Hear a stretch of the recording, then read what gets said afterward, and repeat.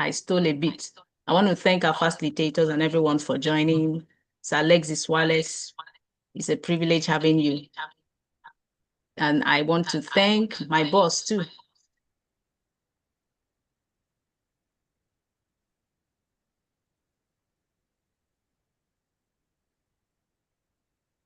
So I want to thank my boss, Imo Odo. Sir Imo Odo, you're welcome. So we are now live.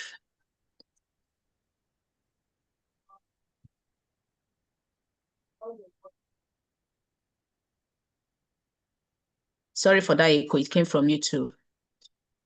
So, all right.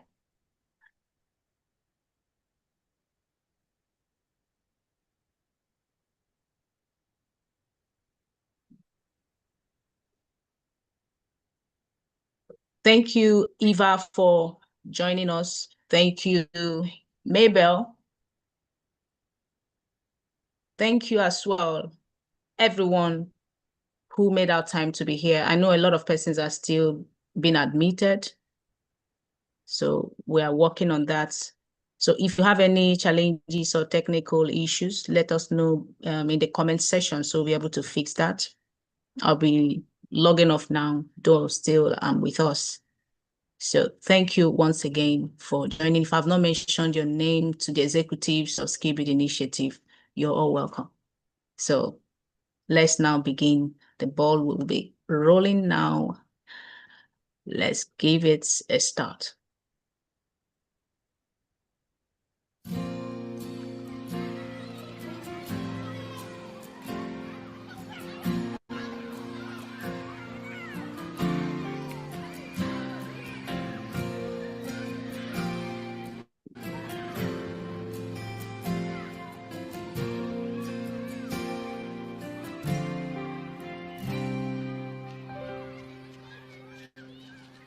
A child in the distance, playing in the rain, the sweet sound of water flowing away.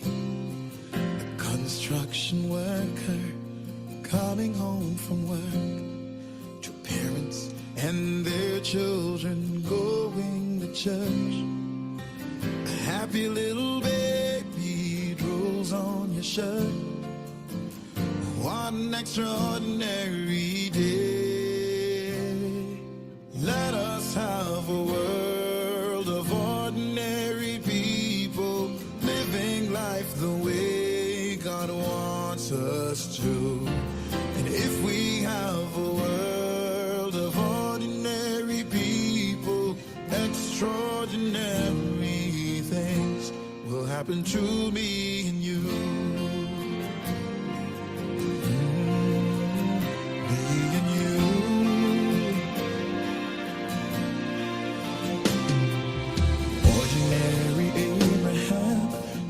Just a man, but he'd kill his son for the price of a lamb.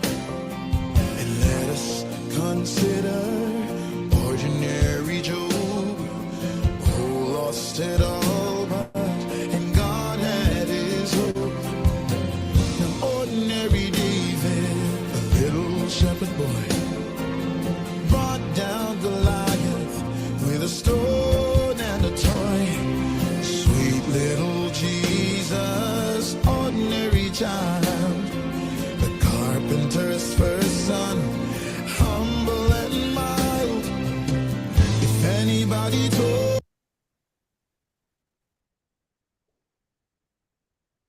Please, can I be heard? Am I being heard? Okay, the audio was turned off, but we can hear you now. Okay.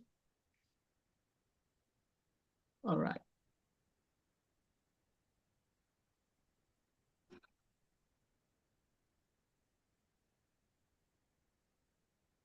All right.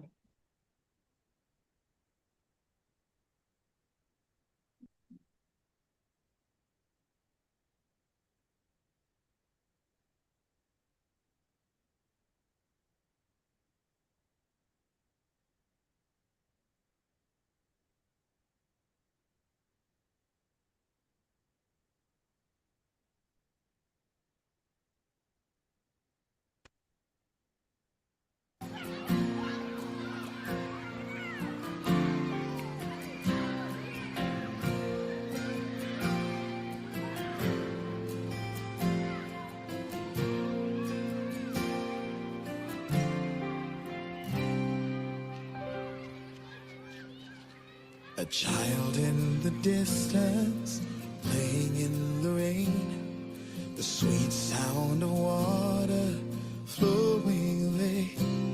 A construction worker coming home from work, two parents and their children going to church. A happy little baby drools on your shirt. What an extraordinary day. Let us have a world of ordinary people, living life the way God wants us to. And if we have a world of ordinary people, extraordinary things will happen to me and you.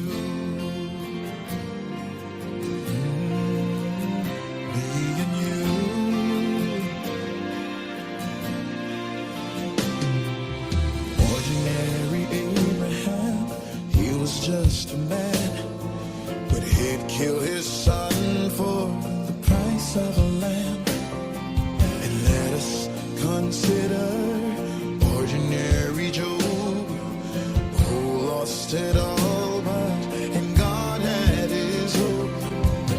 Now ordinary David, a little shepherd boy, brought down Goliath with a stone and a toy. Little Jesus, ordinary child, the carpenter's first son, humble and mild. If anybody told you he'd be Messiah, you probably would laugh it off, I know. So let us have a world of ordinary people, living life the way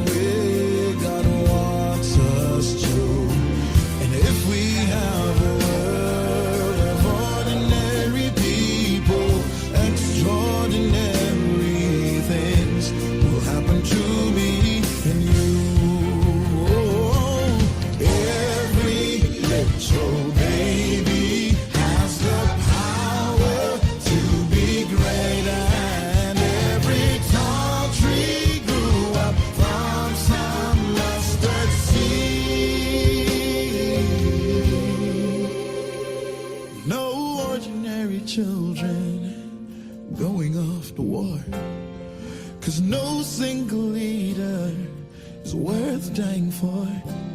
No ordinary mother will cry herself to sleep, 'cause no ordinary father will come home after 3 a.m. that is. So let us have a world of ordinary people, living life the way God wants us to. And if we have a world of ordinary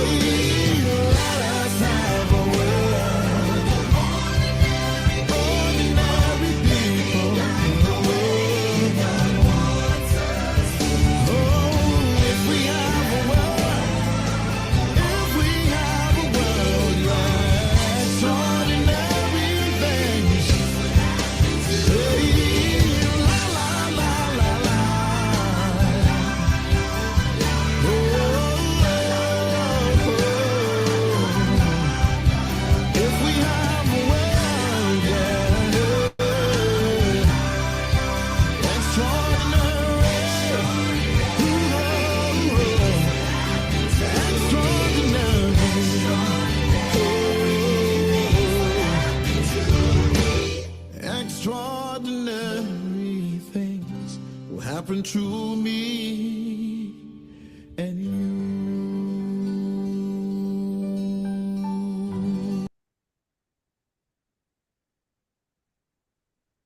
Good morning, everyone. Thank you for joining us. Thank you for joining us from wherever you're joining us across the country. I hope I'm very audible.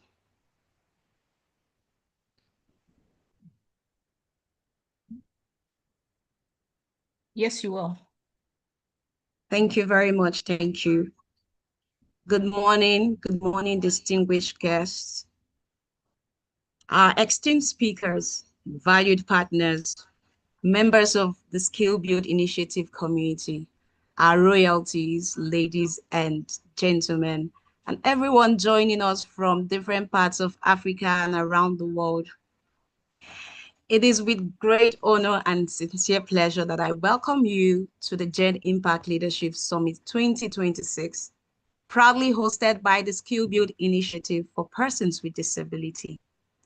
My name is Eunice Uchechi, and I am privileged to serve as your anchor for today's summit.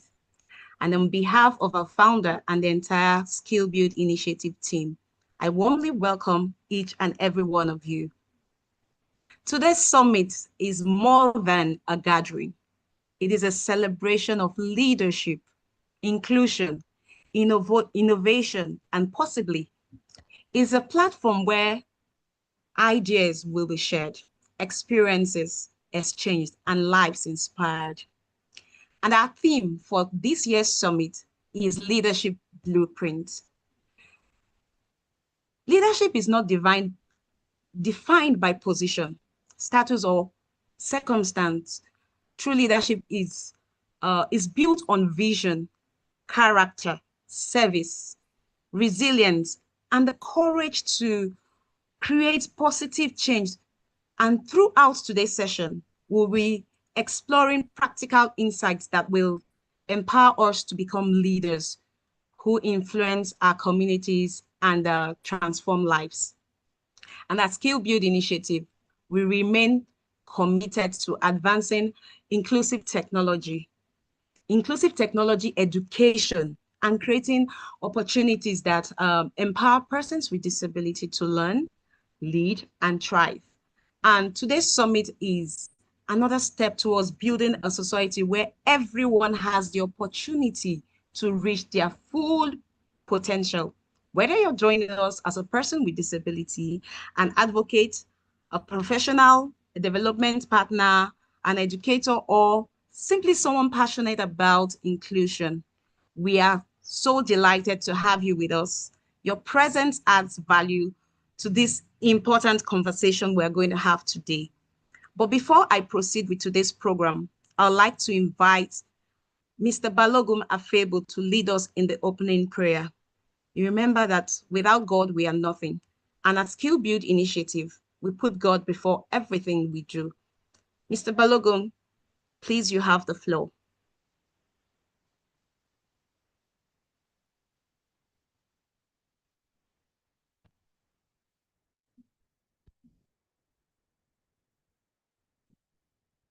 Hello, can everyone hear me? Mr. Balogun, can you unmute yourself, please?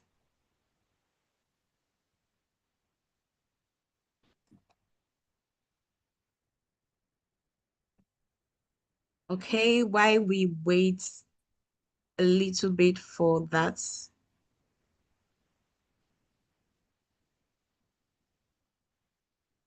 Just a second, please.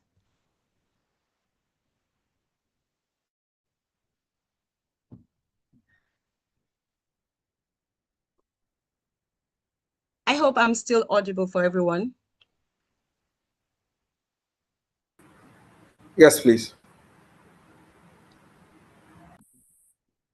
All right, Mr. Balogun, you have the floor. All right, thank you very much. I was trying to unmute for here, but it's not going through. Thank you very much, Miss Eunice, for giving me this opportunity to give an opening prayer for this wonderful program.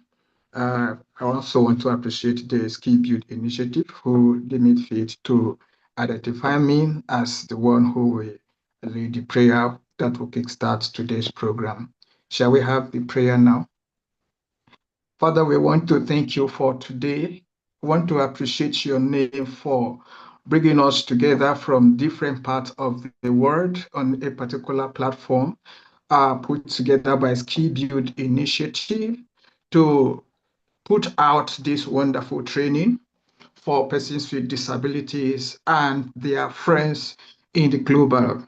We want to appreciate your name for how you started with the skill build, with what they are doing, what they've done, and what they are still planning to do. We want to commit today's program as a tag, our leadership blueprint, that today is going to mark a new beginning for our life. And for those who have this zeal to make the world uh, simple to everyone who live on earth, be a person with disabilities or not. And I ask that as we are all come together to receive, God Almighty will help us that whatever we'll be getting from here throughout today will mark the beginning of an inclusive leadership to our community, to the society, and even to the country. And I ask that every facilitators that will be uh, handling every section here, you will make it great, and none will regret being part of this today's program. The leadership, oh God, is level that all of us are expecting to get from here. I ask, Lord, that you will relieve it and we will all enjoy and rejoice. And I ask that when such an opportunity will be coming up from the skill build, God Almighty, you will make every one of us to see be the partaker. Thank you, Father, because I know that you have done this and you have started this program and you are going to take us to the end of it. And at the end, it will shape our life. Thank you, Father, because you've answered this. Thank you because you have led us through. Thank you, Father, for where they started from, the resources they put together to make this program to become reality. I ask, Lord, that it will not be a waste. Every attendance of this program will have a remarkable testimony, and we will have an inclusive world at the end of everything. For in Jesus' name, we pray.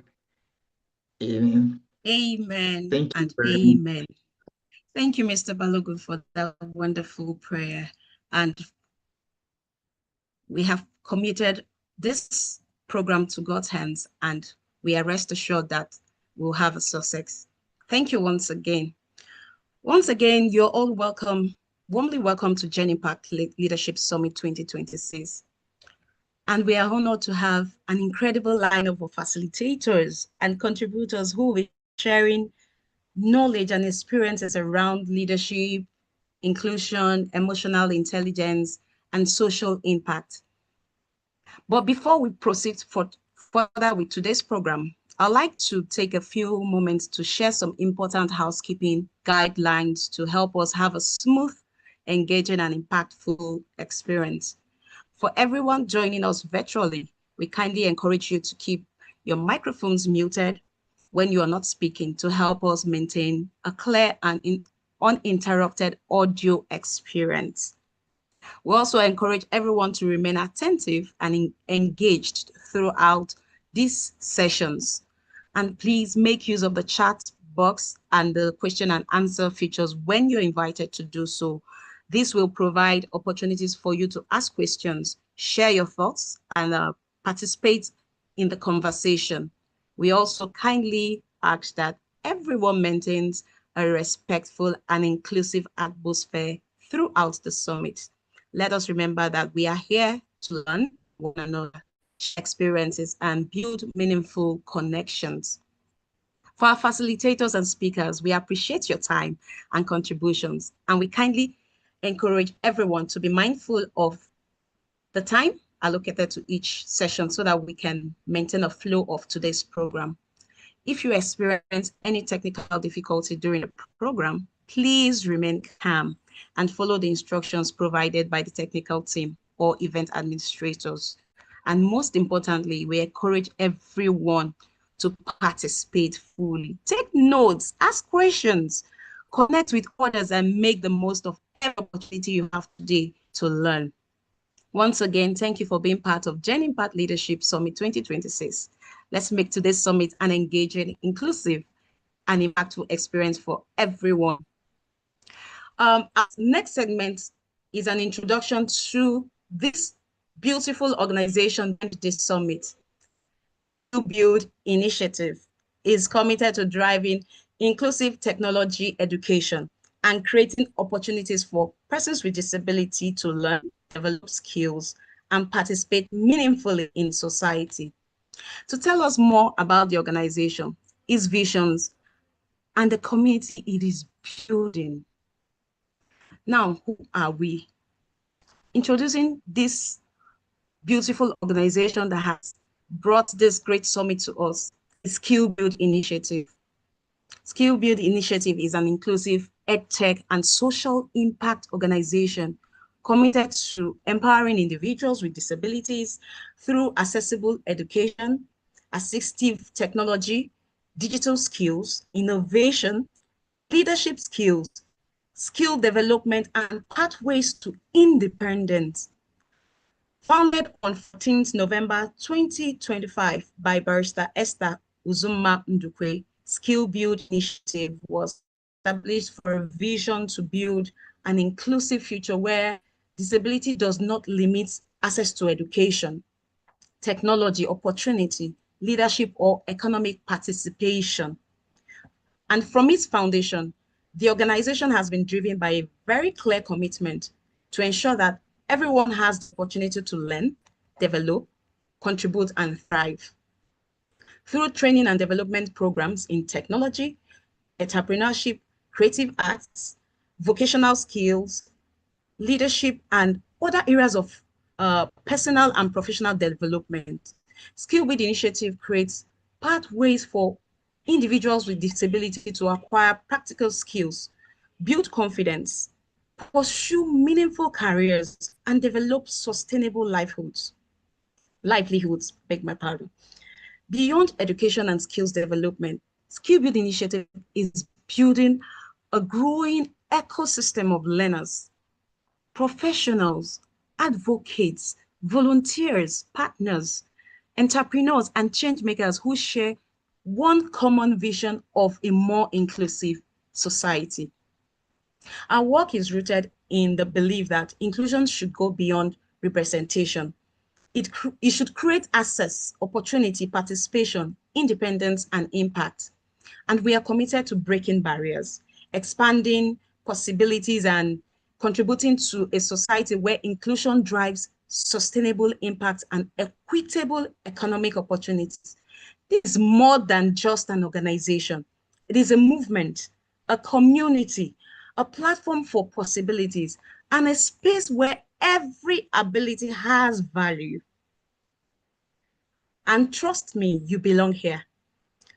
And welcome to Skill Build Initiative, where we learn, build, lead, connect, and create impact together. And behind every meaningful initiative is a vision, a conviction, and a willingness to create change. And at this moment, I would like to invite our founder, our amiable founder. I call her my coach.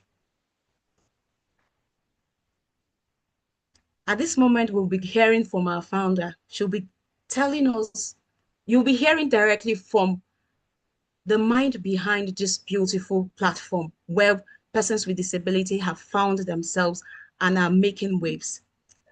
And here's an opportunity to hear directly from this amiable human who has created an opportunity for persons with disability. The founder of Skill Build Initiative will tell us about the journey, the vision, and the purpose behind the organization. Please join me as I make welcome the founder of Skill Build Initiative, Barrister Esther Uzumma Ndukwe. Ma'am, you have the floor.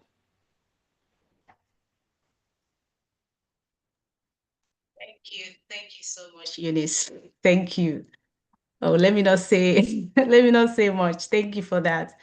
It's a privilege to serve God in diverse capacities. So thank you everyone for joining us for this Gen Impact 1.0, 2.0, don't mind me. So let me know if you can hear me, please, so we can be able to proceed. Let me know if you can hear me. Yes, ma'am, we can hear you. All right, thank you. I also need us to give our favorite emojis. Let me know how you're feeling today and how the event is going. All right. So that's fantastic. Thank you, everyone. Thank you, everyone. So I'll be proceeding with my notes, our notes, actually. All right. So I would want to sincerely appreciate our facilitators. I have with us Mr. Emo Udo, an emotional intelligence expert. We have Pastor Alexis Wallace. We have Eva Chukunelo. We have Mabel. We have Eunice. And I want to appreciate God for the privilege to stand on this podium to give this brief note, all right, to give this note, and also to remind us of the very fact that life matters as much as we matter. So today I want to thank every one of us for being part of this meeting and also for being part of our initiative. Your presence means a great deal to us, and we are truly grateful for your support and participation.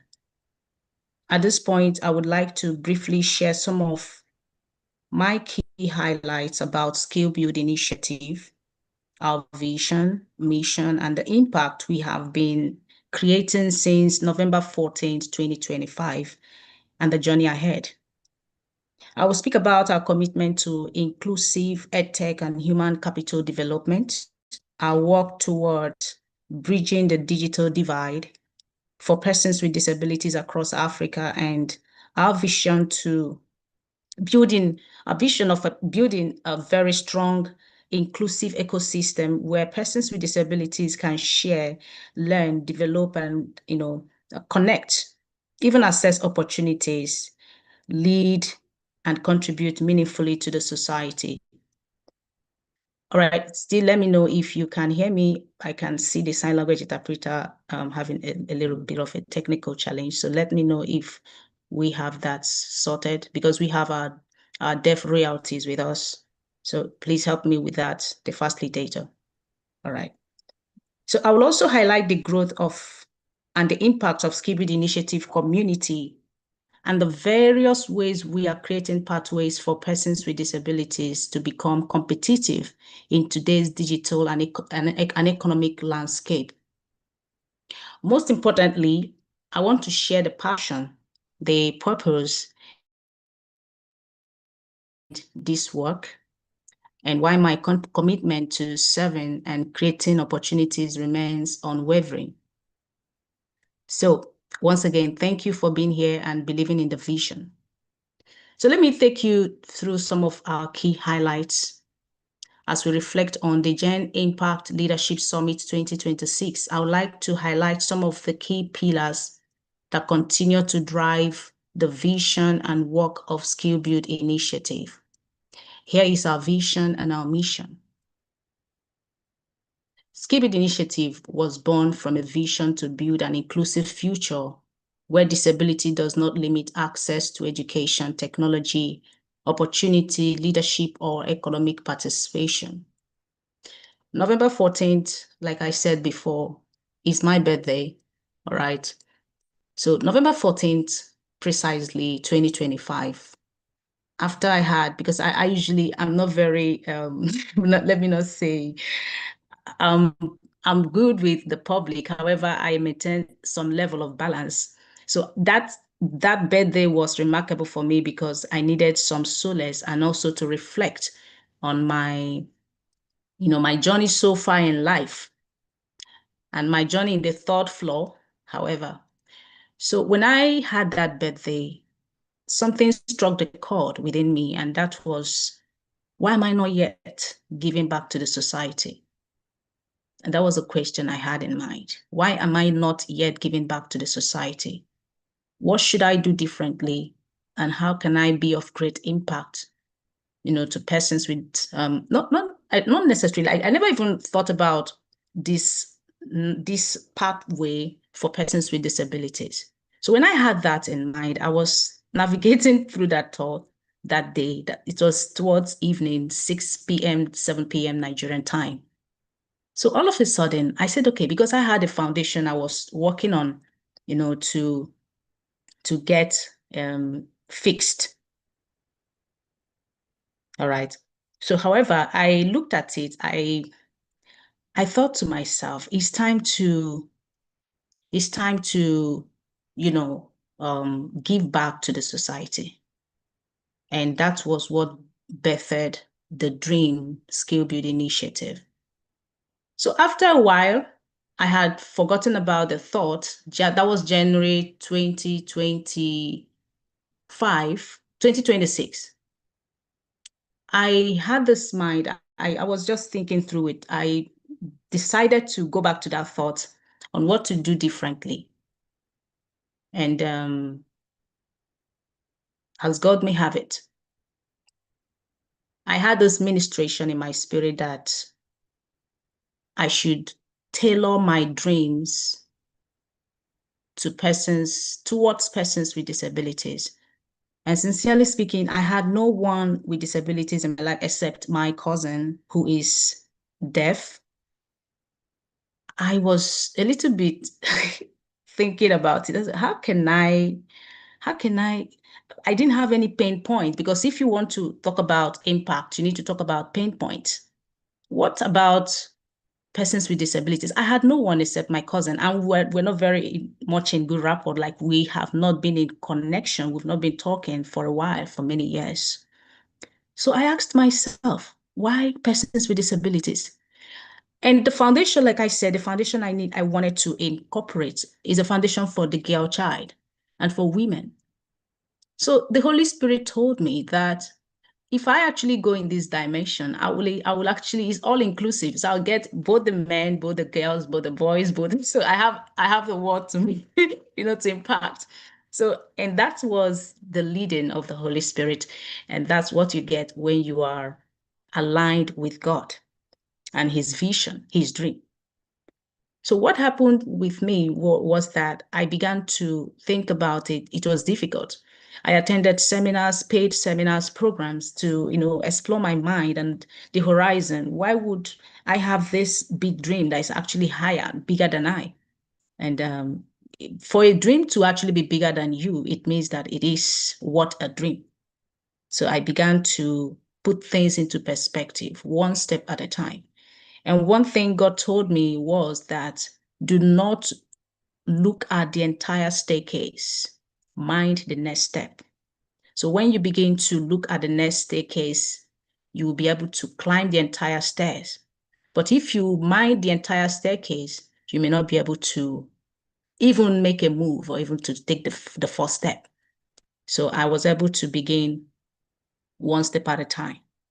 So this dream, like I said, I wanted to a little bit deviate from that part because I needed us to know why this dream is coming up and why it is like this. So that was the beginning, however, of my dream for Skill Build Initiative. So our vision, like I said, was born from a vision to build, from the place to build inclusive future where disability does not limit access to education, technology, opportunity, leadership, or economic participation.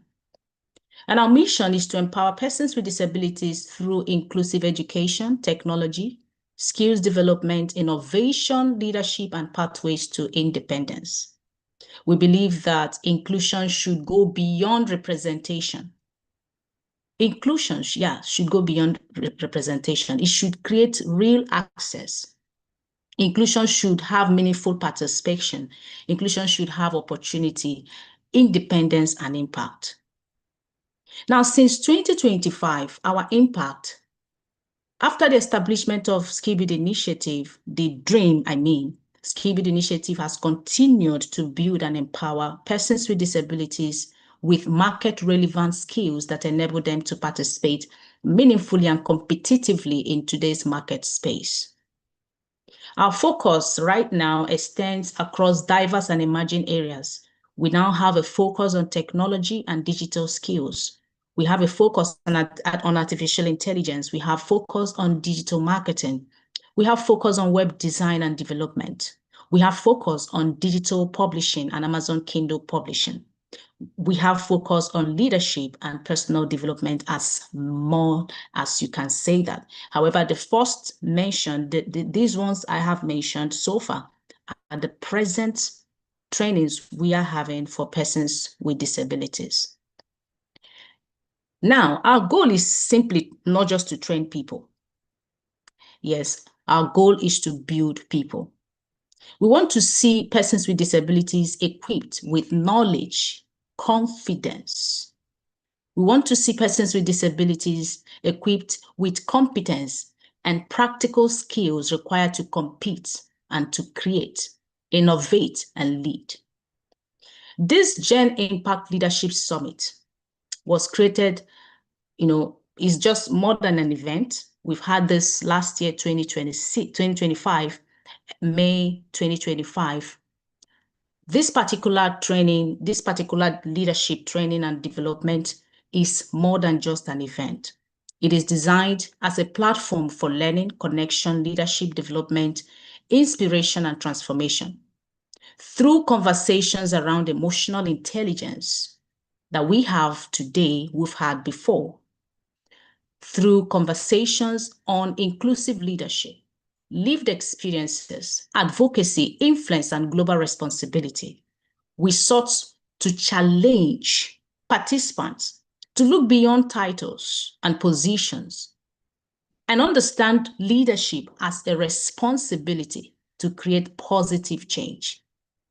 Our desire is that everyone who participated today or participated leaves this summit with a renewed understanding that leadership is about impact. Now let's talk about the human capital development. At the heart of Skill Build Initiative is human capital development. We believe that the greatest investment we can make is an investment in people. And that's what we've been doing since 2025. When you equip a person with knowledge, you give them a tool. When you equip them with skills, you give them capacity. When you build their confidence, you give them courage. And when you create opportunities for them to apply what they have learned, you give them a pathway to independence. This is why, even today, we are committed to developing people who can contribute meaningfully to their society. Now, let's talk about the EdTech vision for inclusion. Skill Build Initiative is an EdTech and social impact organization like Eunice mentioned initially.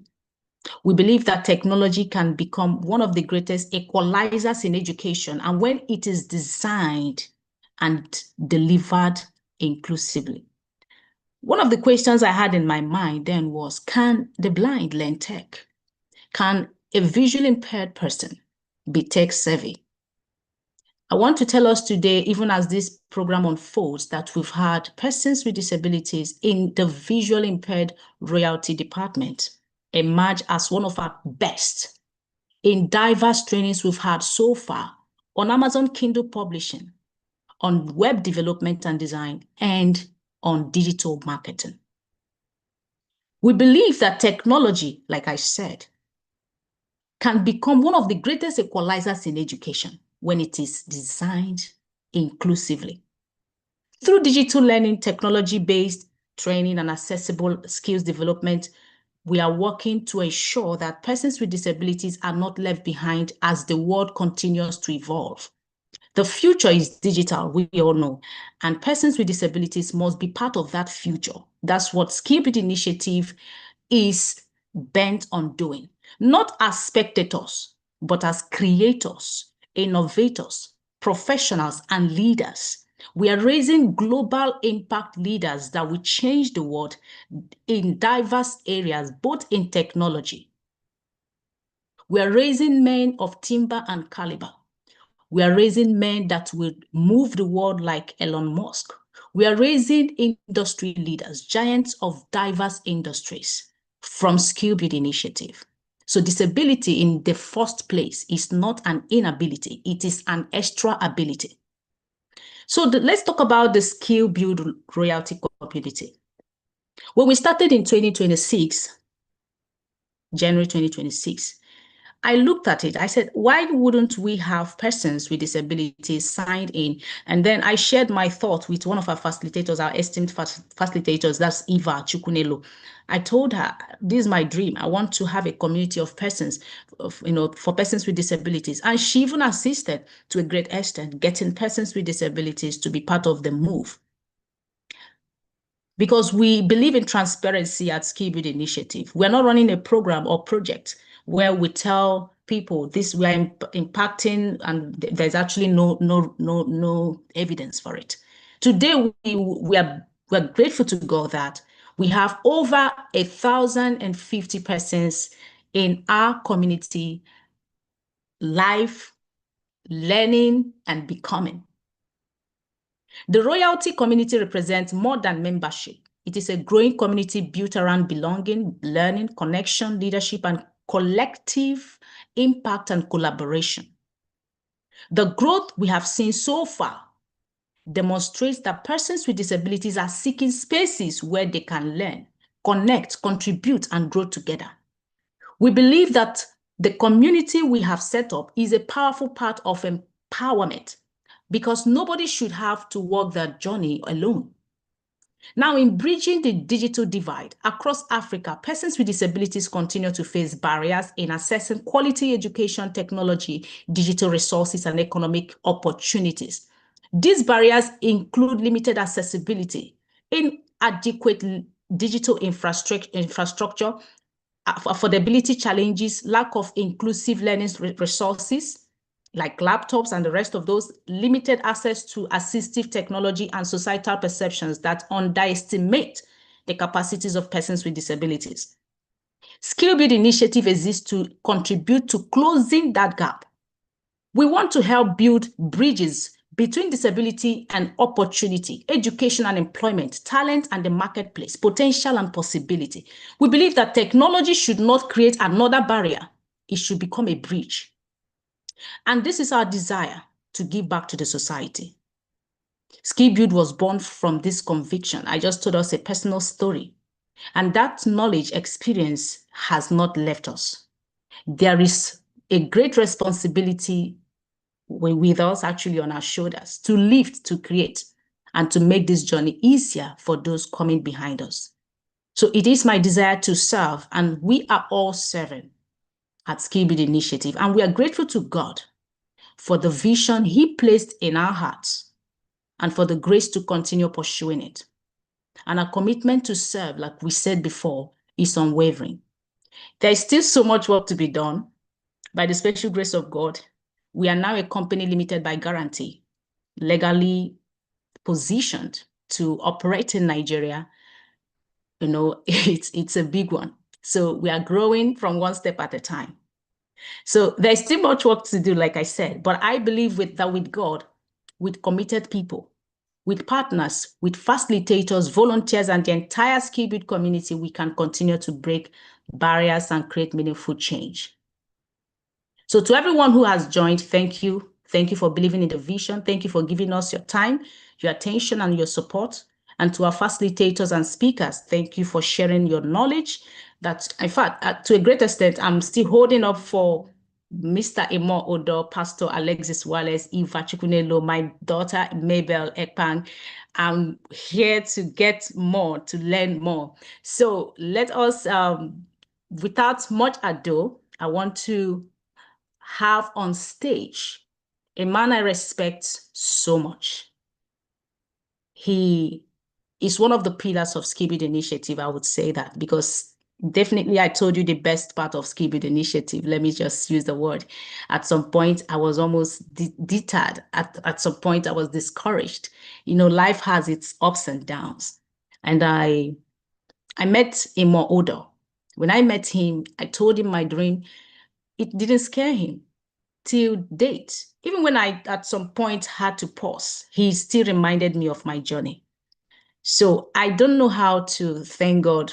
I don't know how to express my gratitude to you, sir, in public, to tell the world that you are one of a kind that people should always have. Thank you for inspiring me to inspire others. Thank you for building me to build others. So he is currently serving as the head of learning and development and iFitness Academy, head of learning and development and iFitness Academy, where he leads strategic learning initiatives focused on building leadership capacity, enhancing employee performance, strengthening organizational culture, and driving measurable impact. His expertise spans learning strategy, leadership development, employee engagement, customer service, experience, onboarding, and performance improvement. He is also passionate about emotional intelligence and leadership development, helping professionals develop self-awareness, strengthen interpersonal effectiveness, and translate learning into practical results. With a bachelor's degree in psychology, he combines behavioral science with real-world business experience to create practical and transformative learning experiences. Ladies and gentlemen, it is my pleasure to introduce today and right now Mr. Emo Udo, who will be taking us through emotional intelligence and leadership. Sir Emo Udo, thank you for being part of Gen Impact Summit 2026. He was here with us 2025, and he's still here with us 2026. Sir, the floor now is yours. Thank you so much. All right, thank you so much. Thank you so much, Esther.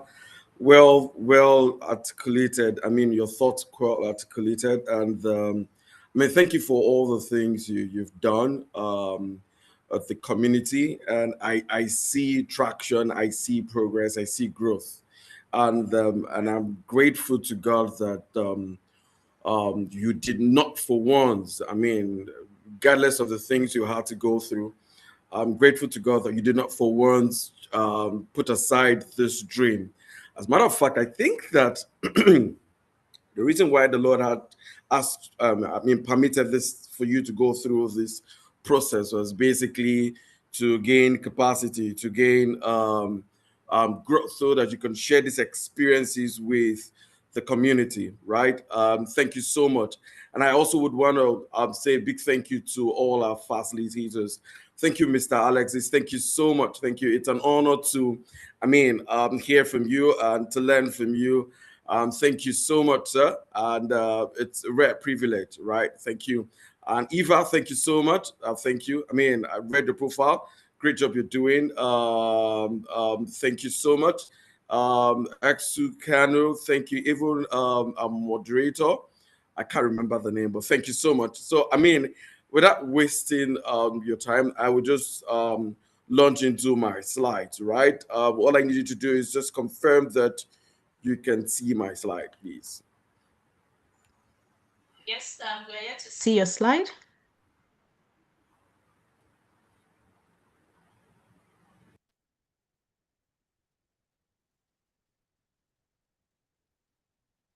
Yes, we can now see your slide, sir.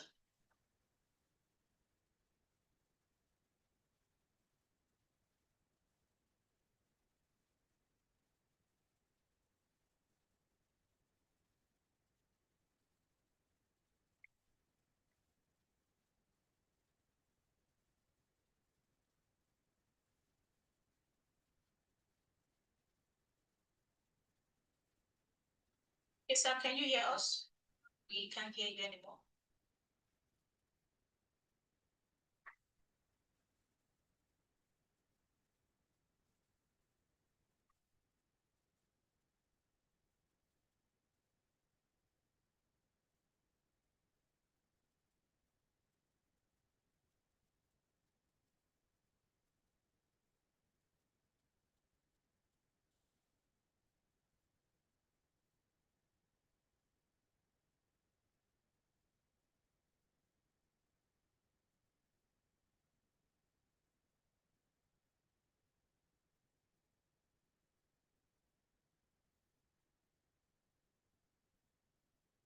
Simon, we're still holding up for you to unmute.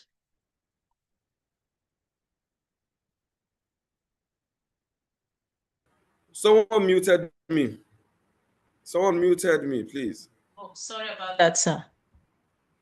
Yes. So please pardon me to just do this again. Just hold on, please.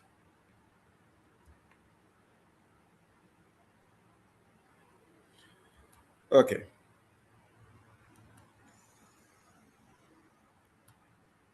All right. Please, just confirm you can see my slide, please.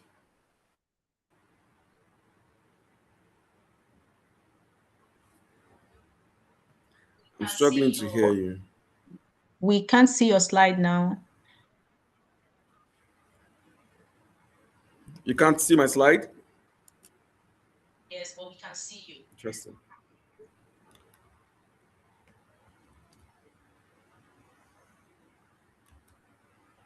Uh,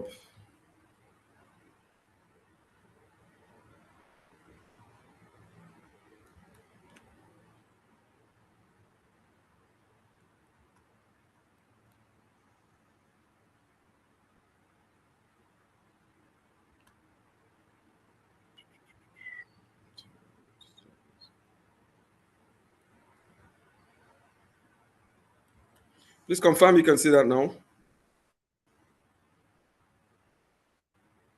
Yes.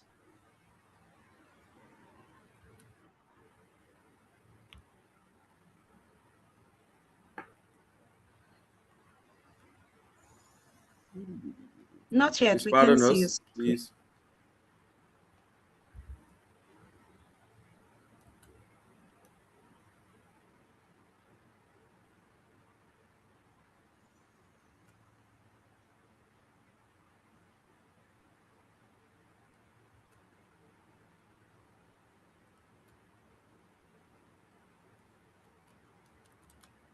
What is happening?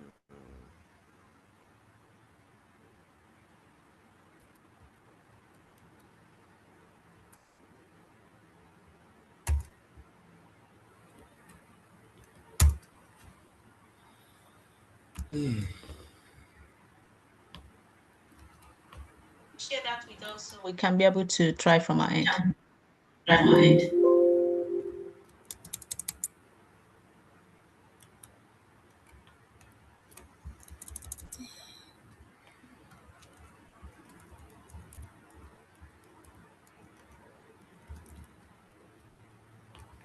Esther, can you hear me? Yes, I can hear you. Yes, I can hear you. Great. Please, I need you to stay close, please. Right, sir. Right, sir. Thank you. All right, so I'm just going to share my slides now.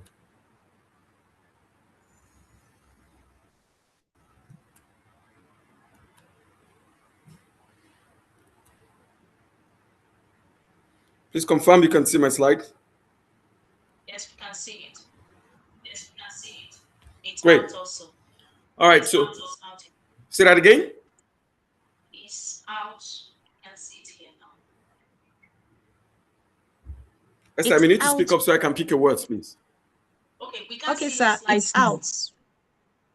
All right, great. Thank you so much. Thank you.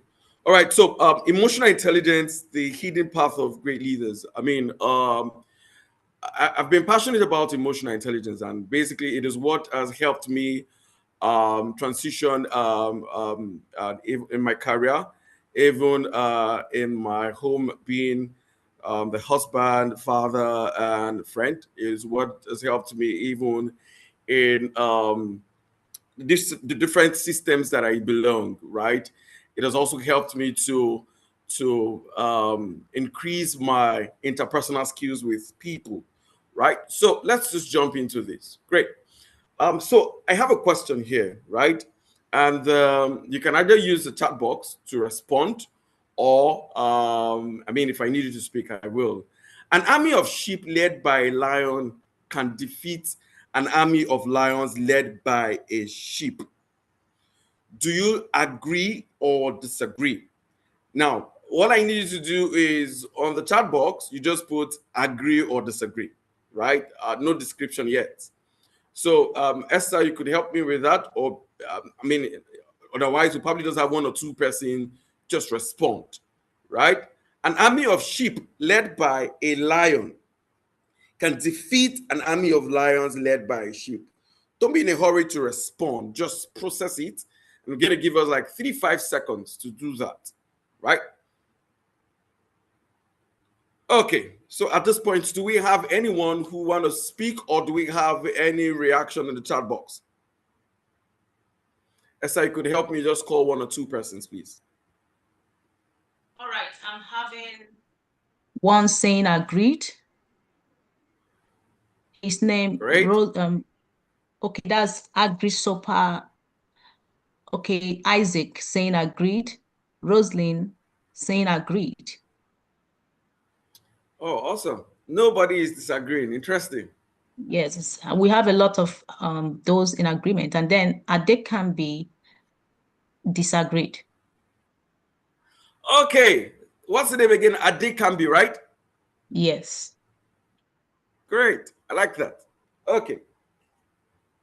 So help me pick one person. And I think I'd like to also hear from Ade Kambi. Why do you agree? Just one person, then Ade Kambi can respond afterwards why he disagrees. Okay, Rosalind, I'll be unmuting you right away. Go ahead and unmute yourself, Rosalind, if you can.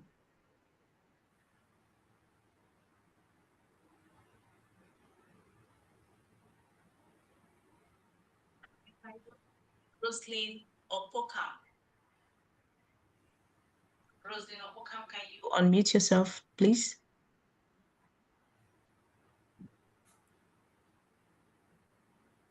I mean, if Rosalind is not ready, we can have the other person who disagrees so that we don't waste time on this, please. Thank you. Okay. Isaac, can you unmute yourself? Hola, morning. All right, man. Thank you so much, Isaac. Yes, I have muted myself. Just go ahead quickly. Thank you, sir. Okay, I agreed because I believe the lion have all the necessary knowledge that he can share with his fellowship to defeat his kingsmen. That's the strategic way in which the lions behave. He can share that knowledge with the sheep, and they can be able to defeat the lions. It does not matter the brute strength of the lions, but it's how the sheep carry out their own strategy that will defeat the lions. Thank you. Great. Thank you so much. Thank you so much. Can we have the other person who disagreed, please? Okay, we have Esther, please, I need your help. Yes, sir, I'm on it. So we have, let me get back to that comment section again. All right. Okay, we have Ogunsola Quadri, and Adekambi. All right. So let me allow Ogunsola Quadri to. That's right. Yeah. So Ogunsola, please, can you unmute your microphone? I've requested. Mr. Kodri, I can hear you. It's good to have you here, Mr. Kodri. Your microphone. Just take your time. Then also I'm unmuting Adekambi. Adekambi, your video is on. You can also unmute your microphone.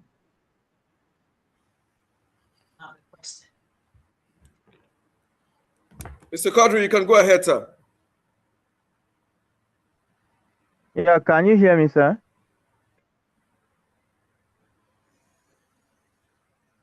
Yes, please go ahead. We can hear you. Yes, go ahead. We can hear you.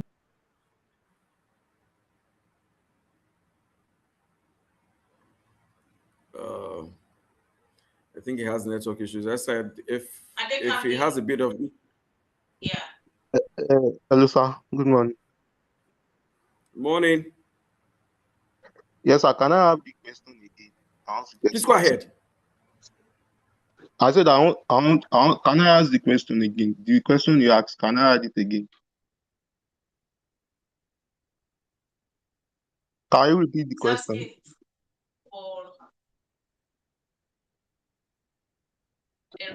Hello, sir. Hello, sir.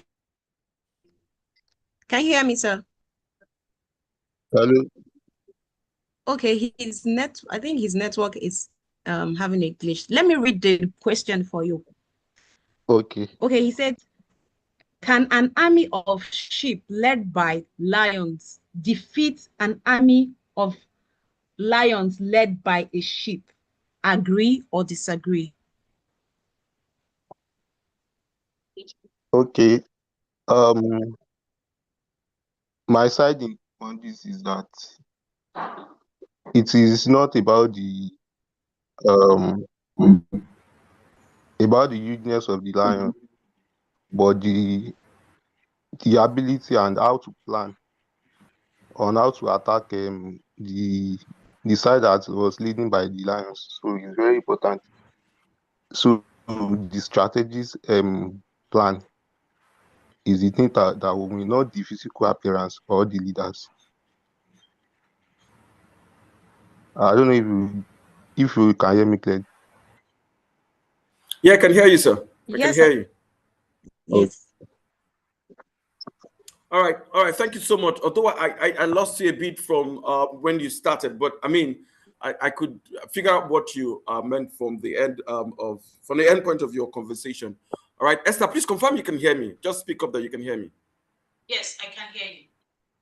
Great. So we will just push, and at some point, if you cannot hear me at some point, just call my attention, please. Right. All right, sir.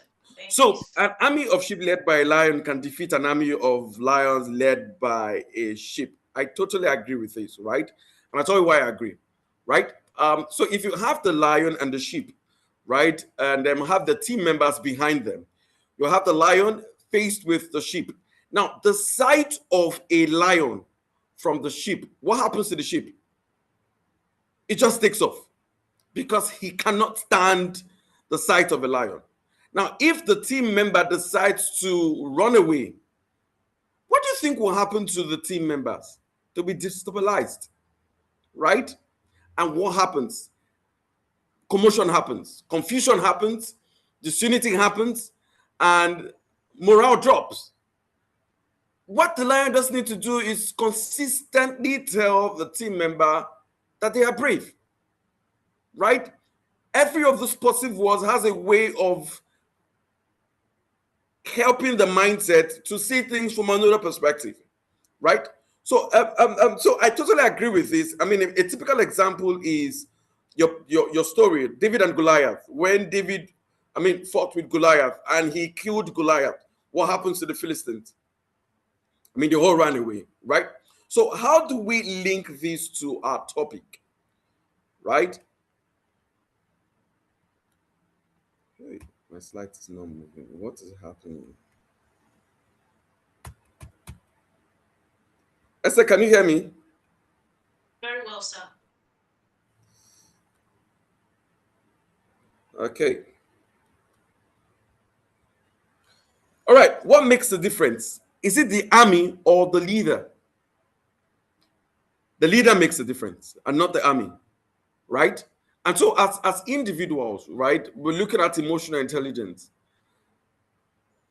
Truth is, every leader on earth, right? I mean, emotional intelligence is one thing that makes a leader. And we're going to delve into what really is emotional intelligence, so that it doesn't just seem like I'm just speaking theory, right? Great. Number one, leadership begins within.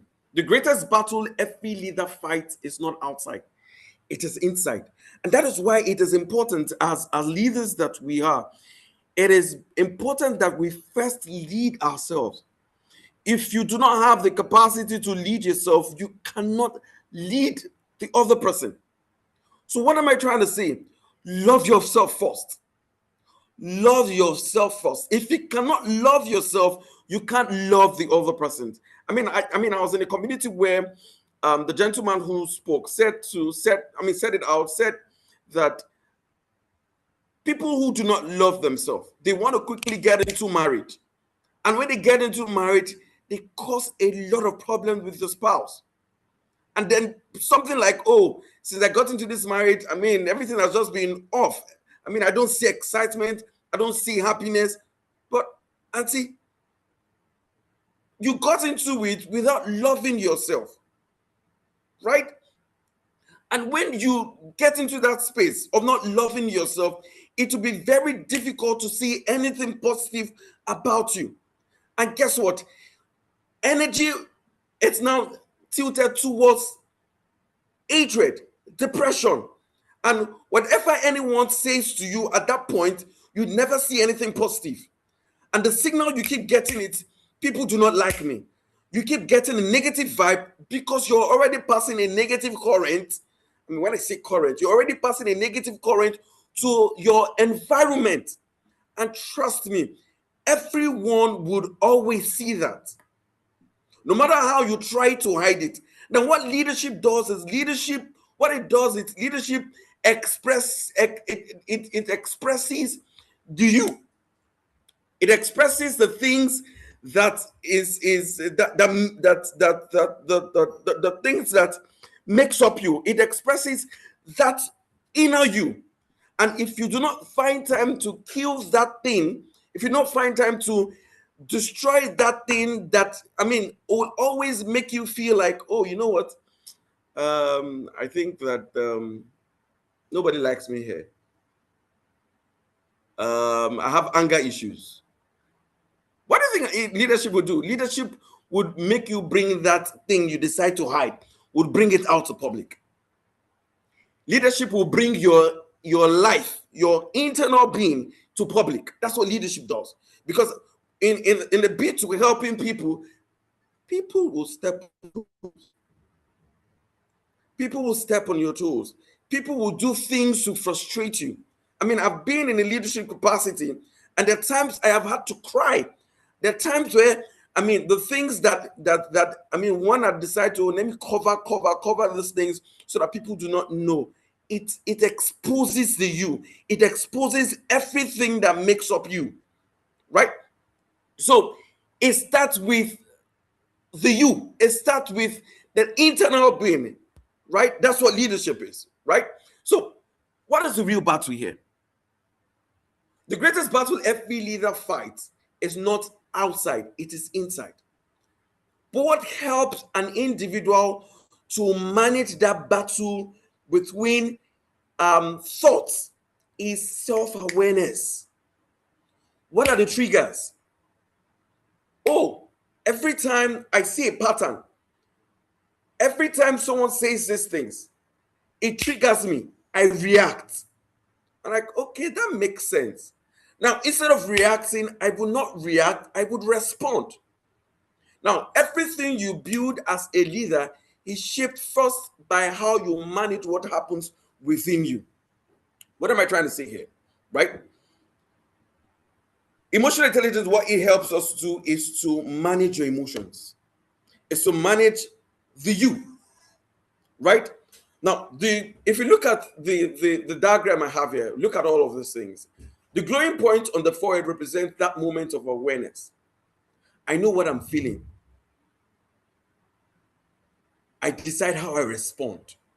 That's who an emotional intelligent person would. That's the line of thought an emotional intelligent person would be, right? It is having to what?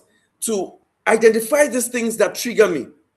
And I mean, I'm going to go at some point. I will talk more on, your interpretations to those triggers.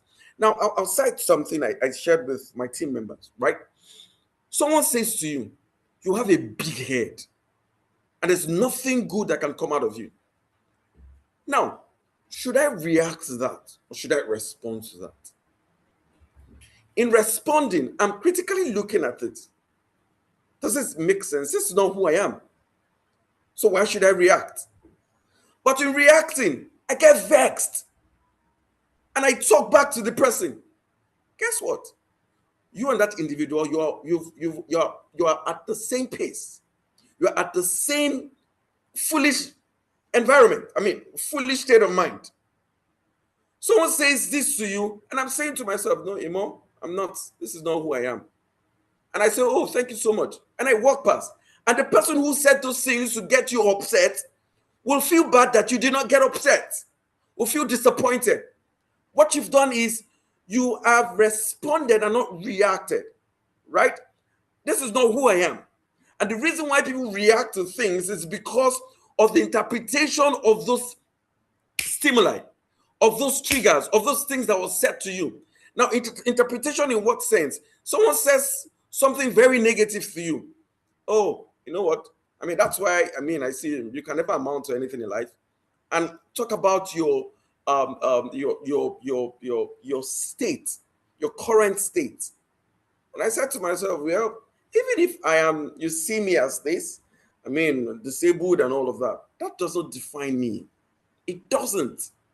It doesn't. The work we need to work, the things we need to do, the work lies here on the mind. On the mind. If you're able to solve 90% of the battles on the mind, trust me, you'll probably just be peaceful with everybody. Because nothing anyone would say to you that would get through to you. Right? I'll give a typical scenario. So back then in the years when I joined my company, the company where I worked for at some point, Wakana, right? And I think it was at that point I was beginning to learn about emotional intelligence many years back. And so a customer called. I told my supervisor that I was running late. I was stuck in traffic. And I said, okay, more quickly, just get up. And immediately I got into the office, you more quickly log in, customers are waiting. And I said, okay. Immediately, first of all, I was frustrated, I was tensed, I was tired because I was stuck in traffic for almost 3 hours. And guess what? Every time you're tensed, you're frustrated, you're tired, you can never be creative. Please take that. You can never think of anything creatively. You can't be constructive in your line of thought. Because at that point, your mind is clouded with emotions. Right? And immediately I picked up my call. I just dialed, and a customer called. Immediately I picked up the call.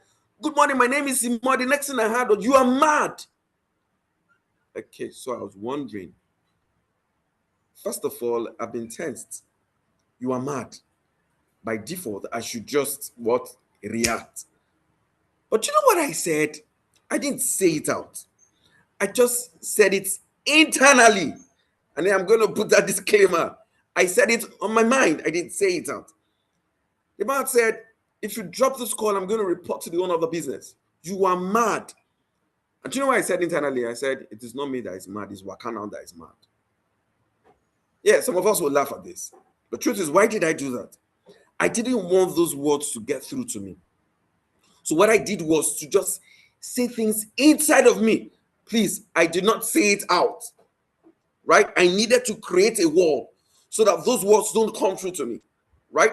And guess what happens? I just dropped the call. I told the man I couldn't hear him. At that point, I couldn't think of anything constructive. I couldn't think of any solution. And so I dropped the call. I went to the restroom for like 1-2 minutes. I needed to gather myself, get myself. And I got back to my seat. I called the customer and I spoke. And guess what? I was able to attend to his problems or the issues or his concerns. I was quiet. I allowed him to rant. Now, what am I trying to say here? You don't need to react.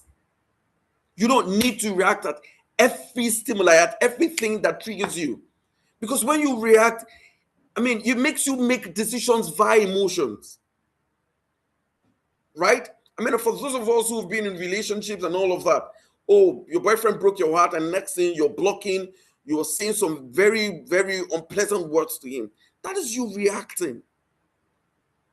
One of the things I told my wife was like, when we got married, and I said to her, we need to learn to make excuses for others, for ourselves, and don't expect things from people.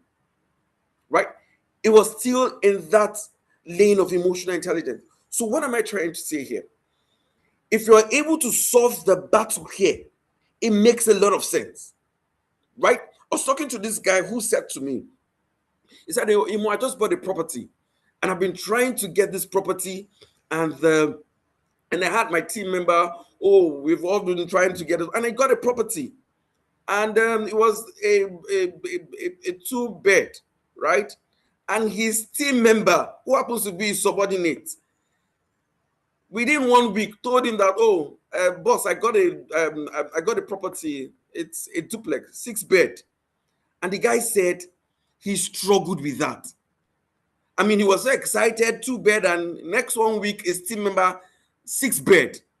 And the kind of thoughts, the kind of prompt or triggers that come into his mind. Can you imagine? So your team member has 6-bed, and you have 2-bed. What kind of leader are you? And all of that. He's better than you are.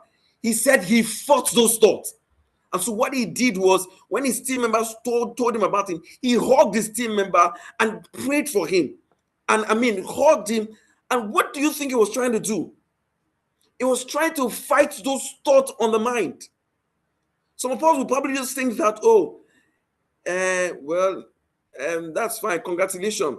But when you now sit by yourself, guess what? Those thoughts begins to come on the mind, especially when you're idle. You now begins to massage those thoughts and now begins to form an impression. And guess what? Unconsciously, you now begin to react to that gentleman. That's how this thing works, right? But instead of that, and I hugged him and I said, "You've done well. You've done well." Because if you did not do that, trust me, you would have resentment. You probably not just like this guy because of all of this. Why? You just feel like he's done. No, we're not equal. He's done this. Embrace him. In a bit to doing that, the guy will also know that this my boss is a leader. I bought a 7-bed, my boss bought a 2-bed. And even without that, he still gave me a hug and still prayed for me. So what am I trying to say here, guys? If you're able to solve the problem here, it is a steady thing. It is a steady thing, right? When I mean a steady thing, it's something that happens every now and then. You wake up, the battles on your mind. I mean, these thoughts, these battles are not something you see.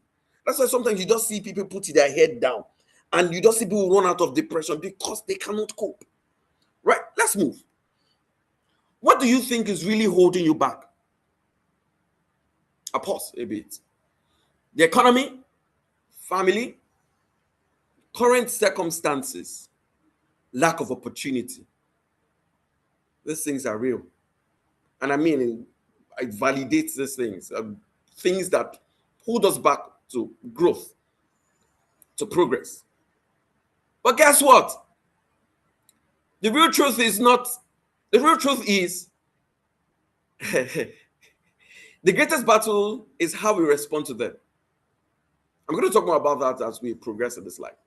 How do we respond to this? We're all in these economical issues together, right? Family pressure and all of these things. What is your interpretation to all of this trigger? What is your interpretation to the economic factor? What is your interpretation to family pressure? What is your interpretation to your current circumstance? What is your interpretation to lack of opportunity? Are you saying to yourself, oh, you know what? Since I'm disabled, I don't think I can do anything. Oh, since I'm impaired, I don't think I'll probably just live life normal. No.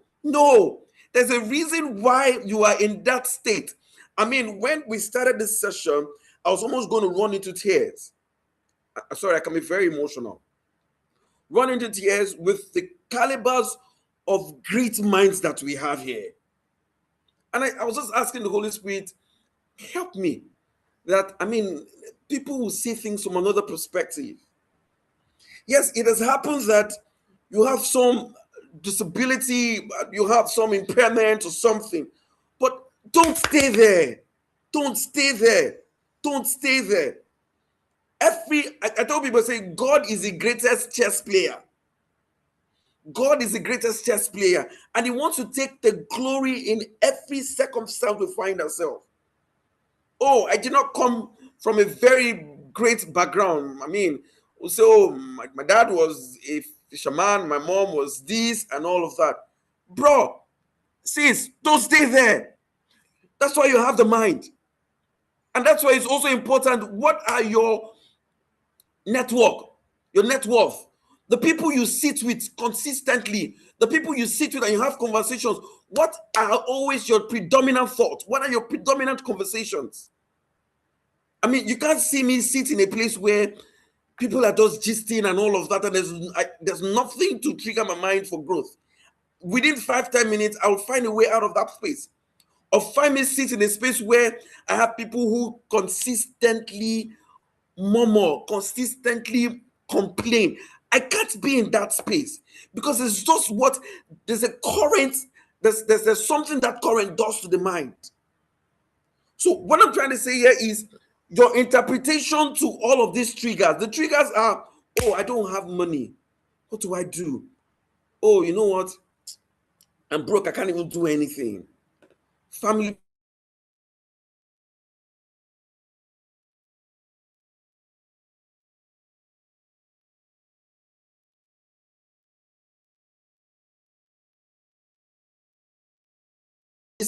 initiative, and even for the capacity development that you're already bringing to the community.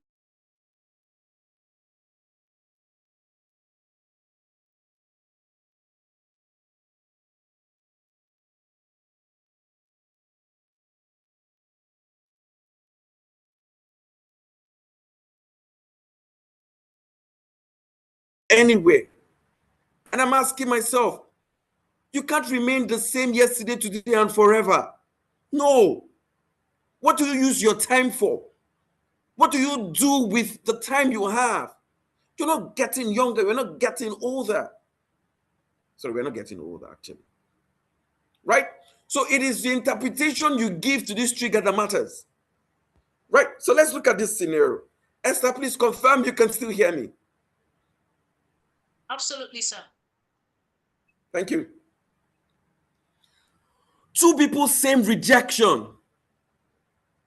They were both rejected the job application. The first one says, oh, they rejected me because life is unfair.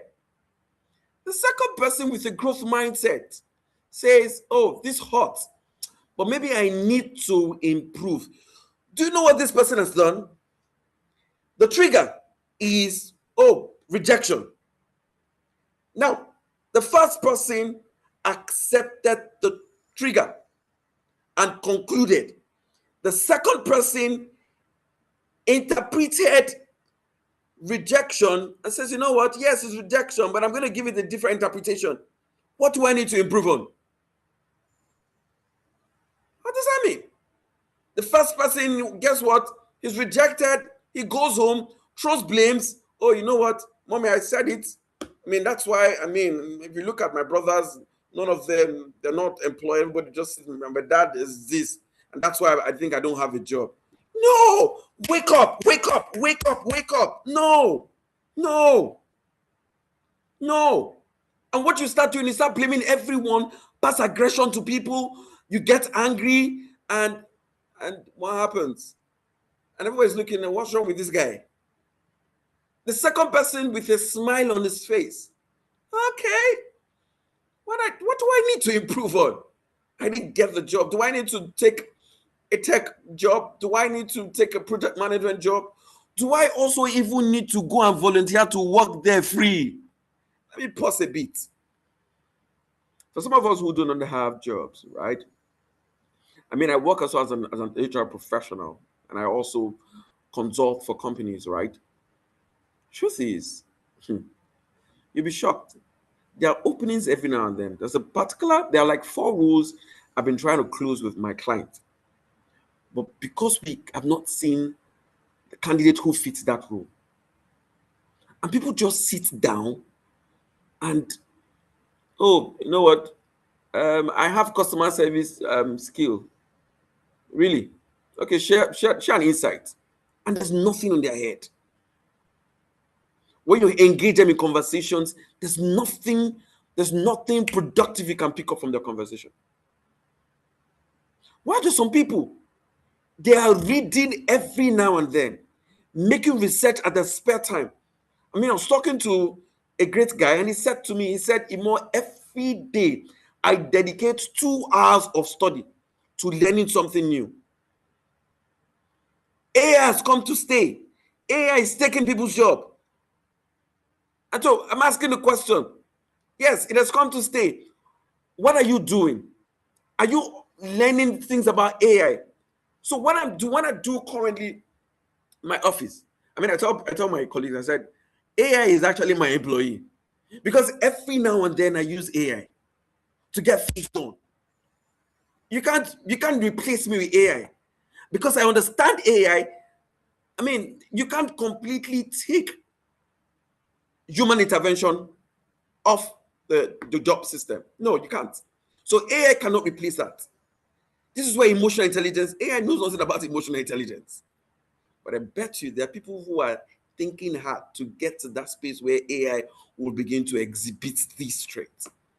So my point here is, what interpretations do you give the triggers?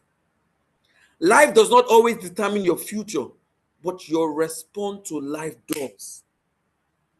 Right? So the other guy is asking, what skills do I need to learn? How do I need to improve? I will have to apply again. I mean, I tell every salesperson, sales professional, if someone says no to your product, oh, I don't want to do business with you. It's not like they don't want to do business with you. Do you know their fears? They have concerns. You've not convinced me enough. I still have a bit of fear. That is why I'm not accepting your proposal. So go back home, do justice to that, understand your product knowledge, understand the product benefits, and come and kill it. Right? So I'll pause here. What challenge have you faced that taught you something valuable? I mean, Esther, we need maybe one person who would share, but I'd like to share mine. Yeah, right. And so that, I mean, all this can be open to share this, right? So back then in university, I mean, I didn't graduate with a very fantastic grade, right? And I'll tell you the reason why. But people will not always hear your excuse.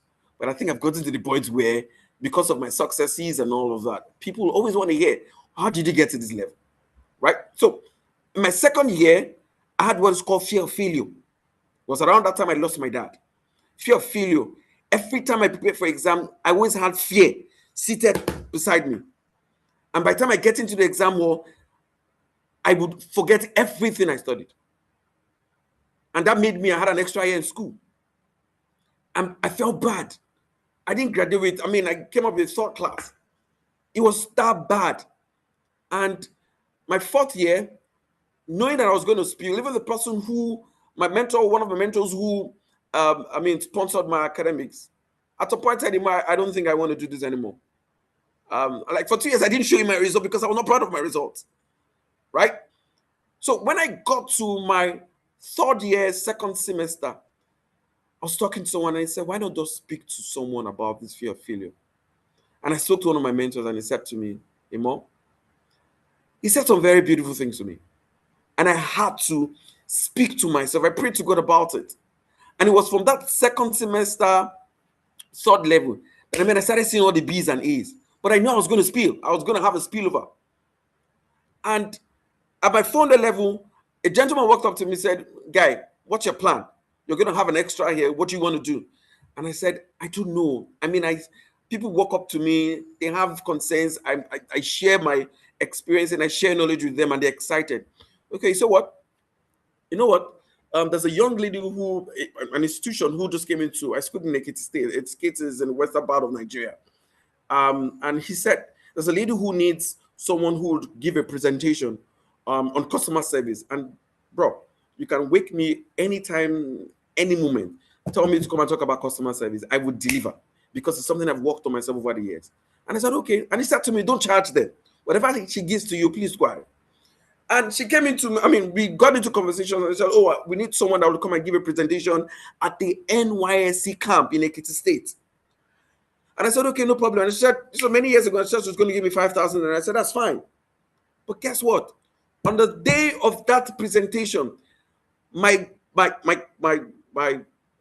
fellow students, what do you call them? Colleagues, not colleagues, mates, my departmental mate, they all graduated. At that point, I was going through my spillover session, right? So I was invited. And guess what? I saw a few of my guys who were my sets in that same NYC camp. They were seated as part of the audience. While I was seated on the other side of the fence where facilitators were. And I saw some of them looking, okay, how did you do this? Where, I mean, from where to where? And when it was time to deliver, the first few minutes, I mean, I was shaky, but I nailed it. And guess what? After that session, I had people walked up to me, said, "Sir, I'm going through this. I don't know my career. I don't know what to do. I'm stuck in my career. I don't know what navigation to make and all of those things." And they even went to tell the lady who spoke to me about the job, said, "Oh, you guys went to hire a motivational speaker. I don't think it's with you." And she said, "No, that he's actually part of our facilitator. He's one of a great facilitator." And I'm ahead. I'm like, "Oh, we never had this conversation. I don't know about this facilitator thing, right?" But I saw myself talking to these NYC guys. And at that point, I knew that there's so much untapped resources that I have. And guess what? She now made me a facilitator. During the week, I stay in class, receive trainings, receive lectures from lecturers. And she said, "We need lecturers from your school." And I went to pick lecturers from my department. I said, "Oh, are you interested? There's this professional body that looking for people that facilitate trainings Saturdays." And I got like 2 people, and they said yes. Mondays and Fridays, I sit in as a student. Saturdays, we are co-facilitators. We are co-lecturers. And at some point, I had someone said to me, "Oh, you need to go back to school. I don't think you'll ever find." I'm not trying to give an impression to failure. No, that's not what I'm trying to do. But I'm trying to tell you the interpretation I gave those triggers. And I said to myself, I will do all I can to work on myself. And at some point, someone said to me, "Mo, I don't think you're going to get any job. Coming up from 3rd class." Guess what? I scaled through my spillover session and I got a job. Guys who graduated on my set, 1st class and all of that, they kept working, calling me, "More, please, we don't have a job. I need a job, man." And I can tell you that from when I graduated to date, I have changed jobs. But did I stay there? No. So the point is, failure would come. Life would throw punches at you. What interpretation are you giving those punches? Or are you giving to those punches? So at this point, I'll pause. Esther, let's have one person that would respond to this. Quickly, what challenge have you faced that taught you something valuable? Esther, you here, please?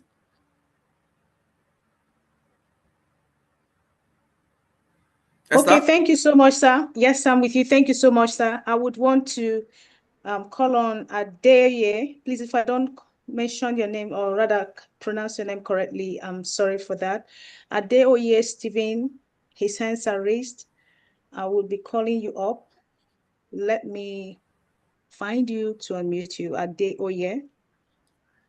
Adeoye, let's learn from you, please. I apologize if it's quite sensitive, but let's learn from you, please, if you don't mind. Yes, so Adeoye, I'm unmuting you right now. Please go ahead and unmute yourself. Yes, I've granted you the permission to unmute yourself. So if you also have anything to say, you can, show a raise of your hand. Any question or suggestion or rather contribution, you can leave them on the comment section. So Adeoye, please, the floor is yours. Okay, yes. Thank you so much for the privilege. So let me start with saying that I'm a person with disability, visually impaired, and I want to share an experience. It's actually something that touched me. In my first year in the university, as a visually impaired person, there's a lot of discrimination in the society. And then people don't believe in you, even though you have a lot to offer, but they really don't believe you can do anything until you show them that, no, there's something here. And there are some persons, even after you show them, they still struggle over it. But yeah, the experience I had is, in my first year, I thought I was bold enough because I'm someone that likes talking, and by God's grace, I'm a public speaker. So I like talking, addressing issues, talking to people about things, and I'm not this kind of person that stays quiet. But I thought I'm very confident and bold. Not until I got to the university and I got to meet with, many people. And then I got to meet with professors and lecturers, and I realized that, okay, I'm in class. And then questions are being asked, like real life questions where somebody has to talk. And I wait, and nobody wants to say anything. And I know, at least I know I have experience on this. I know I can talk. But there's this feeling of no, no, no, no, no, no. Anything you're going to say here would not make sense. Because, first of all, you are blind. So, what can you say? In fact, you're not even sure that the lecturer would even accept it. It was a struggle. Sometimes I have the answers to the question. Sometimes the lecturers were like, so nobody can answer this very simple question. And I have the answer clearly in my mind. But I won't be able to answer it. It was a lot of struggle. It was also very difficult for me to make friends because one good thing I've actually realized is before people come close to you, they see something in you. So they Yeah, see that yeah, this person is so this person is intelligent. He can talk and say things, and then he has something upstairs. So, but that time I was alone. I find it difficult to even go back to the hostel because nobody wants to come around. And then there are some persons that they want to talk to you, but they say that this person is always on his own, always quiet, always sad, not smiling, and what have you. So nobody wants to come close. But I told myself, no, but I used to talk. I know how to talk. At least I'm bold. Why am I like this? So, but it's just one day because when you were talking about a leader who has two beds and then another who has 7, and then he just had to come and hug that one to push off that emotion. So what yeah. happened that day? Another lecturer asked another real life question, yeah, and then I forced myself up. Everything was telling me, sit down, you can't say anything. But I said no, even if it is rubbish, I'm going to say it here. And anything that will happen, let it happen. I was shaking when I was talking. My voice was shaking, my hands were shaking on the table. The lecturer was even like, he was like, stay calm, stay calm, stay calm. Don't worry, we can hear you. Stay calm. And that was it for me. The day I spoke in that class, that was the last time I remained silent. In fact, I become Wow, very known wow, around the lecturers, students, everybody like, hi, hi, hi, what is your name? I was like, where are you people all this while? wow, But because they're waiting wow, for me to talk. wow, And that changed it for me in the university.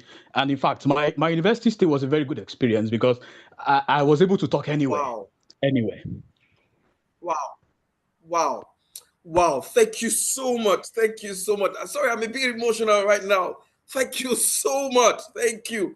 I mean, I just like what I heard. Truth is, sometimes God will bring opportunities for us. But what we do with our small mind is to push those opportunities away. Now, imagine if he did not say a word and, overcome that thought on his mind. I don't think he'll probably be a public speaker. He will be quiet all his life. Right? Thank you so much. Do we have any reaction or anybody or something in the chat box, Esther?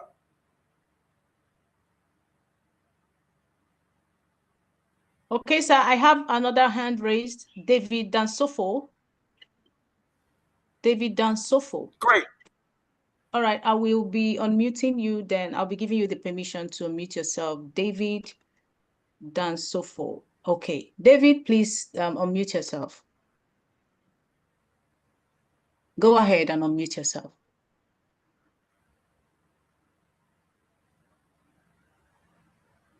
Hello? Yeah, we are here with you. Okay. Go ahead. My name is Dansofo David. Are you hearing me? Thank you. Yeah. Yes, please, Mr. Okay. David. Yes, please. Okay. My name is Dansofo David. My experience is that, society have write a script about person living with albinism, or who's by extension people living with disability. Concerning the one of the script they write is especially about the person living with the albinism. The society say that this one they know they see. Sir, are you hearing me? Yes, sir. Yes, sir. Okay, they say these people they know they see. Even my own uncle, even the people that I know, they are writing scripts that say that this one they know they see. So as to discourage, you not to go to school. But I am of the opinion that say that, well, this is what they say, but it's not what God said about me. Today I am an ND holder. Although I've not get to where I want to go yet, but I'm not used to be where I used to be, because I'm not ready to manifest the word of any man, but the word of God is what I'm ready to manifest. I think this is my story. Because the society write a Wow. script that says that this one they know they see, and I want to tell them that because of the inability to see far object does not mean that a person with albinism cannot do any other thing. As for me, if I place book before me, I can read and pass to where I want to go. This is my experience, and I decided to share it here. If Christ tarry, I'll go to where I want to be. That the society cannot pull me down is my experience. Thank you, sir.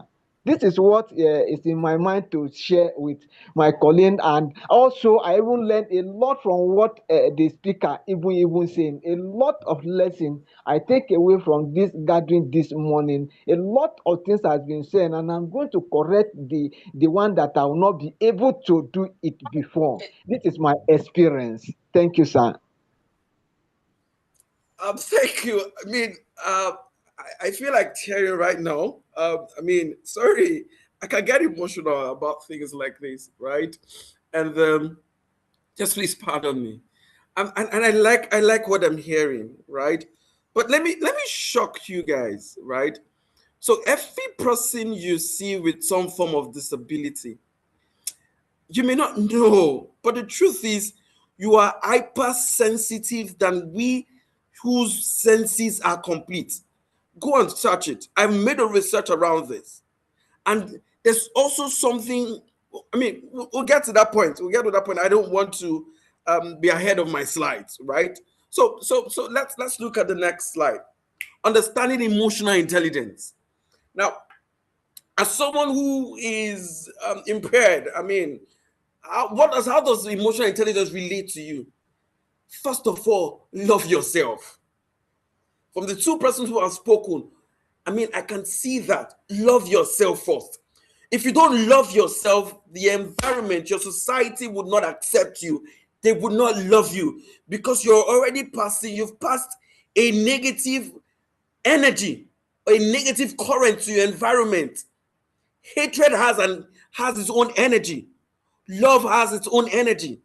So what energy are you circulating around?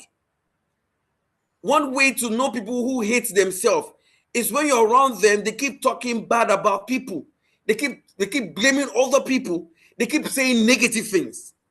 So let's watch our thoughts, right? Learning to respond wisely instead of reacting emotionally. Even in your thoughts. Okay, instead of reacting. Society has said this. I smile. I said, thank you so much. However, yes, society has tagged us as this, but that's not the tag I give to myself. When you say that to that person, guess what happened? The person is shocked. It means that that individual has come to a realization of self, right? And so, what is reaction? Reaction, I mean, anger, frustration, impulse, act on impulse, says things you regret, damages relationship, creates more problem. But someone who respond, he does not respond, he does not react, he also does not respond immediately. There's a process to that. We'll get to that point. He's thinking or she's thinking before reacting. He chooses his words wisely. I mean, I shared experience. I mean, my wife, right? So sometimes when I want to give her feedback, I give an instance of something that happened in the house, right? Right? And so something happened in the house. And the natural man will always want to, why did you do this? I don't like it every time you keep doing this. Guess what? What's the essence of feedback? The essence of feedback is a change of behavior. I would not start that. I mean, over the years when we got married, I was always doing that, but it was always causing issues until I understood what emotional intelligence is and feedback handling. And there was a particular day I had to say to myself, let's come off the tension. Because when you're tensed, you'll pass that tensed energy or current. So I calmed down to when I was calm, and I said to her, babe, I mean, I like the fact that you've done this. I mean, I see all the effort you put. Thank you so much. With the kids, I know it's not easy. Thank you so much. God bless you. I mean, I'm super grateful. However, there's something you did 2 days ago. I mean, I felt bad, but I know that it wasn't on purpose. You didn't do it on purpose, but this is how I felt. Please, if there's any way we can work on this so that we don't hurt each other. Bro, sis, the first time I said that to her, I mean, she smiled and she apologized, and I was happy. What am I trying to say? When you have feedback like this, don't go so. There's something about tone. I would not use a harsh tone to talk to her. She's also human, and you can't change your spouse. You can't change your team member. You can't change anybody. What you want them to leave, you need to mirror that behavior, right? So all of this is just under emotional intelligence. Now, what is emotional intelligence? Emotional intelligence is the ability to recognize, understand, manage, and positively use your emotions while understanding the emotions of others. In simple terms, learning to respond wisely instead of reacting emotionally. I mean, I've said a lot of things about all this interpretation, this description. It is the ability to recognize your emotion. The people, they don't know when, oh, you know what? They take pride in anger. Don't talk to me anyhow. Please. I'm a very hungry person. You can imagine people taking pride in this unpleasant behavior. See, I'm a very angry person. When my anger pops up, I can't do anything. So be careful. I'm like, wow, interesting. Okay. I'm glad that you take pride of your anger. Let it go with you to the grave. No. It is one thing to understand, okay. I was talking to one of my mentors and he said something to me. He said, Imo, I've learned to talk to my brain. I was like, I was hearing that for the first time. How do you talk to your brain? And he said, we do that unconsciously. And he said he had to learn that from a gentleman called Simon Sinek. I'm like, oh, great. And I said, please, let me have an understanding of how this works. He said to me, sometimes we get into a space and we say, oh, before we get into that space, oh, Esther, please pardon me. Esther, you will not frustrate me today. As soon as I get to the office, I will avoid you. You will not frustrate me, Esther. No matter what you say to me, I will refuse to be frustrated. That is you talking to your brain. Now you get into that space where Esther is, and Esther happens to be the first person. And she sees you, hey, big head, you are here again. See your clothes, you did not even have your clothes. Because you have set that to your mind. Esther, you will not frustrate me, you will not get me angry. By the time Esther says all of this, you just smiling. Because you've spoken to your brain not to get upset. Bro, my sisters, I had to start applying that everywhere I go to. That's me talking to my brain, right? It's also emotional intelligence, right? So we look at the 5 pillars of emotional intelligence: self-awareness, self-recognition,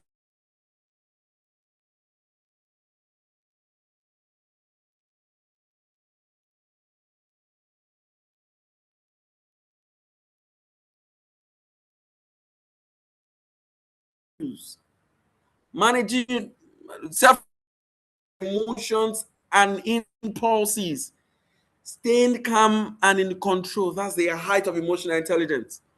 Motivation, staying driven and focused on your goals with purpose and optimism. Now, what has kept the gentleman who spoke at first is the fact that, oh, I know I can do this thing. And that is what has kept him to even being a public speaker. And you know that people with this form of impairment, when they get into an environment and they're successful, they speak, people listen to you. People listen. When you have a story, a success story to tell, right? We look at the first one, self-awareness. Know yourself. It's very important. Know your strengths, know your weaknesses.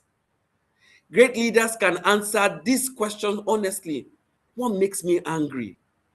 What discourages me? What motivates me? What are my strengths? What are my weaknesses? Why do they know this? is so that they can avoid anything that will put them off. Now, without self-awareness, we become prisoners of our emotions. And what are these emotions? Anger, depression, malice, hatred, and all of this. Because I don't want to get to this emotional state. Oh, I know this pattern, I know this trend. Every time I feel this way, it's possible that I may get into that angry state. So I hold back, right? It's called self-awareness, right? Okay. So when someone ignores your greeting, now someone who doesn't understand himself, who has not come to the level of self-awareness, oh, you walk into a place and you greet someone and the person did not respond to you, you feel bad. And when you feel bad, I mean, it's because of the interpretation you gave to it. Maybe they simply do not like me. Or maybe, oh, because of my current disability state, I mean, they don't want to listen to me. No, don't give, even if that is it, don't allow that thought settle, right? Someone with emotional awareness would say, oh, it's possible this guy has a bad day. Maybe I'll greet him some other time. And you walk past, guess what? When you do that, you're excited. But when you walk with the mindset, oh, because I'm blind, that's why he did not even allow me to speak. You'll forever be in that pit, that thought, right? So the question, what emotions controls you most? So what I'm trying to do here is to allow you find your way out of that space that puts you in perpetual negative line of thought or negative thought, right? Self-regulation, controlling your emotions instead of letting them control you. People who are angry, they're saying to themselves, you know what? Yes, I'm angry, but I need to just hold on. I will not react, right? Anger isn't the problem. These things are natural. The problem is not anger. The problem is what you do with the problem, what you do with anger. So you're angry. Okay, yes, you've gotten to that space. Now, what do you do with anger? Do you allow anger take its full capacity to express itself? Or you tell anger, yes, I'm angry, but you know what? I'll just sleep, listen to music, take a very cool glass of water or a drink, and all of that. Now, let's look at this illustration. Think of a vehicle. Emotions are like a car without fuel. I'll say that again. Emotions are like a car without fuel. It will not move. But without brakes, it becomes dangerous. Guess what? Emotional intelligence is your brake system. Your ability to control emotions is your brake system. Right? And sometimes when you feel hot like that, don't keep it. I'll just keep it. You know, I like to keep things. Don't keep it. Don't let it be because it hurts you. The person may be unconscious of this hurt. And don't go and express this feedback to when you're still tensed. Look at the person, oh, this person is in a very happy mood. Check your tone. Check your tone. But above all, I will keep saying this. First, love yourself. Love yourself. That is the foundation of all of these things. Right? Before speaking, pause. When someone has said something that is unfair to you, just take a pause and give excuse for that person. It's possible this person has a bad day.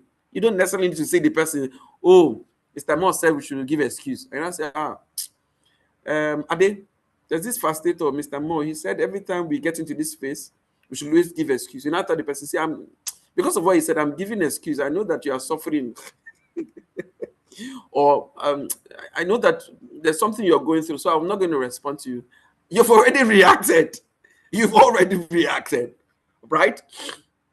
Before you speak, pause and look at the situation. Okay, do I need to really speak? Okay, now I'm offended. I will not speak. You're not saying anything. You're not saying anything. Sometimes even I'm sorry, it is the matured mind that actually says I'm sorry. Then you think, oh, what can I say that I will not make this fire tensed, but to quench the fire? It is in your response. Okay, this is what I need to say that the person understands how I feel. So this is a process. Before speaking, pause, think, then respond. Don't respond and think. Now let me tell you how that happens.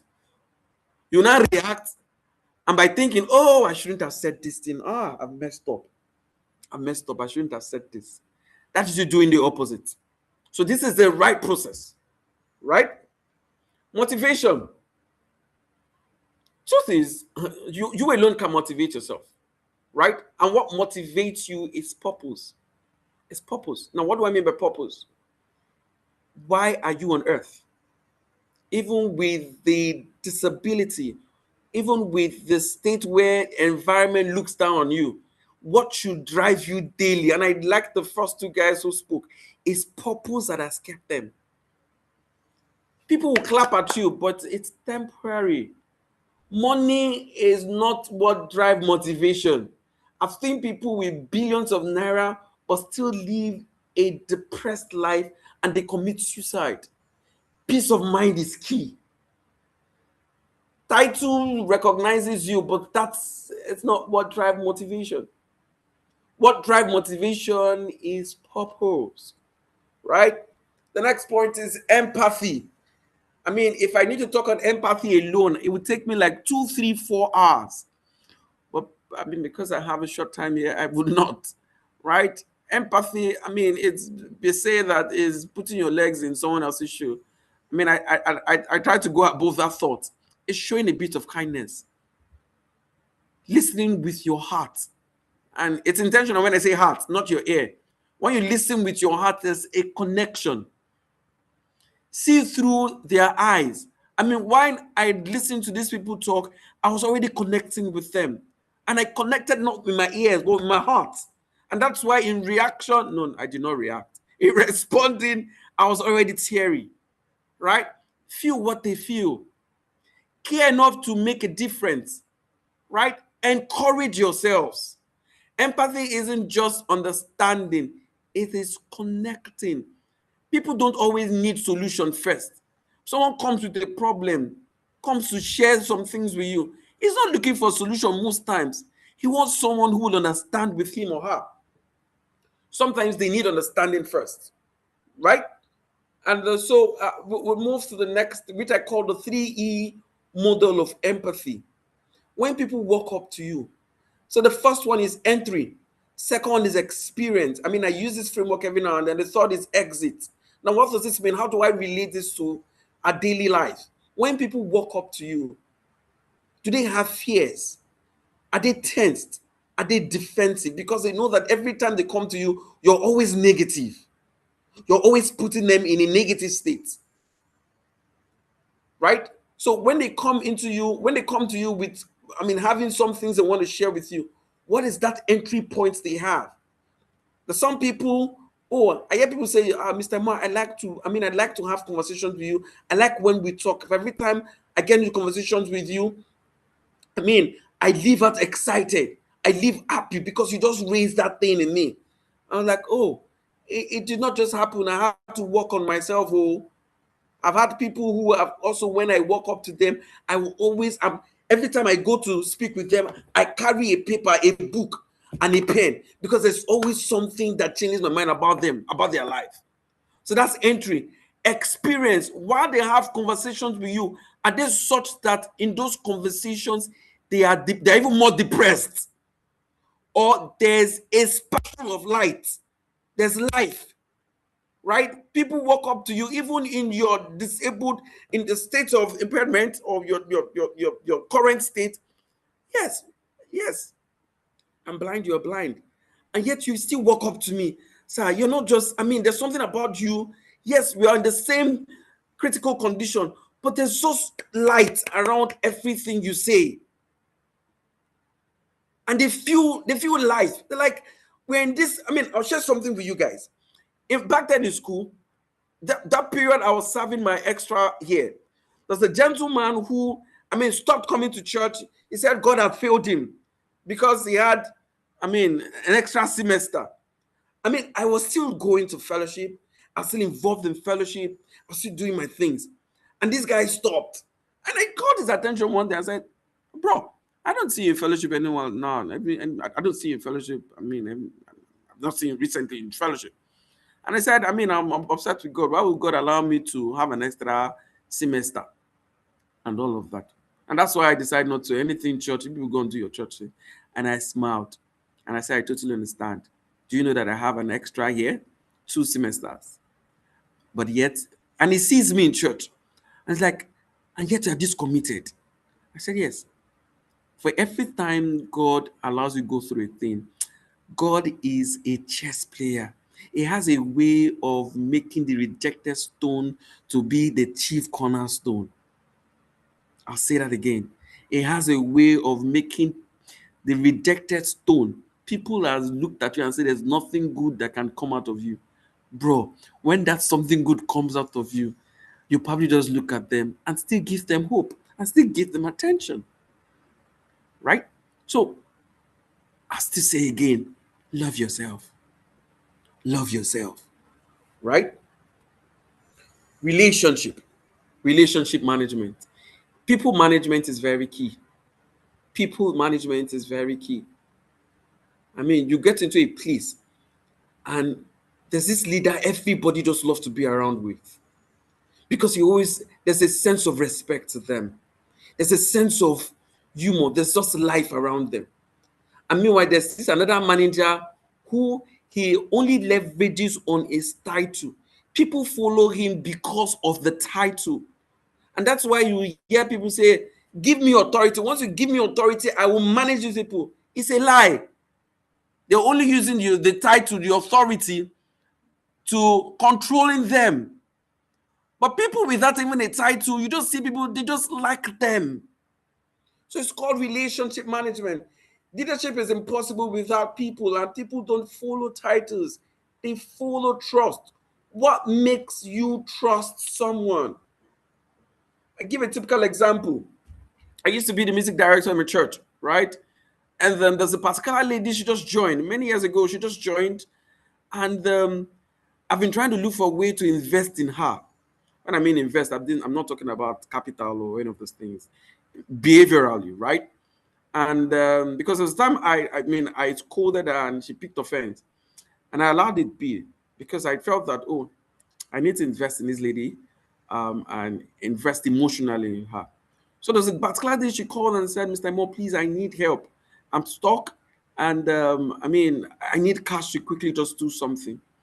And I said, okay, I think it's the best time to just do this. And I just sent her some cash, even when it wasn't convenient. And the next day, I still checked up on her just to be sure that she was fine, just followed up. Guess what? When she did something off policy, and I scolded her, she quickly said, I'm sorry, sir, it would never happen again because I invested in her emotionally, right? If you've not invested in people, you still don't have the right to discipline them, to run away from you, right? All right. The invisible enemies of great leaders. And these are ego, fear, doubt, negativity, complacency. But at this point, I think I'll pause. Esther, can you hear me? Yes, sir. All right, let's have one or two feedback from what one or two persons have learned. So that, I don't just go ahead just speaking. One or two feedback, then after the session, we'll take a question.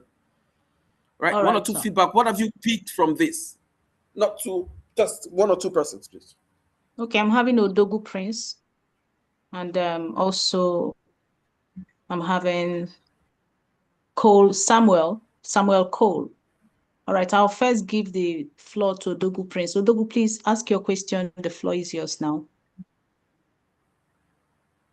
No, let's not go into questions. Yes, let's hear their Right, rather feedback. your input. Yeah, your input. All right. Go ahead and make your input. You can unmute your microphone now. Samuel Cole, also you can unmute your microphone. Okay, good morning. Good afternoon. Good morning. Good afternoon, sir. So can I share my story before I Okay, quickly, please go ahead. Go ahead, sir. Quickly. actually my name is Samuel Dada. I'm actually a student from Federal College of Education or your special spec. So actually before I joined the sped, so one headmaster in one school, he tried to interview me. Then the next thing after the interview, he said that I can't go to school, all those kind of negative motivation. Then I had to tell my mom that do you want to believe the headmistress of me? So my mom does not have a choice than to send me to that school by force by fire. But I actually believe in myself, not actually someone words, mere words to me. So then to cut the long story short, so I was actually one of the best students to actually graduated from that school. Actually, so in that case. Wow. Wow. Wow. So Wow. my belief is that you don't listen to someone words. Don't care about their words. Don't care about their negative thoughts. Just focus on your goal. Focus on who just believe that you can do it. Believe that you can do it. Then also believe that there's God in everything you are doing. Put God first. So that is for me. Thank you. Thank you so much. Thank you so much, sir. Thank you, sir. Can we get one more person, Esther, please? Yeah. Hello. Yes, sir. I can hear you, sir. Yeah. Good afternoon. Good afternoon, sir. Yeah. Thank you very much for the what you've said so far. I'm really inspired and I really appreciate. Yeah, a bit of my own experience because um, I was not actually born blind, and so I was able to attend the regular school, but at some point I had issues with my sight, which I have to start life all over again.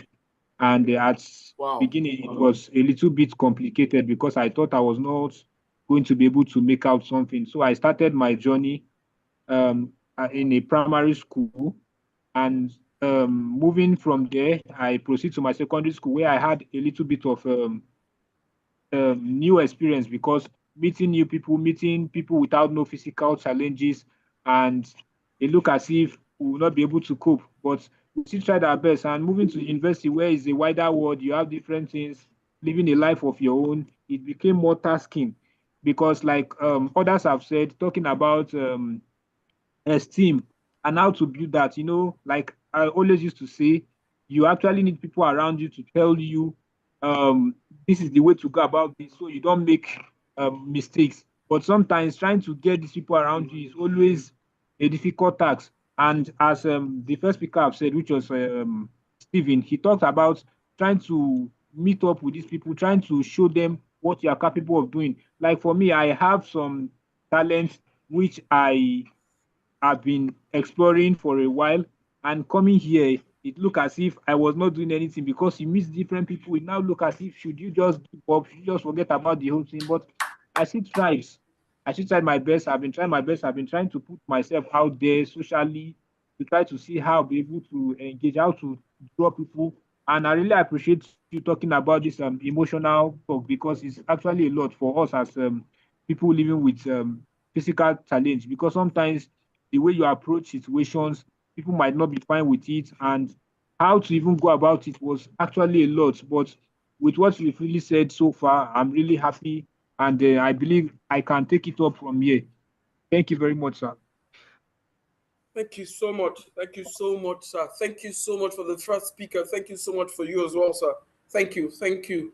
I mean, while you were talking, the thoughts that came to mind is called, there is a thought called self-talk, right? Self-talk is what you say to yourself on a daily basis, right?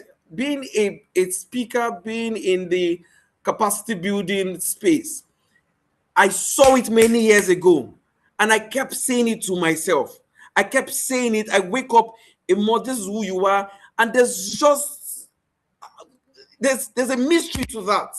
Right now, let me explain how that happens in this planet. Right, when you say these things, the what's it called, the air takes in information and circulates it and brings it back to reality. And that is why, if you look at people who always complain and always negative, you will see that they don't go past that stage. But someone who says, "Oh, though I have this physical challenge, this is who I am," and over time you realize that the world will bring opportunities that would take them to that space. It's called self-talk. It has worked for me. I mean, it works every now and then. It's a principle. It's a principle. And that is why we try to say, as much as possible, yes, have mentors, people who value you. Don't just want to say you want to have mentors, people who value you, who you're also giving value to, right? Because now people are busy. Oh, please mentor me. And I'm looking at you. Is there a value I'll get from you? Because yes, it has become what's the word? Transaction. And I'll tell you the reason why it's that way. Because you cannot have 8 hours of your time just talking to someone, but there's nothing of value that person is giving back to you. Does that make sense to us? Right? So, what quietly undermines great leaders? Many leaders lose opportunities not because they lack intelligence, but because they lack emotional maturity. Anger is one. Fear. Fear. I told you guys I suffer this thing called fear of failure. Bitterness. Once you are bitter, you will always be bitter about everyone around you. Envy. Comparison. Never compare yourself. Please. I beg you. Low self-worth. That's why you start hearing, you see, that's why I cannot do anything. I mean, I can't even have the ability to do that. No, no. Resentment. Resentment is basically the lingering, how did I define it? Feeling of bitterness, right? And anger, right? Impatience, unforgiveness, pride. These are things that kill every great man. So what I'm saying here is, I'll try not to dwell on this rather. Let's avoid these things. If you know that it may not be easy, get someone who is ahead of you, mentor you, have sessions with that person. And in other words, also find a way to add value to that person's life, right? Disability does not determine destiny. It doesn't. It doesn't. I'm almost at the end of this session. It doesn't. It doesn't. Sometimes God leaves these things for his own glory. So the question you're asking is, Lord, what would you want me to do? What glory would you want me bring in this state? Right? Let's take a closer look at this. Some people have sight, but no vision. But you're blind. But you understand what you want in life. I'd rather go with that person who understands vision. I'd rather go with that person who understands, who has a consistent relationship with God, and part time is asking, Lord, what would you want me to? Some people can hear, but they never listen. Some people can walk, but never move forward. Man. Leadership is determined by emotional maturity. Question is, what are you saying to yourself? What are you saying to yourself on a daily basis? Who are you listening to? Who do you have conversations with that put you down every now? Cut off from them. Cut off from them. Cut it off. They're not helping you to grow. Right? Look at this guy, Nick. I mean, I know that some of us know this guy. Without arms, without legs. But guess what? Today he speaks to millions. And this guy is being paid to do this. When I read about this guy, he was bullied. The same experiences we have from the society, he encountered those experiences. And I'm going to share with you, when I made the research about this guy, about Nick, I'm going to share with you some of the things I learned from him. Right? He was depressed. So calm down. Let's talk. Let's talk. Right? It's okay to be depressed. It's okay to be sad. It's okay to ask God, why did you allow this to happen? But don't remain there. Don't remain there. Right? I wrote down a few things that I learned from this guy. First point, he did not just dwell on positive thinking. Now, some of us are beginning to get the point, okay, I need to get an environment that positively just encourage me. Don't stay there. He went beyond that. And so what he did at first was he found purpose beyond his circumstance. He found purpose. What does that mean? Lord, what are you saying to me? What do you want to achieve through me? He found purpose. And there's a mindset shift he made. This is what he said. Why was I born? So he moved from this point of why was I born this way to why is this happening to me? To what can my life be used for? So the question you need to ask yourself, what can your life be used for? Second point I learned from him, his faith gave his suffering meaning. God could still have a purpose for his life despite what he could not change. Now, what does that mean? There's certain things you can't change. There's certain things you can change. Please leave the things you cannot change. Leave it. Leave it. Leave it. If you don't have control over it, leave it. Focus on the things you can change. Right? The third one is he stopped focusing exclusively on what he could not do. Fourth point is he developed a powerful sense of possibility. Those are the things I picked from him. That's his family. That's his family. What changed? His body? No. It was a mindset that changed. Back to the same question. What are you telling yourself? What are you telling yourself? What are you telling yourself currently? Right? I think I'm almost done with this. Practical emotional intelligence for every leadership. These are practical habits for every day. Before reacting, take a pause. People get you upset, don't react. Pause. Listen to understand, not to reply. Sometimes people are just in their own world. I mean, they have burdens. So they just say it to you as it comes to their head. So you need to understand where this is coming from and not on listen to reply. Choose your words. What heal, what can also destroy. As leaders that we are, our job is to build. As much as possible, manage stress. You can't, please don't transact with this. Pray, rest, reflect, exercise. Where you need help, speak to someone. Not see the mistake some of us make is when I say when we need help. When you go to meet someone, you're always asking them for money. Guess what? You're making them run away from you. You're making them run away from you. If every time you need help is money, you're making them run away from you. Build relationship. Your network influences your mindset. Practice gratitude, which is very key. There's something it does to the mind.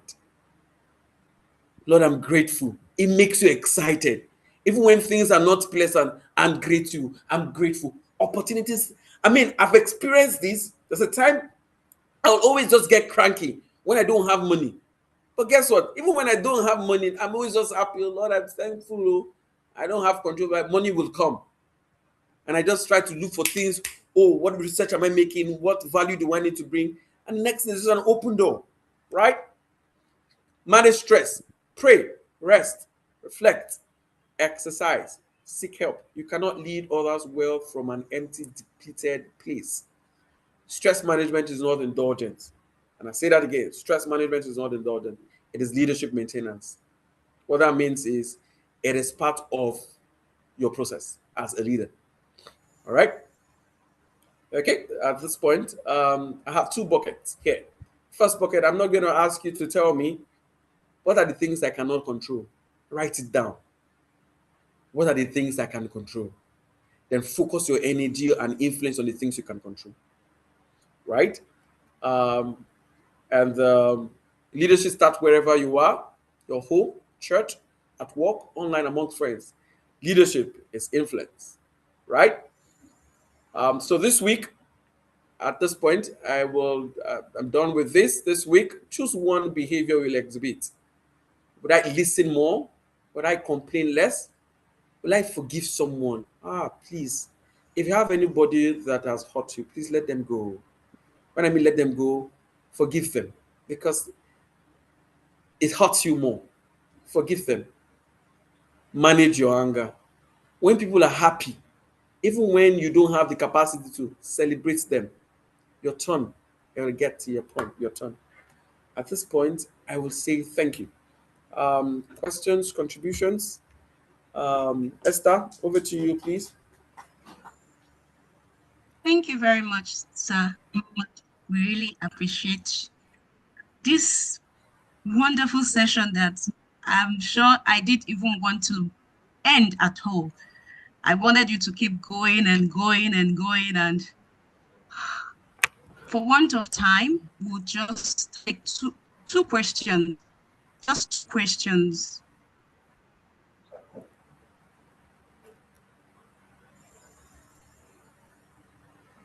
Gladys Ibrahim, I can see your hand up. You can unmute yourself and ask your question.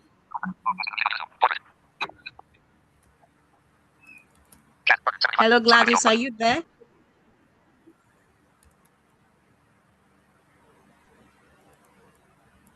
All right.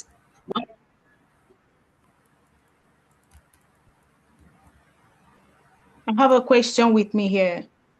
Are you with me? Yes, please. Please go ahead. Okay, the question I have here is, as persons with disabilities, society can often place barriers, or society often places barriers and limitations in our path. How can we build emotional resilience, maintain a healthy mindset, and keep moving forward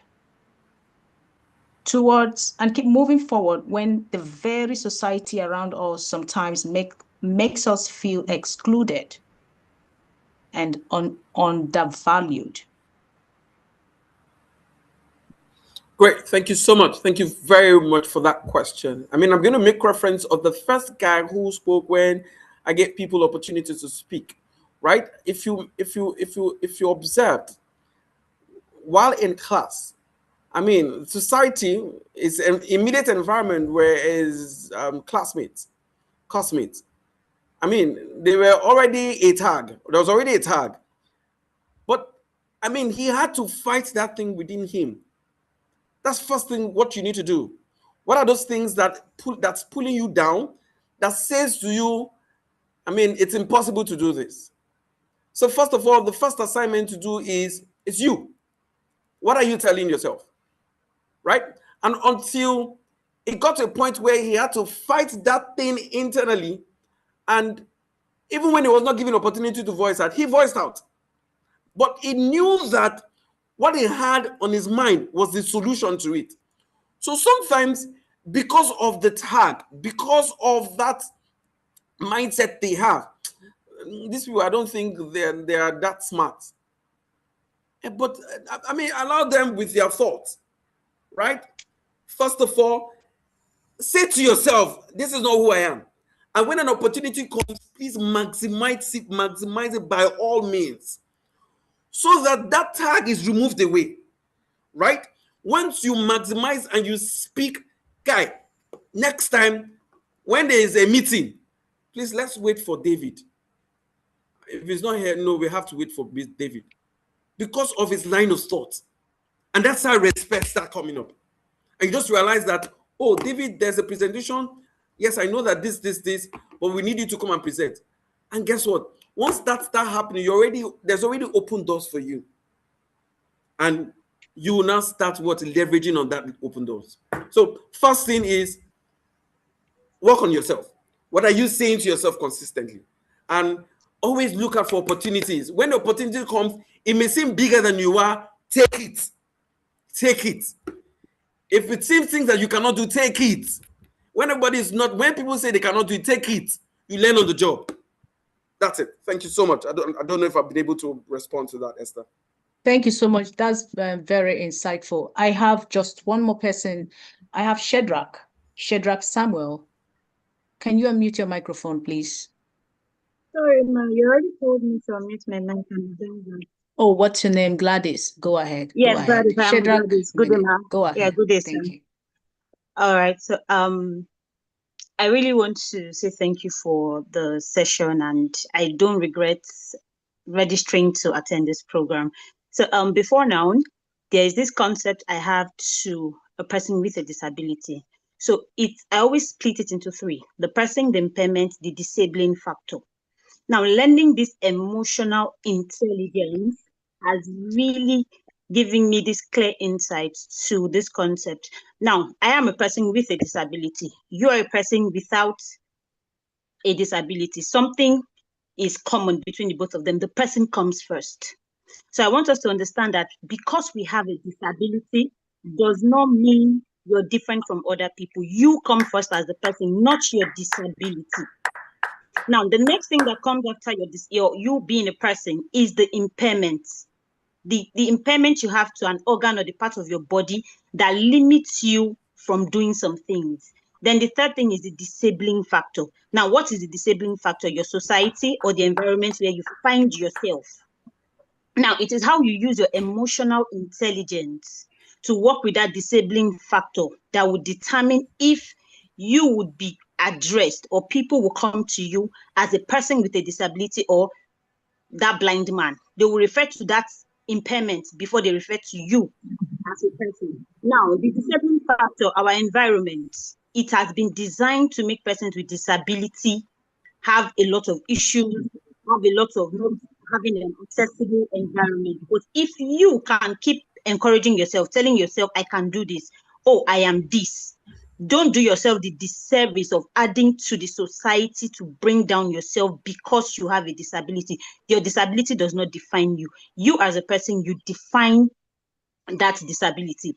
And one thing I've learned that I've taken from here today is staying calm and in control helps you keep that going as a person with a disability. For example, if you go to a gun range, now people are cheering the person, they're shouting, some are booing, but you notice the person holding the gun is always calm, in control, and always have their target in front of them. So if you always have your target in front of you with that calmness and control, believe me, there is nothing anybody can do. It is not the disability, it becomes you as a person. The second thing I'm running home with from this place is about the empathy. Now, I am a social worker. I'm a registered social worker. I went to school. One of the principles of the practice of this profession is empathy. I did empathy from my 100 level to my 400 level, but I did not learn the 3 tenets I just learned from Mr. Umo this morning. Entry, experience, exit. I am running home with it because it goes a long way to explain how you connect to people. Because empathy is not just that pity or just that, oh, you feel, you need your heart. Like Mr. Umo has said, you need a little bit of kindness. Because if you can be kind to somebody that does not have a disability, you should be kind to someone that has a disability. So when you understand that connection, you know that when someone comes to you, that is the entry. the experience is what you're going to give to that person, what you can share, how you can make them feel, how you listen to them, how you connect with them is what will determine what they go out with, and that is the exit. Do they leave you better than the way they have come? Or they leave you worse than the way they have come? I have really picked a lot from here, and I want to really say thank you. My own experience is not that much. I'm just grateful that I got the opportunity to live two different lives. And I've lived in two worlds in one life, because I've lived as a person without a disability, and now I am living as a person with a disability. Thank you very much, sir. Thank you, ma'am. Wow. Thank you so much. Thank you so much. Esther, please, over to you. All right. Gladys, are you a royalty? Are you a member of our No, community? I am not, ma. No, I am not, ma. You just got But I would love registered. to be. Ma? Okay. We actually have a price tag for you for this very significant contribution. Reach out to the admin on the phone number on the comment section. All right. Oh, We have a thank you very price much, for ma. you. Yeah, we have Thank you so much. a I monetary should price get a for prize too now. I should Yes, get a yes. prize too. Thank you so much, ma. It's well You're appreciated. welcome. Reach out. Reach out. I We will have do that. I'm telling you, I'm telling us the truth. Persons with disabilities are the smartest I've ever experienced. They are the most resilient to work with. I can tell you, in the team, I'm telling you, you will never regret. They're always eager to serve. They are very resilient. And sir, I don't know, I wouldn't even say thank you. I would say more than a thank you. You have been with us from beginning.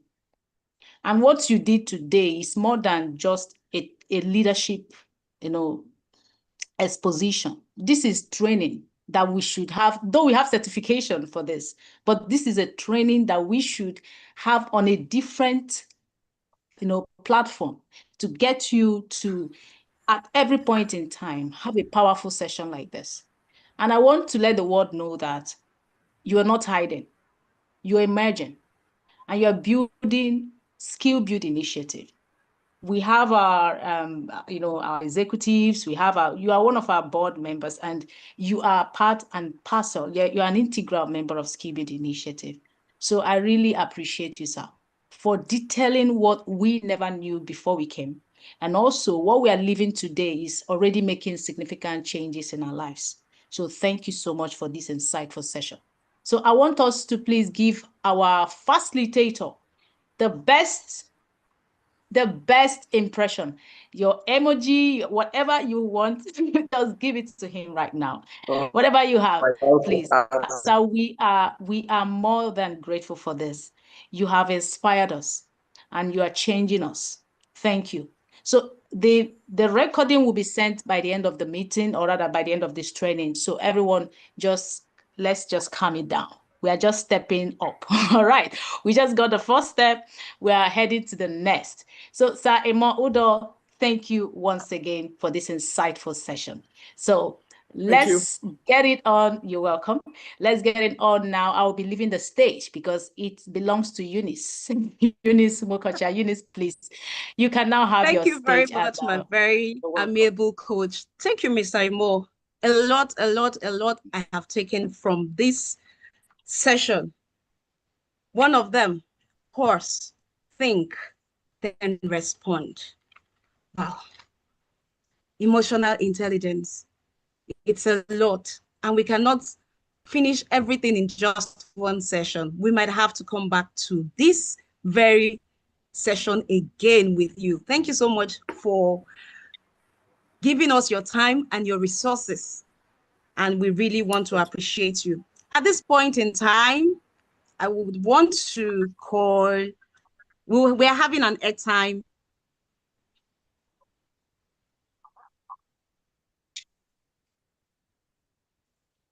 I hope the airtime challenge includes me, Eunice. You can continue. Can you hear me? We are having an airtime challenge. And at this point, if you have your phones, just start dialing. I'll be calling out an MTN card right now.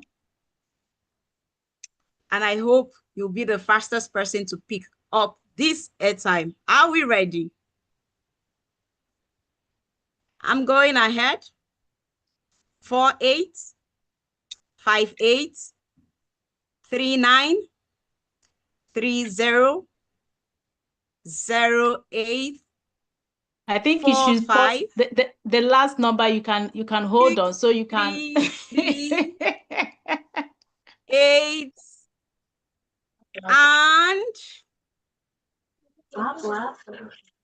and are you ready for the last number?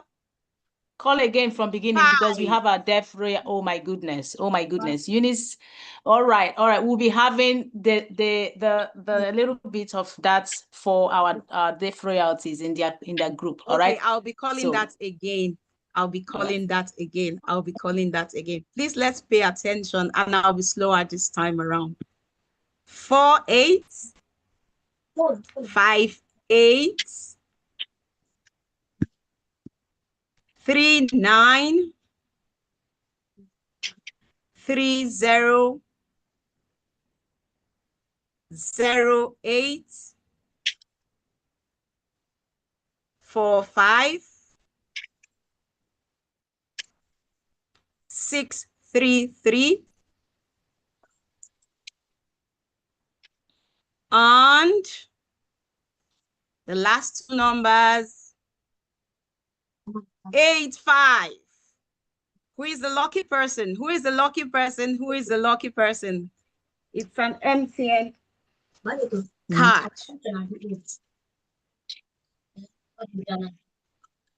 Do we have a winner? Do we have a winner?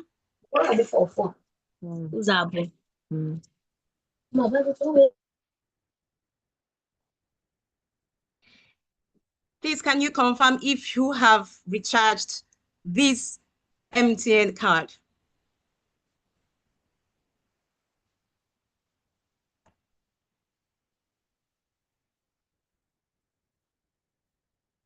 All right, we'll move ahead because of want of time. If you have recharged that card, please let me know. Please, I'll need Bersersta if you can help me with the chats to know if someone has actually recharged this. Thank you very much. Maybe someone who is melancholic recharged it, so he's not yet saying anything. All right, thank you very much. And I believe we all have gained valuable lessons that we can apply in our personal lives, our professional spaces, and our leadership journey. Okay. Ahmed Babagida Mutka. That's a very fine name. He was the one that recharged. Oh, very well. Congratulations to you. That's an MTN 1000 Naira recharge card. Congratulations to you. And we will move on because of want of time. So we'll now have an opportunity to engage further with the subject.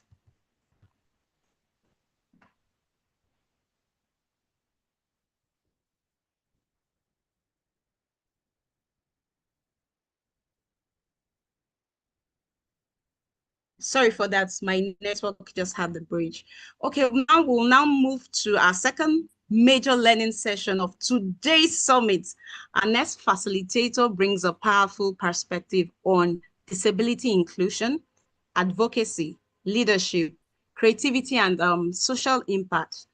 She is a passionate disability inclusion advocate, an amputee, and the founder of EVA Create Impact Initiative, an initiative dedicated to leveraging arts and technology as tools for social change. She is also a Mandela Washington Fellow and has represented disability inclusion on global platforms, including the United Nations during the CSW 69. Through her advocacy, she continues to amplify the voices and experiences of persons with disability across Africa, while working to improve access to prosthetics for individuals who need them. Her work spans storytelling, fashion, community engagement, and advocacy using creativity and lived experience to challenge stereotypes, promote inclusion, redefine perceptions of disability, Her journey is a very powerful reminder that leadership can emerge from lived experiences and that our voices, stories, experiences can become instrument for meaningful change. So today she'll be taking us through inclusive leadership and advocacy. And this is particularly relevant to the vision of Skill Build initiative and our commitment to creating spaces where persons with disabilities are not only represented, but are empowered to participate, lead, advocate, and influence decisions that affect their lives and communities. Ladies and gentlemen, please join me in welcoming Eva. She is here with us and will be taking us through this session. Eva, we are delighted to have you with us. You have the floor right now. Thank you.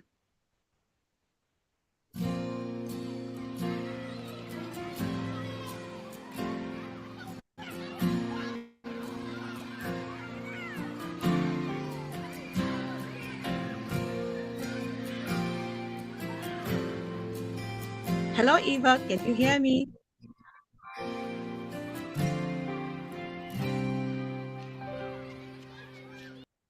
Okay. While we wait for Eva to join us, please remember to always keep yourself muted unless asked to unmute yourself. All right, Eva is here with us. Eva, can you hear me, please? All right, you have the floor. Okay, hi, good afternoon, everybody. Good afternoon, Eunice. Good afternoon, Esther. Good afternoon to our wonderful facilitators. I learned a lot in the first session, and a very huge thank you to everybody who has showed up today, wherever you're joining from. Without you, this event wouldn't be a success, so thank you very much. So heads up, I'm going to be slide free today because I didn't prepare any slide.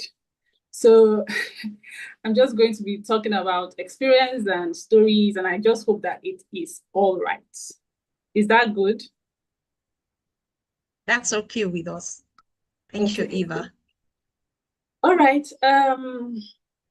So my topic is on inclusive leadership and advocacy. And just as Eunice stated, I am a person with a disability. I am an amputee.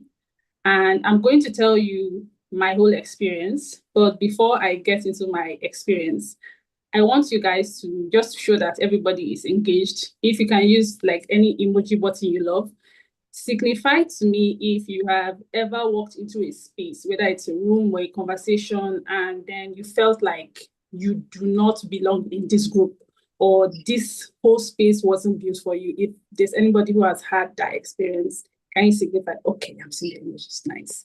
So practically everybody. So this is like applicable to both persons with disabilities and persons without disabilities, because they are places that we've encountered and we do not feel like, okay, this space is made for us. So while I go ahead with the conversation, I would love you guys to share your experiences in the chat box while I go into the whole conversation. So thank you very much. So I will start with my experience. So just like Gladys stated, when Gladys was talking, I was like, okay, this is my fellow sister. I was born without a disability. Like I was a very, very healthy child, like very active, always using my legs, always climbing trees, always playing football, like anything that has to do with me using my legs. I was just a very, very present child. And so I got diagnosed with an illness called osteomyelitis. And that was when I was 9 years old. So my family, they were managing the whole thing. I was still doing every other thing, but it got to when I was age 17, I had to opt for an amputation. So my amputation wasn't as a form of accident. It was me saying, okay, I am tired of the whole experience of pain and not going to school and everything. I want my leg to be cut off. Like I made that decision myself. So that was when I was age 17. And I told my parents that, okay, you guys have invested so much money and time into trying to save my leg. So I need to go back to school because I was not going to school. I had to drop out of school. I was not doing anything. So I told my parents, let me cut off this leg. I'm tired. And when I had my amputation, I remember it was on November 10, 2012. That morning when I woke up from the whole effect of the drug, I remember sitting up and I looked at my leg and I was about to cry. So I have a very, very strong mother. Thank God for my mom. So my mom was like, what are you trying to do? Like, she just gave me that look, like, what are you trying to do? And I didn't cry at that point. But sincerely speaking, I felt relieved and I felt free, regardless of the fact that I had just lost my leg. But I felt free because my experience was being sick. It's a very, very long story. So it was just basically being sick and then having to say, okay, I'm tired of being confined to a place. I just need to move since I'm someone who's very active. And so I was free. I was happy. I could do everything. I could move around the house. But what I was not ready for was the fact that there were attitudinal barriers that I was about to face. So I had the question of how will I walk again? And then I remember a prosthetist coming to the hospital, I think some weeks after I've healed. And then he was like telling me about prosthetics and how I can walk again. And this is something I have never heard in my life before. So before I continue, is anybody, are you guys hearing me? So it doesn't seem like I'm talking to myself. Yes, you're very audible. Go ahead. Okay. Thank you. Yeah. So I remember getting my first prosthetics. So I had my amputation in 2012. I got into the university in 2013. So between that time, I was reading about prosthetics. And what I wanted to find was, okay, who are people who use prosthetics in Nigeria that I could like emulate? Because you would always want representation. And I needed that representation. I needed to see people who had the same experience as me and were thriving and were doing well. And they existed. These people existed, but I didn't see them on the internet. I didn't know how to connect with them, even though they were like amongst us. And so I just got into the university with that mindset that, okay, I'm the only disabled person that exists in the whole school, because visibly I was the only disabled person in the whole school. And so throughout my first year in university, it was a very, very hard time for me emotionally. And that's why when Mr. Imo was talking about emotional intelligence, I think that is one thing that has actually helped me through, especially through my whole post-amputation experience. And I had to apply emotional intelligence to whatever I was doing. My first year in university was horrible for me because I was not attending classes. I was like, oh, the whole world is against me. Oh my God, people will not like me because of my leg. And I thought many things. And there's how you think things, and you actually start seeing the things happening around you. And so actually people were laughing at me because the way I dressed, I always had long outfits. I wear socks. I put hair tie. I just don't want people to have a clue that I had a disability. And so people were not laughing at my disability. They were laughing at my dressing. But I felt like they were laughing at my disability, and I felt cold. I felt angry. I didn't go to class. I was always like going in and coming out. And I continued like that for a whole year, for a whole session in the university. And then it dawned on me that being like this would not help me. Hiding would not help me. And I needed to do something for myself. So I wasn't really thinking about anybody because I felt like I was the only disabled person. I have never encountered disability prior to my being disabled. So I didn't know disability existed. I rarely saw people with disability around me or around my family. So apparently I was the first person. I am the first person in my family to have a disability. So all those things, a compound, and I felt overwhelmed. But I had to speak to myself, which is something that I appreciate about myself, is the fact that I am self-introspective. I do not tell myself lies. I removed every delusion and I told myself, you're not going to help yourself. Nobody's coming to save you. That's just the truth. And I had to save myself. And the only thing I had to do was to put myself out there. So I didn't reveal to people that I had a disability in my 4 years in university. Nobody knew I had a disability except like a few friends. But one thing I did was that everybody knew who Eva was. And how I did that was I had to participate in activities in school. So one of my favorite activities in university then was debating. So I had to join the Vice Chancellor's debate group. And I started debating for my department and our college. And I was doing like part of researching and just speaking, even though I was hiding a part of my identity that I felt like people needed to know. And so I started debating, which kind of like helped me in public relations and, you know, interacting with people. And then another thing I did was I started singing. So I am a chorister and I started singing. So I joined what we called, so I went to Veritas University. I joined what we call VTAG, VTAG. So it's the Veritas Theatre Arts Group. And one of the things I did was to always ensure that I was one of the lead singers. I didn't want to be backup singers. I always wanted to be in front. For people who know me, I am not someone who speaks a lot. Like I could be in a space and you would never hear my voice. But within my soul, I love being the center of attention. And so because of that, maybe it's a personality type, I started like sourcing out for things that would just bring me out without it revealing my disability. But after the whole 4 years in the university, I went back to my shell. I became sad. I became depressed. I became angry. Like, God, so after school, no employment, nothing is working. Like, what should I do? So I didn't have money. And so the first thing I did, I told my dad, I graduated in 2017. I told my dad, I don't want to go to NYSC yet. I want to work because I don't have money. And I'm the first daughter. So if you know what it means to be a first daughter with a disability, you know how burdensome it can be. So I told my dad I wanted to work. And so because I know how to make hair, I braid hair. So I said I was going to work in the salon for a year. And so I worked in the salon for that year. It was crazy. It was hard. And even though my employer knew that I had a disability, it was still hard for her to like get used to the fact that she has a hairdresser who has a disability, but I was still doing my job regardless. And so I continued for that 1 year, and then I kind of like saved up money to be able to get into the NYSC camp. Getting into the NYSC camp, 3 weeks during that first 1 week, I think so, I was hiding. I didn't come out. Like I was afraid. I had that fear again, like, oh my God, this is a bigger audience. Like they're huge. There are people who are doing better than me. And I felt like I didn't fit into this NYSC thing.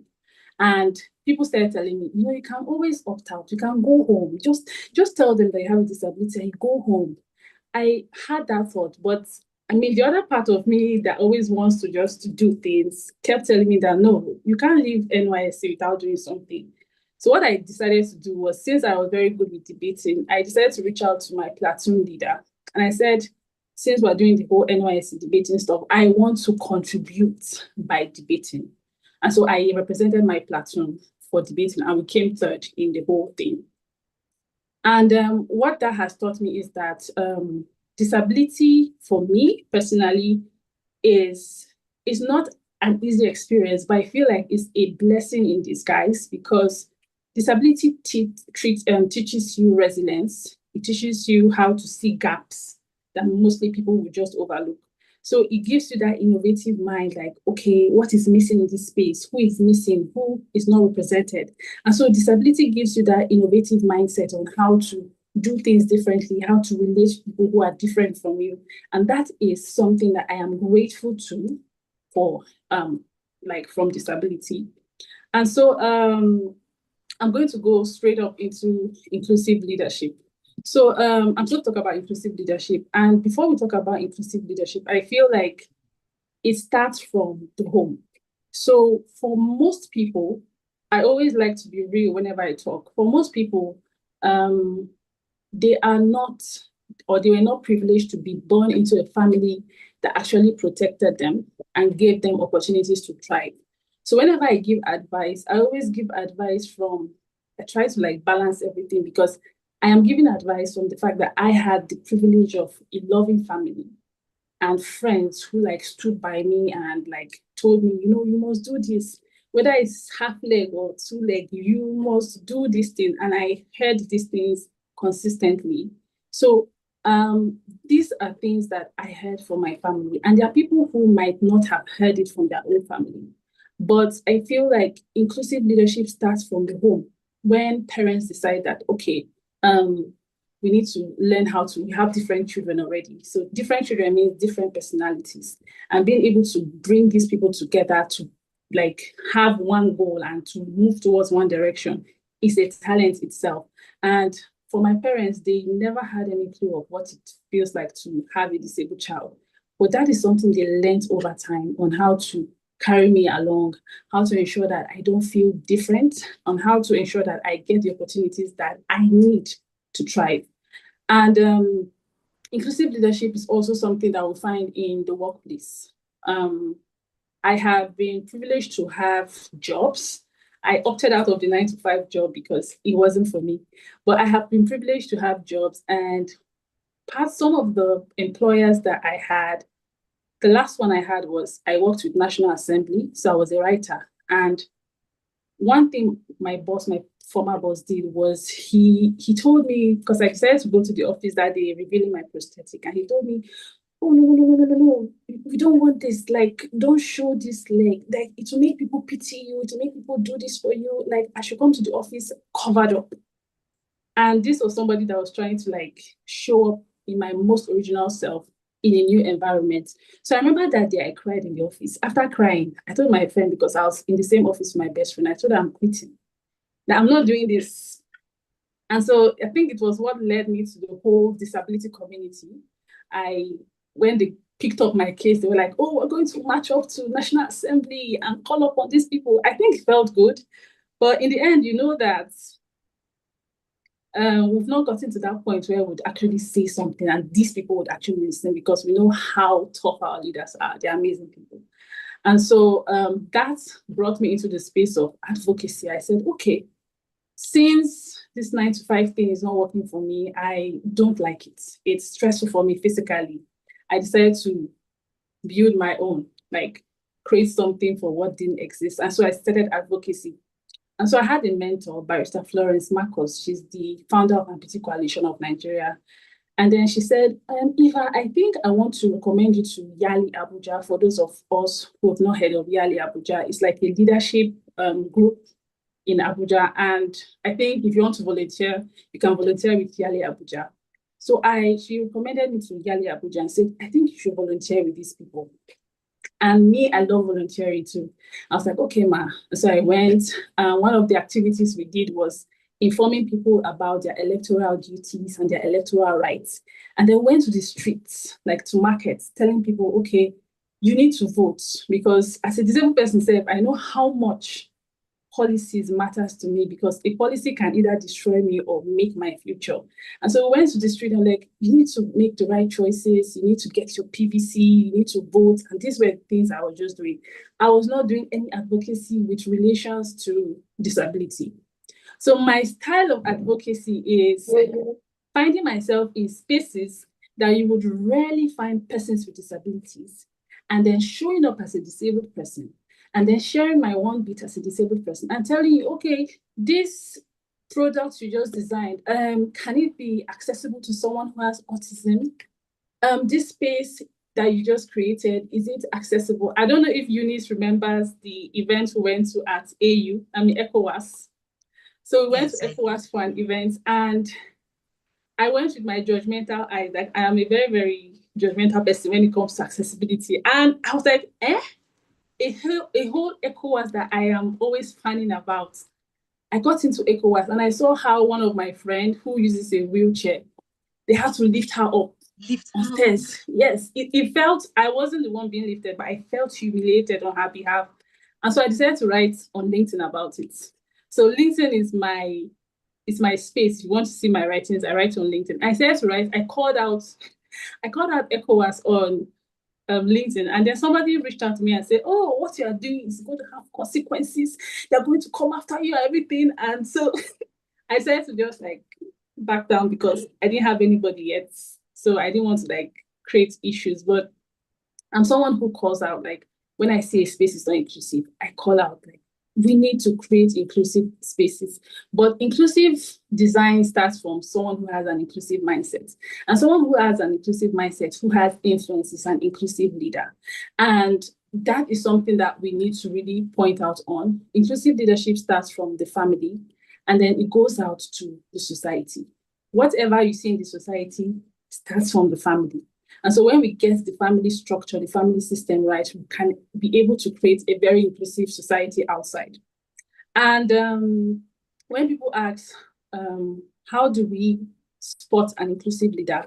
One of the questions an inclusive leader always asks is, how do I ensure that this space is a space that everybody can thrive in?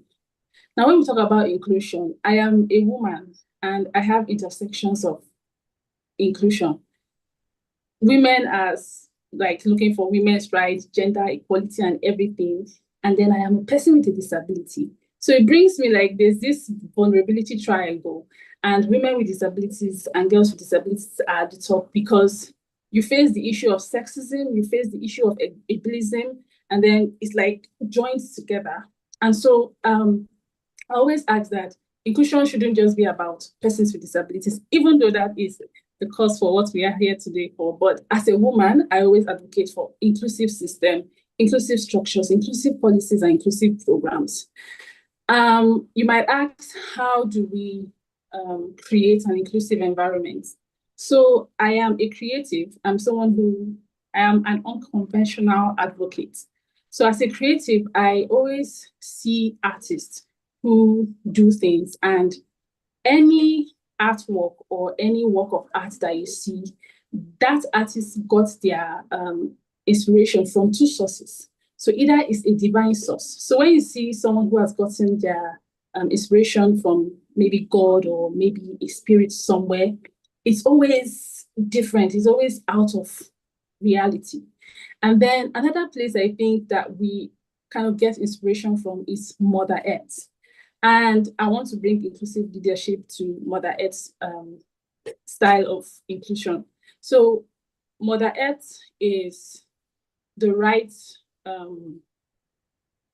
example if you want to talk about inclusion, in the sense that whenever it rains, rain doesn't just go to the rich people, or doesn't go to those who are tall, or those who are beautiful, or those who are privileged. Rain visits everybody, no matter how hidden you are. Rain comes down on all people. Whenever the sun shines, it shines on everybody. Whenever you're breathing, just like we all have the gift of breathing, everybody gets to breathe. We don't pay for it. We don't feel for it. We don't have to say, oh, I'm disabled, I'm not disabled. Everybody benefits from Mother Earth.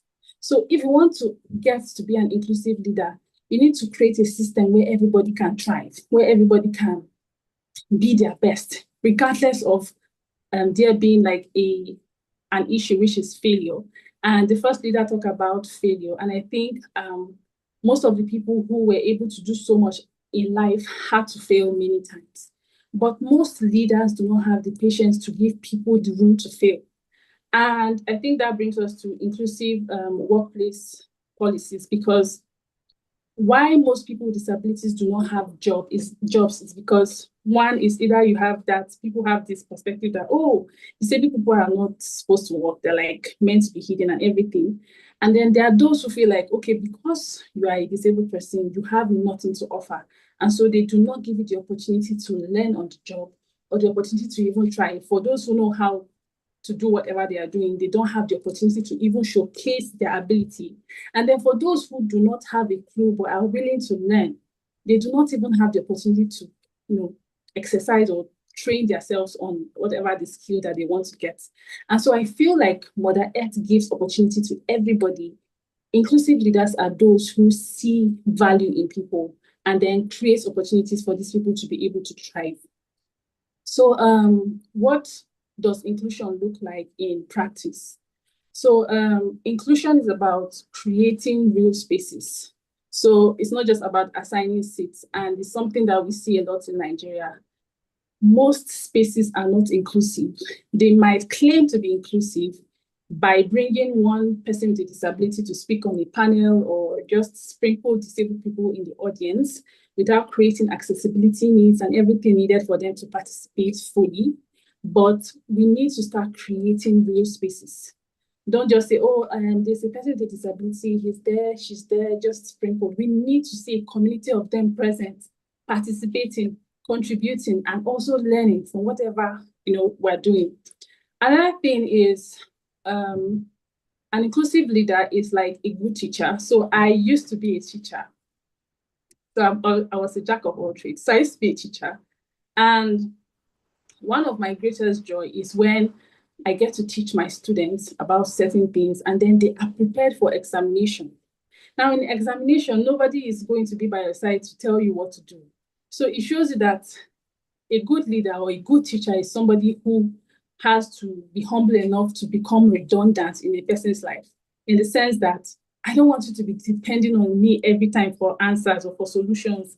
I want you to have that mindset of, okay, I can create. You've already given me like blueprints on what to do and how to do what to do. And then you start creating solutions by yourself. That is what an inclusive leader does. He gives you the opportunity to drive and is okay with you going ahead without him being in the picture. The same thing with a good teacher. And an inclusive leader needs to permit failure. Failure is very necessary in life. I don't know how to tell people this, but I'm someone who has failed countless times. Like, if I show you my email, you will see something, like you see a representation of failure. And failure is very important because it shows you what is not working. It shows you the gaps that exist in yourself. Because just like the first speaker said, he said, you need to be truthful to yourself to know that, okay, I failed because I was not doing so thing. So if you failed because you were not skilled enough, failure gives you the opportunity to say, okay, I didn't know much about a certain skill. I need to go back, learn that skill, come back and apply for whatever it is that you failed at. So failure is a redirection, and that's how I see failure, and that's how I handle failure. So the next thing is inclusive leadership is synonymous to servant leadership. And I always refer to Jesus Christ as an inclusive leader, because if you read the Bible, you hear, oh, Jesus was with the good, the bad, the rich, the poor, women, everybody that society deemed unworthy. Jesus Christ was around these people, and he was not discriminating. He was always having conversations with these people, trying to bring them on board, trying to make them feel like humans. And I think that is a trait that every inclusive leader should have. You should be able to bring everybody, regardless of their differences, and make them feel loved, make them feel like they actually do belong, and make them to become valuable people who can contribute to the society. That is what an inclusive leader is. So I have 4 tenets, which is 4 principles that I would use to judge an inclusive leader. The first one is an inclusive leader listens before assuming. So I was at a stakeholders meeting last week, and we're talking about AI hearing for legislation, like how to have AI so people can have access to public hearings in legislative practices. And when I was listening to the whole thing, I began to realize that, okay, these people had already carried disabled people from the beginning. So they didn't assume, okay, this is what disabled people would like. And people always have this assumption that because it's a disabled person or person with a disability, their needs are similar. Their needs are not similar. My need is that I don't want to climb too much steps or, walk towards to be stressed out physically. Someone who is visually impaired might have a different need. Someone who has hearing impairment has different needs. We all have different needs. So you need to be able to consult these people before you start whatever it is you want to do. What do you guys need that can be, put in this program or policies or, products so that you can use it and everybody gets to benefit from whatever it is we're creating? And so it brings me back to the point, an inclusive leader is someone who listens before assuming. An inclusive leader is someone who believes that access is design and not a decoration. So when we hear accessibility, the first thing that comes to your mind is, oh, disabled people. Ramps, sign language interpreters, and everybody. But I feel like accessibility is far beyond that. When we have things that makes life easy for you. It's just like you having a house and then you want to go out of the house and you realize that there's no door, there are no windows. You don't have access to the outside world. You are stuck. You are livid, you are angry, you are frustrated. That is the same situation or feeling that people with disabilities have, because they want to experience or explore the world, but they don't have the access to be able to explore this world. And the thing about accessibility and design is that when you're able to design for persons with disabilities, trust me, you are designing for everybody. Because I watch movies, even when they speak English, and I still use caption. I love watching movies in caption. I must see that they're captioning. When you do ramps, even mothers who don't have disabilities can go through ramps instead of lifting the baby and the ramp and the stroller.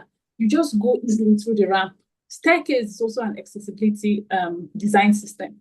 So anything that makes life easy for anybody, regardless of their ability, is an accessibility design. And an inclusive leader has that in mind, that you need to have accessibility design the first thing whenever you're creating anything. Another tenet I have is an inclusive leader knows that presence without power is not inclusion. So you might be a person with a disability in a space and you might not have power. They might just use it for optics. Oh, picture, this one snap, and then you'll be at the front, and then it's just good for magazines and the news. But you do not have power because you are just there for being there. Nothing changes. Your life has no, doesn't change or, becomes better. But a real leader, a good inclusive leader, doesn't just give you presence, they give you power. When you are in a space, you ask questions. Why is this thing not working the way it's supposed to work? Why has this thing been designed without us being, informed about it? That is what a real an inclusive leader does. And then an inclusive leader doesn't ask disabled people to be resilient or be inspirational about systems that are broken. You are waking up from the bed and then I managed to trek to the road and somebody say, oh, you're so inspiring. I really hate that word. I really hate that word personally. When I do something that is just regular and then everybody, oh, you're so inspiring, you're strong, you're this, you're that. I mean, if the systems were good, I think it would be easy. Like I was privileged to be in the US, I think last year. And I was able to navigate systems easily without needing assistance or without being exhausted because they already had systems in place.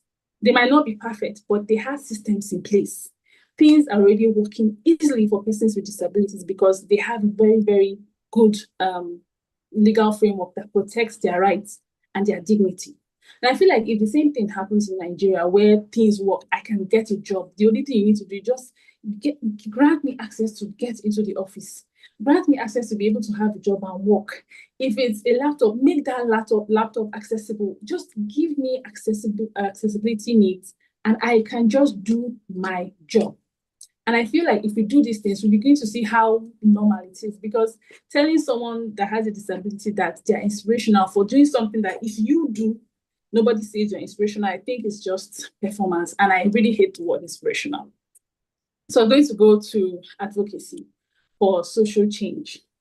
First of all, advocacy to me means speaking and acting to influence policies, systems, and attitude.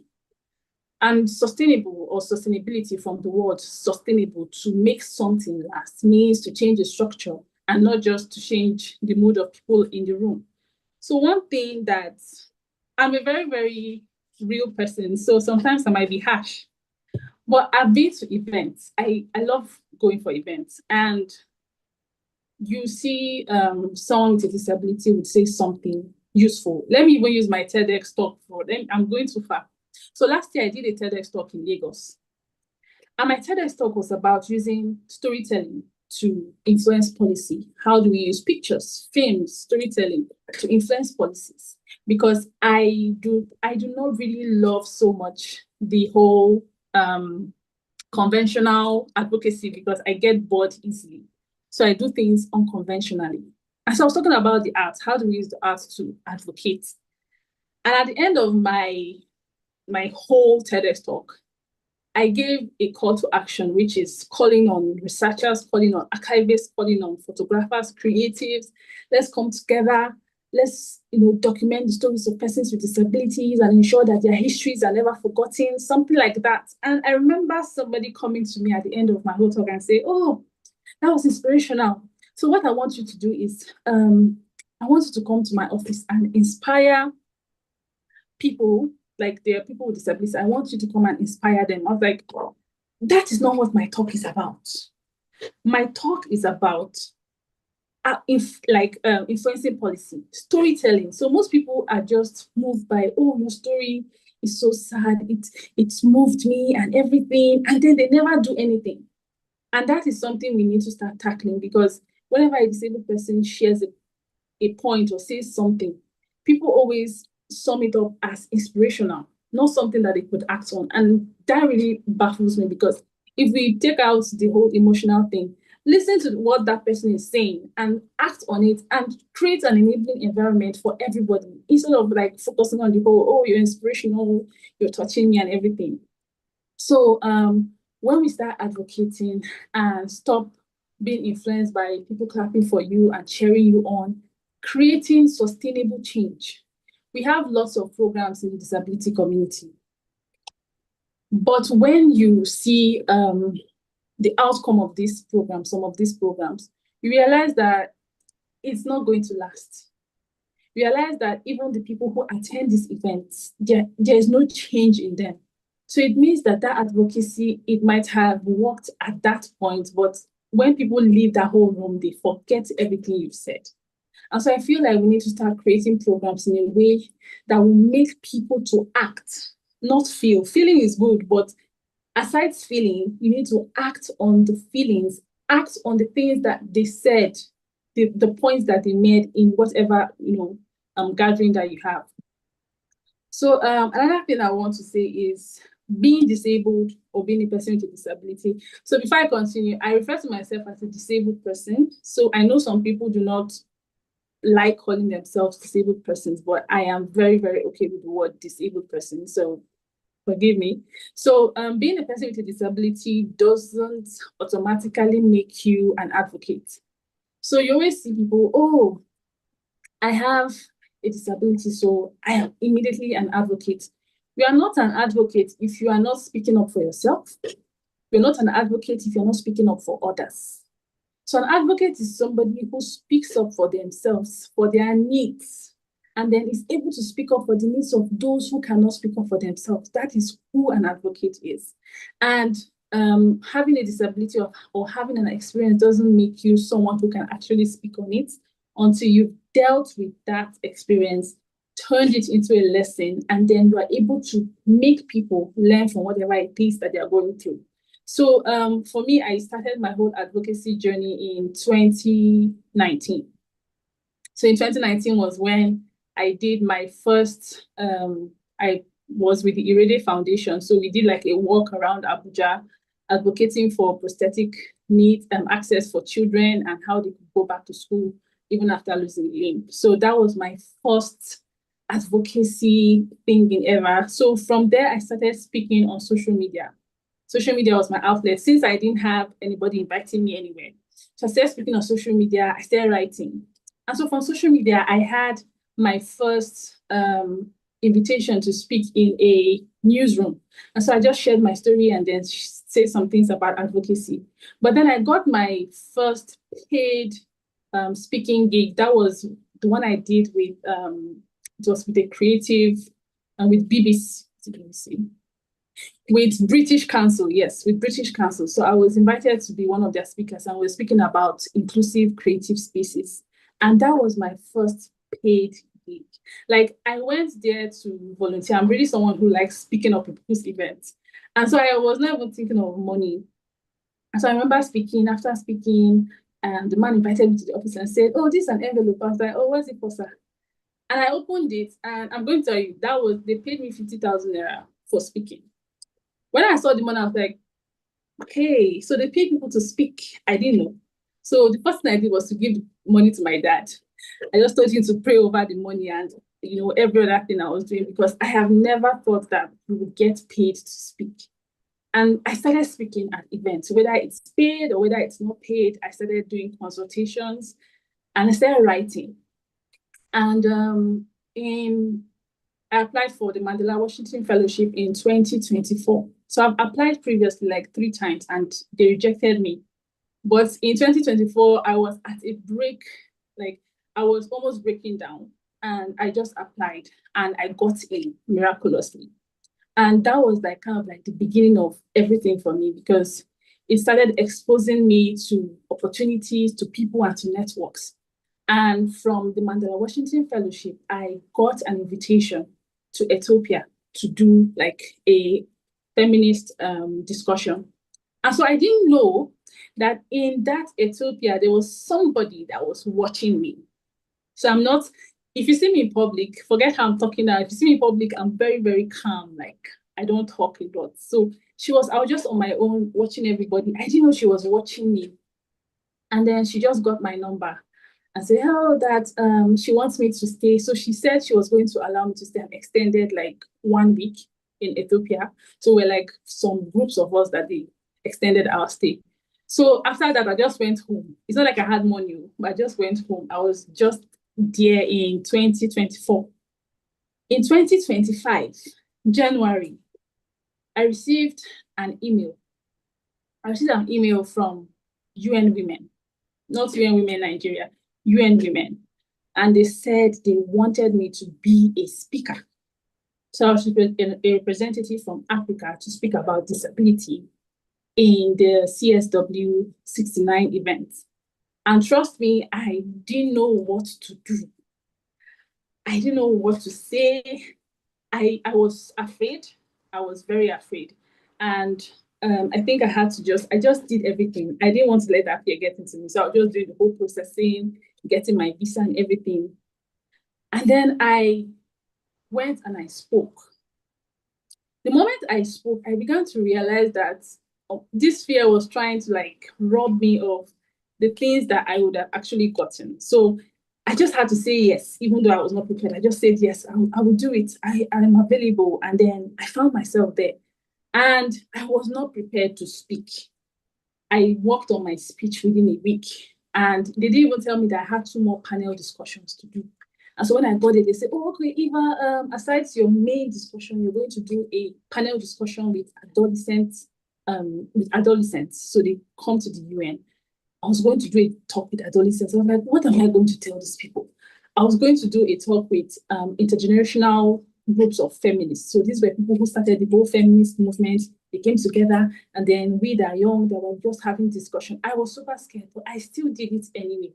And that was like what gave me that kind of like visibility. And I started doing all these things, but I kept asking myself, because I felt within me like I don't deserve this thing. Even till last year ending, I still had that feeling like, oh God, I don't deserve this thing. Sorry. Okay, so my light is off. So I felt like I didn't deserve any of these opportunities. And I still kept going. And so I decided to create my own NGO. So the reason I created my NGO is because I'm working on a project called Body as Canvas.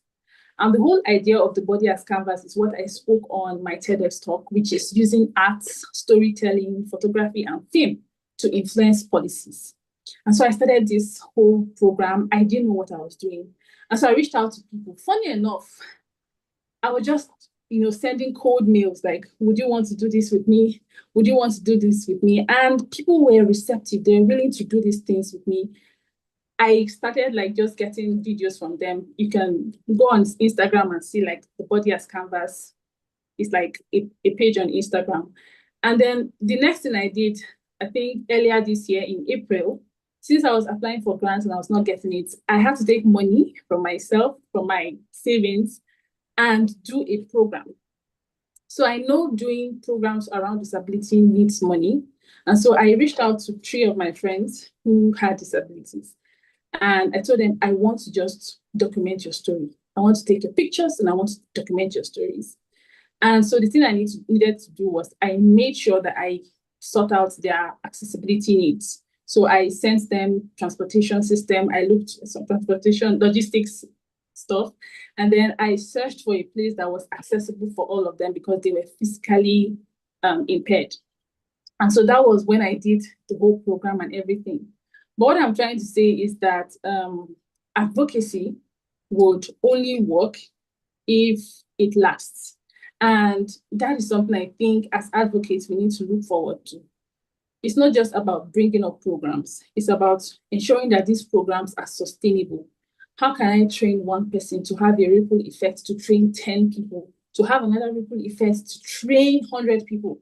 That should be your goal. Your goal shouldn't be to just have 1 million people to attend your events, but your goal should be to ensure that the people that you speak to, the people that you train are willing to expand their knowledge and then train other people, more like training of the trainers. Train other people, ensure that your advocacy doesn't die. And I think that's a very good way of longevity for advocacy. And so advocacy is can be sustainable, but it needs 5 things moving together. So I'm going to read this for me. So it needs 5 things moving together. One, sustainable advocacy needs people. Who are the people that are involved in making and carrying out the change? If you're creating change for disabled persons, you need to ensure that you have them on board. If not, you're just going to be making noise because you make lots of mistakes. And then when you try to bring them at the ending, it's going to cost more for you. So carry them from the beginning. The next thing we need is process. What are the actual steps and systems that you're using to make these decisions? It's not about having good intentions, but creating systems that can make these people to be profitable or to even thrive in whatever it is you're creating for them. Another thing is technological tools. So I'm not an expert in AI, but I feel like AI would benefit us if we are able to start training persons with disabilities on how to use AI and how to train AI to recognize disabled persons. So I was listening to a TEDx talk of someone from MIT, and she was speaking about AI biases and how AI doesn't recognize people who are dark skinned, like Black people. And then I began to think about how these biases also expand to disabled persons, because there are people who stammer. When you want to use AI or speak to your AI like audio formats, someone who stammers might not be able to get the best of AI.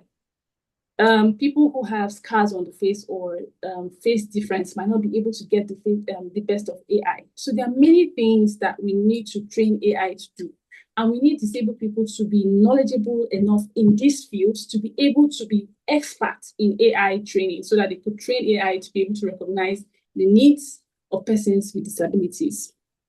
So as much as I say all these things and it looks easy, I feel like there are barriers, because there are barriers, like there are things that I experience on a daily.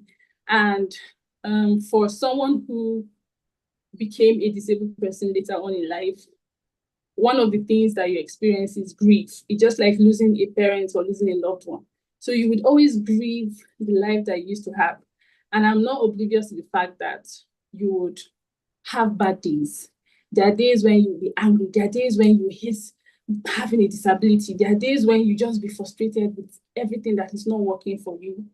But also, I feel like we need to start letting go of that mindset that, okay, I'm not good enough. Nothing can ever happen good for me. And I'm speaking as someone who didn't have privileges. The only privilege I had was like family and everything. But when it comes to someone who is like, okay, I want to connect you to this person, I had to work my way through it. I had to show up in spaces. I had to speak. I had to invite myself, even though I was not invited. And that is very necessary as a disabled person. Even days when I don't have transport money, as long as I know that this event is very important for me and it will be necessary in shaping my life, I don't mind borrowing money to go for that event, as long as I know that it's going to be helpful and necessary for my development. And so I think that to any inclusive leader, one thing you should always ask is, and which was the last thing I said in my TEDx talk, whenever you're creating anything or whenever you come into a space, look around, ask the question, who are the people that are missing in these spaces? Whose voices are we not hearing? And encourage these people to be present and encourage other people to be able to create enabling environment for these people to participate and also contribute to whatever that is going on. So my call to action is first to my fellow persons with disabilities, which is you need to move from asking to be included. They might not include you, but you need to be dogged, you need to be rugged, you need to force yourself into spaces like, as long as you know that this space is a space I want to be, find a way to enter that space. And even if they might not be like needs, you need to find a way to enter. If it means you crawl to that space and then make sure that you speak. Tell them this is what is missing and this is what should be included. I feel like if we stop hiding and we start speaking out, whether it's through social media or in person, people will start coming towards us. And then to people who are disabled, I think we need to start treating inclusion as a design, something that you already need from wherever you are, whether you're a teacher, whether you're a doctor, whether you're a religious leader, whatever you are, that space of authority for you. Always ensure that everybody is included, everybody can contribute, everybody can thrive, and everybody can actually learn to appreciate the difference. Thank you.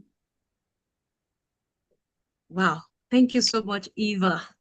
This is live from someone who has experienced everything about disability and is yielding her voice in the leadership and advocacy space. Thank you so much, Eva. I've known Eva for some time, and like she said, when she's out there, she can be as quiet as I won't use that, but at every point in time when you meet Eva, you have something to go back with. And from what we've been hearing today, from emotional intelligence down to inclusive leadership and advocacy, it's first of all, you love yourself. Love yourself, because if you do not love yourself, if you do not find peace within yourself, there is no how you can lead others. There's no how you can speak for others. Our voices needs to be heard.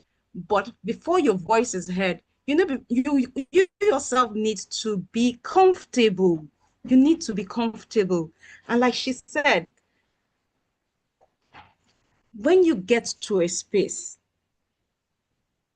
stop asking to be included. You need to be dogged. And for persons without disability, treat inclusion as a design. Thank you so much, Eva. We'll be taking just 2 questions because of want of time. We'll just be taking only 2 questions from our participants. Okay.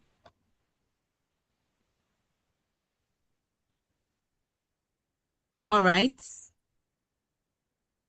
I can see Feolua, your hands are raised. Please, can you unmute yourself?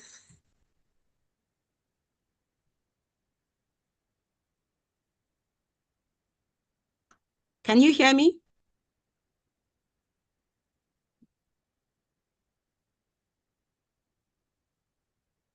I've asked you to unmute yourself. Hello, can you hear me now? Yes, I can hear you. Please go ahead. Good afternoon. My name is Ifeoluwa Bejide. I must say I'm a visually impaired person, and I must say that these lectures have been insightful. I've gained a lot. I've listened so patiently from that time we spoke about emotional intelligence up to the disability inclusion. And I must say the speakers have done justice to these salient points. But now I want to ask a question. At what point are we, if it's necessary, at what point are we expected? Because sometimes you said something that a person with disability is not because you're a person with disability, that does not make you automatically become an advocate. But everybody wants to become advocates this time. And even at times, some become so aggressive at the point of being advocates. Now, because we face a lot daily, in the biblical saying that we avenge the sins of the father from one generation to the fourth generation. Even we have society that you get to some places where people give you the treat you badly because of a bad experience they've encountered from another person. So at what point are we as persons with disability? What are we to do at the highest level of provocation? When you've tried your best to sing that, okay, you explain to people, you try to love yourself and everything, you strive, and we are told to be dogged. Now, this doggedness, does it include being aggressive? Because people always accuse persons with disability of so much that we are highly aggressive. And can we blame these people? And what are we to do when we encounter highest levels of provocation? Thank you so much. Okay, thank you so much for the question. Yes. Okay, so I'll begin with the fact that I also advocate for women's rights. So I am what you might call a feminist. And most of the people who were able to get women to where they are now, they were very, very rugged. Even if you are if you are following the Judith Human story in advocacy in the US, how they came up with the American Disability Act. Some of them had to be dogged. Some of them had to be razzed. They were crazy. Like if you see the video, you would be, I don't know what emotions would come in you, but if your situation needs you to be crazy, I think you need to be crazy, because I've met people who, you don't listen to me, I'll say, this is what I'm trying to say. Like, some people don't listen until you actually have to raise your voice. So it means you need to raise your voice, you need to raise your voice. I don't care if somebody calls me aggressive as a disabled person. I really don't care. As long as at the end of everything, I get to have what I was advocating for, I think that is a win for me. And the whole advocacy thing is, I was speaking to a friend, and she said she's not really into the whole creating an NGO to be an advocate. She's into business. She works in a bank. She's an amputee. And she says for her, she just wants to have the 9-to-5 life, show up without hiding her disability. That is another kind of advocacy that most people overlook. And I call it the silent kind of advocacy. Just go into a space, don't hide your disability. A space that they say, oh, this persons who are visually impaired cannot be in a nightclub. I'm not saying you should go to a nightclub, but persons who are visually impaired cannot be into a nightclub. I will go to that nightclub. Someone like me, I will go to that nightclub just to show you that I can be in whatever space I want to be. And so it's about you, whatever space you are, whether you are a teacher, whether you are a farmer, whatever it is you are, you don't have to be on a global stage. You don't have to speak to people. You just showing up without hiding, without shrinking, without being afraid is enough advocacy. And in most cases, I think even speaks louder than those who even speak out loud. And I think it's even something with the Christian life, where they say you don't have to evangelize, go carrying megaphones and say, give your life to Christ. If you live a life worthy of emulation, people would automatically gravitate towards you and try to know what it is you're doing and what it is you actually need. So I feel showing up for without hiding yourself is another form of advocacy. And I think we can also try that. But if it doesn't work, I think it's necessary to be rugged. I am very rugged whenever it comes to whatever it is I need. I will tell you, whether you say I'm aggressive or not. Yeah. All right, thank you very much, Eva. And just one last person, Zayomi, I think this is your phone type, but I can't see your name. If you can unmute yourself and please try to be short with this. Yeah, good afternoon once again. I don't know why my name is not showing this time around. This is Prince Udogu speaking. Yeah, my question is that we are talking about grabbing opportunities. I wanted to ask this question to the last speaker before, but I couldn't. Talking about opportunities, there are different type of opportunities. Yeah. And you made mention of things like artificial intelligence, which is one of the best revolution the world has ever gotten. And we are moving, transitioning from one phase of the AI to another. So I want to know these opportunities, how do we get them?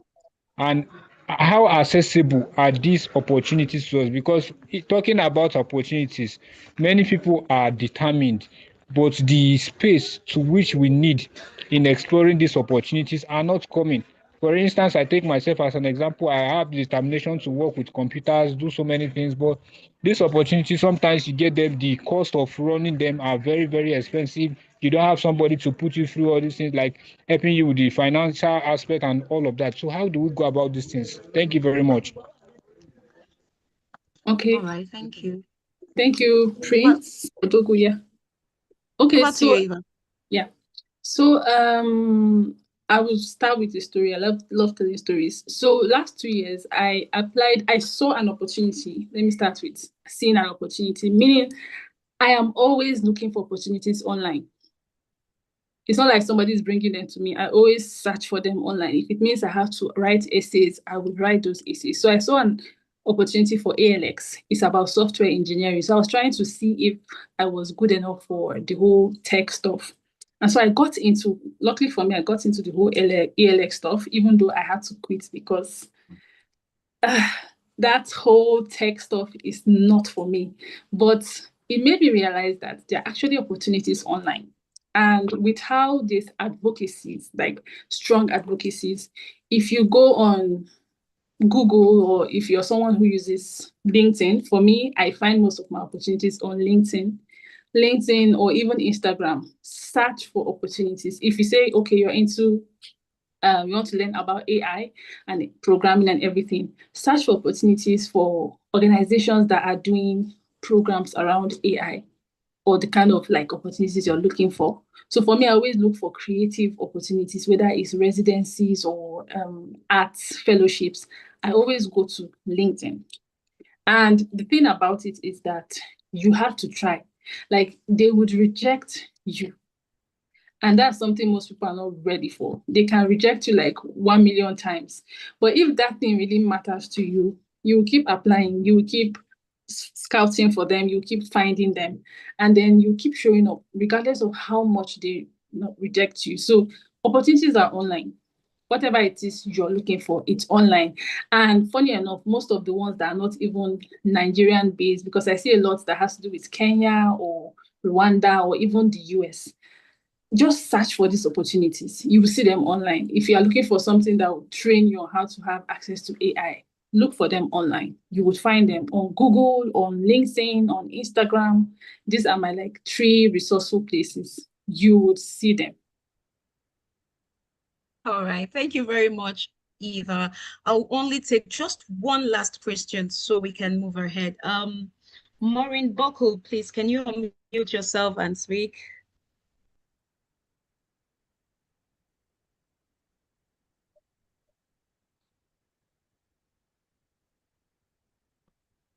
Can you hear me? I've asked you to unmute.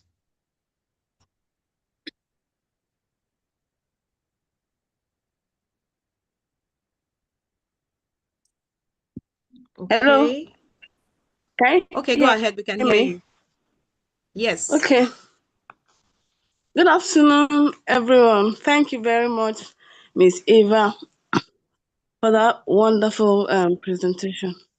My question is that how can we ensure that people with disabilities are not only included in programs, but are also given leadership roles and a voice in decisions that affect their lives? Thank you very much. Did you get that question? Thank you, Maureen. Yeah, I got it. So thank you, Maureen, for the question. So I am someone, representation is great, but I feel like most times we focus a lot on representation and don't actually do the whole inclusion stuff. And for me, I've tried to find ways to, I've done modeling before, and I've done modeling twice. And in those two experiences, I realized that these people didn't really care about me. They just wanted me to be there, and just for the sake of, oh, there's a disabled person on the runway, and then everybody stand up and clap. So I began to realize, like, you would feel it within you when you get into a space and people don't seek for your opinion on things. So when you get into any space and you feel like they just ignore you, they just put you to one side and you are just there to take pictures, then I feel like that is not an inclusive environment. Find spaces where they would allow you to thrive. And it doesn't have to even be a space for persons with disabilities. You can also, through volunteering, you can volunteer with any organization. And I always recommend Yali Abuja or Yali Network to people, because they don't care what your disability is. All they care is, can you deliver? So in Yali, I acted as the communication coordinator. So I was just doing graphics and communicating with people. So that was my duty. I was not talking about disability. I was just leading from what I could do, whether it's designing a flyer or writing something for them. So I feel you need to let go of I think we as disabled persons with disabilities, we always want our life to revolve around disability advocacy. Everything we talk about is disability, disability, disability. But I feel like if you're someone who is into tech, if you can learn that tech thing very well and start speaking at tech events as a disabled person who is into tech, so people will see you and they know that you have a disability, but then your discussion is about tech and you're giving them in-depth, nuggets about technology, they will immediately forget that you have a disability and they'll focus on what you have to say. If you're a teacher who has a disability, teach your students very well. Whatever it is, teach them very well. So it's about you giving your best in whatever space you are. So you don't really need to be a disability advocate. And I think I'm going to change that name very soon. But you don't need to be a disability advocate. You just need to be somebody who is good at her job, regardless of her having a disability. I don't know if I answered your question. All right, thank you so much, Eva. I hope that has answered your question. And also, we would encourage you to join our Skill Build Initiative channel. We also post opportunities there. We should also help ourselves by trying to navigate. The internet is very wild and you can get opportunities there. All you need to do is to make research. That is why, as a person with disability, you need to build yourself. You need to upskill yourself. For want of time, we'll be calling on our next facilitator. Thank you so much, Eva, once again. I really appreciate your time. I appreciate your lived experiences that you've shared with us. I'm sure most of us here have one or two take homes to go with today, and they are so unforgettable. So at this time, we'll try to run along and so we can finish on time. Thank you everyone for joining. Once again, I hope we are all enjoying ourselves and we are taking notes, and we are also trying to internalize everything we have learned, not everything yet, most of the things we've learned today, we are internalizing them to go back and sit like Mr. Umo said, Udo Umo said, pause, think before you act. So we'll be calling on our next facilitator, who brings a powerful global perspective on leadership, influence, faith, and responsibility. Pastor Alexis Wallace is a prominent spiritual leader, author, bridge builder, and global ministry leader. He serves as the senior pastor of Global Evangelistic Center in Florida, and is the president and founder of the Jewish Christian Network, with a membership spanning every continent. He's also the president and founder of Hagiazo Healing Outreach, and is deeply committed to promoting healing, empowerment, and spiritual growth while building bridges between faith, science, and diverse community. Pastor Alexis has served through humanitarian missions, media publishing, and international Christian outreach. His ministry has reached communities across the world, including humanitarian efforts in the Bahamas following Hurricane Dorian. He's also an accomplished author, having written Warfare in the Heavenlies. I'm sorry about that. Warfare in the Heavenlies, For Zion's Sake, and the Abrahamic Initiative. Through his ministry and global relationships, he has worked with diverse Christian and governmental leaders and continues to carry a message of faith, hope, and unity across cultural, racial, and gender boundaries. Ladies and gentlemen, please join me in giving a very warm welcome to Pastor Alexis Wallace, who will take us through leadership, influence, and global responsibility. Pastor Good Alexis, morning. you have the floor. Thank you. It is a pleasure to be with you all. Can you hear me? Yes, I can hear you. We can hear you. Awesome. Well, distinguished leaders, innovators, policymakers, entrepreneurs, advocates, and my fellow dynamic facilitators. God truly is the greatest chess player, as the first facilitator said. And Eva, that was awesome. The advocacy of inclusion. I truly enjoyed that. But change makers from across the world, I greet you with honor. I'm in Kissimmee, Florida, the land of the Disney World. We're about 5 hours behind you. And I extend my deepest gratitude to the Skill Build Initiative for this invitation and for the extraordinary work you are doing and planning to do to empower individuals with disability through education, skills development, and pathways to independence. Your mission, creating a future where everyone can thrive, is not only noble, it is necessary. It is leadership in its purest form. Today, we gather under the theme Leadership, Influence, and Global Responsibility, a theme that could not be more timely, because we are at a moment where leadership is being tested, influence is being reshaped, and global responsibility is no longer optional. It is essential. As our visionary, my friend Esther said, leadership today is not about titles. It's not about positions, and it is not about visibility. Leadership today is about impact, the ability to shape lives, transform communities, and to shift the trajectory of nations. And it is precisely because leadership carries this weight that we must confront the reality of the world we now inhabit.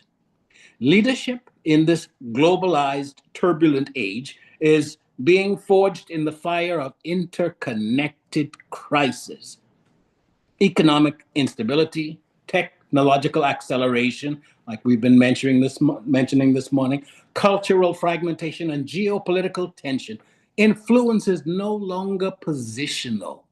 It is relational. It is ethical and cross-cultural.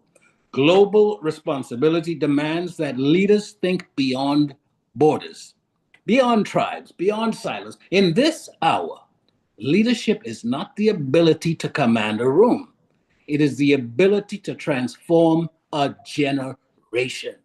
This is why Skill Build stands at a historic threshold.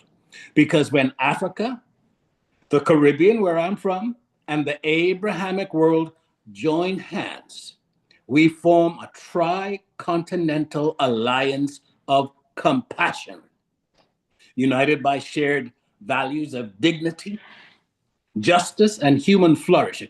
This alliance becomes a global corridor of empowerment, turning compassion into coordinated action and transforming regional efforts into a worldwide movement of inclusion, innovation, and hope. Now, when we speak of leadership in this prophetic hour, we must speak of Africa. We must speak of the Caribbean. I'm from the Bahamas. We speak of the diaspora because the world is witnessing something extraordinary, the rise of Africa's greatness. Africa is not emerging, Africa is ascending. Nigeria is not participating, Nigeria is influencing. The continent is not waiting, the continent is leading. We salute the great Africans whose shoulders we stand upon. We honor Pentecostal pioneers like Archbishop Benson Idahosa, a giant who reshaped global Christianity and embodied fearless, spirit-charged leadership. His voice crossed borders and nations. His courage shattered limitations, and his faith built institutions. We acknowledge visionaries like Nelson Mandela, Wangari Maathai, Kwame Nkrumah, Ellen Johnson Sirleaf, and countless innovators, educators, and spiritual architects who have carried Africa's destiny forward. And we remember one of Scripture's most decisive figures in Africa's gospel story, Abdi Malka, the Ethiopian eunuch whose high official under Queen Candace baptized by the apostle Philip in Acts chapter 8, Abdi Malka did not return with just personal salvation. He returned with national assignment. He became the first carrier of the gospel in sub-Saharan Africa, igniting the Ethiopian Christian civilization that has safeguarded scripture for nearly 2,000 years. You see, Africa did not receive the gospel secondhand. Africa received it through one of its own, establishing from the beginning that Africa is not the mission field. Africa is the mission force. And that same spirit is alive in this movement. In leaders, my friend Esther Uzanma Non-Dukwai. Esther, I hope I called your name right. Whose courage, compassion, and continental vision embody that ancient mantle of assignment. Along with the dedicated board, organizing committee, and leadership team, to me, Esther stands as a modern witness to Africa's rising greatness. Through the Skill Build initiative, we are lifting those the world has overlooked, breaking barriers and building futures, proving once again that Africa's leadership is not emerging, it is ascending. We honor the biblical figures whose leadership still instructs us today. Moses, Deborah, Nehemiah, Daniel, Esther, Paul, individuals who understood influence, responsibility, and the weight of calling. United, our leaders together prove the universality of God, as biblical truth shows us that in his sight we are one. And that color differentialization is really a man-made invention. So together we rebuke racism and division. But if indeed it is our mandate to empower the marginalized, then the healing and the elevation process must begin with the restoration of our true, mutually powerful histories and identity. Leadership is not new to Africa, and leadership is not foreign to where I come from, the Caribbean. Leadership is our inheritance, woven into our history, expressed through our culture, anchored in our spirituality, and proven through our resilience. We, your Caribbean brothers and sisters, have learned to master resilience, rebuilding after hurricanes, economic shocks, and historical trauma. Just imagine the force of a deeper African-Caribbean partnership where our institutions together design resilience training modules, community-based rehabilitation models, and inclusive disaster response frameworks. Together, we can build a tested multi-continental culturally aligned model for empowering individuals with disabilities. But to build the future, we must honor the past. And when we do, we can envision the power of an Africa-Caribbean cultural intelligence exchange, where skill build confronts stigma through shared storytelling traditions, music, art, cultural therapy, and faith-centered empowerment. We have already seen what unity can accomplish with the 2026 FIFA World Cup that showed the world that when diverse nations move with one rhythm, strength becomes visible. And as we apply wisdom, culture becomes not merely expression, but liberation, a tool that frees, heals, and a tool that elevates. But we must acknowledge that the bridge between Africa and the Caribbean was not built by diplomacy, it was built by suffering. The transatlantic slave trade created one of the most tragic corridors in our human history. It displaced millions, it fractured families, and it attempted to erase identity. But here is the leadership revelation. What was once a bridge of pain has become a bridge of purpose, because the God who presides over history is the God who gives beauty for ashes. The very corridor meant to break us has become the corridor that now connects us, mobilizes us, and awakens us to a shared destiny. My brothers and sisters, Africa and the Caribbean share ancestral memory. We share spiritual resilience. We share cultural genius and a fracture that is intertwined. Pan-Africanism and Pan-Caribbeanism are not competing visions. They are parallel movements calling for unity, calling for innovation, and calling for global innovation. And in this very hour, as Pan-Africanism and Pan-Caribbeanism rise like twin currents carrying one ancestral river, we recognize that their convergence is not accidental, but ancestral. This is an ancestral river.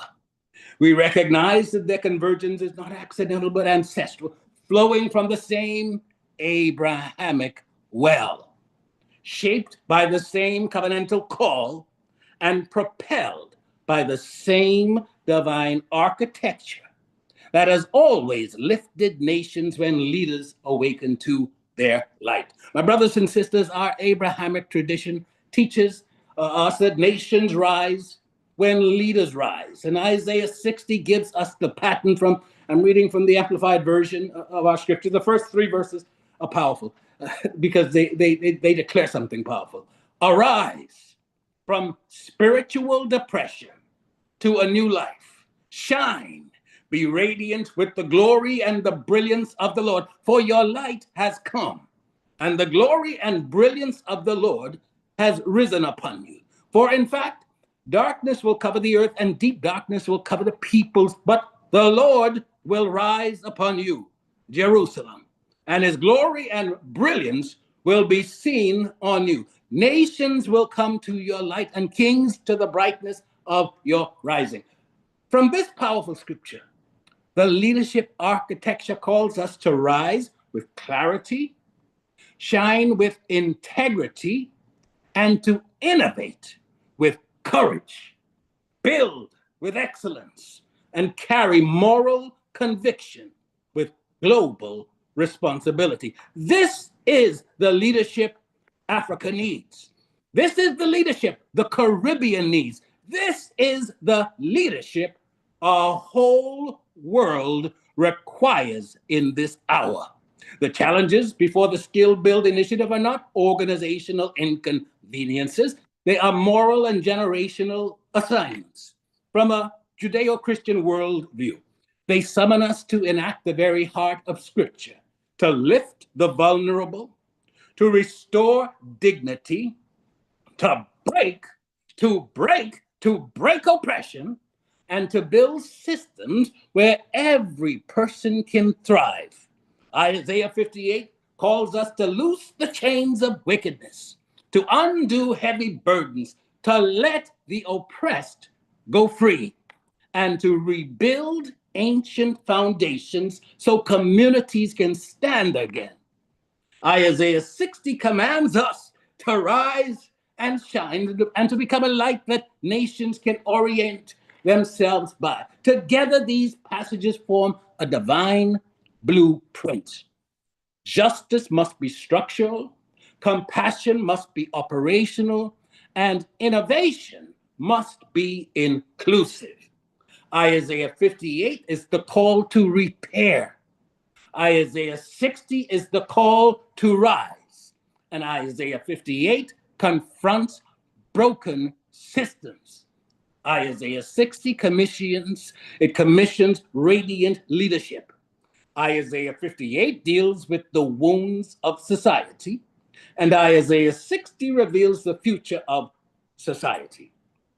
And Skill Build stands precisely at the intersection of these two mandates, healing what has been damaged and illuminating what can be redeemed. This is the scriptural architecture we are invited to build, a world where burdens are lifted, where dignity is restored, where communities are strengthened, and where nations rise because leaders rise.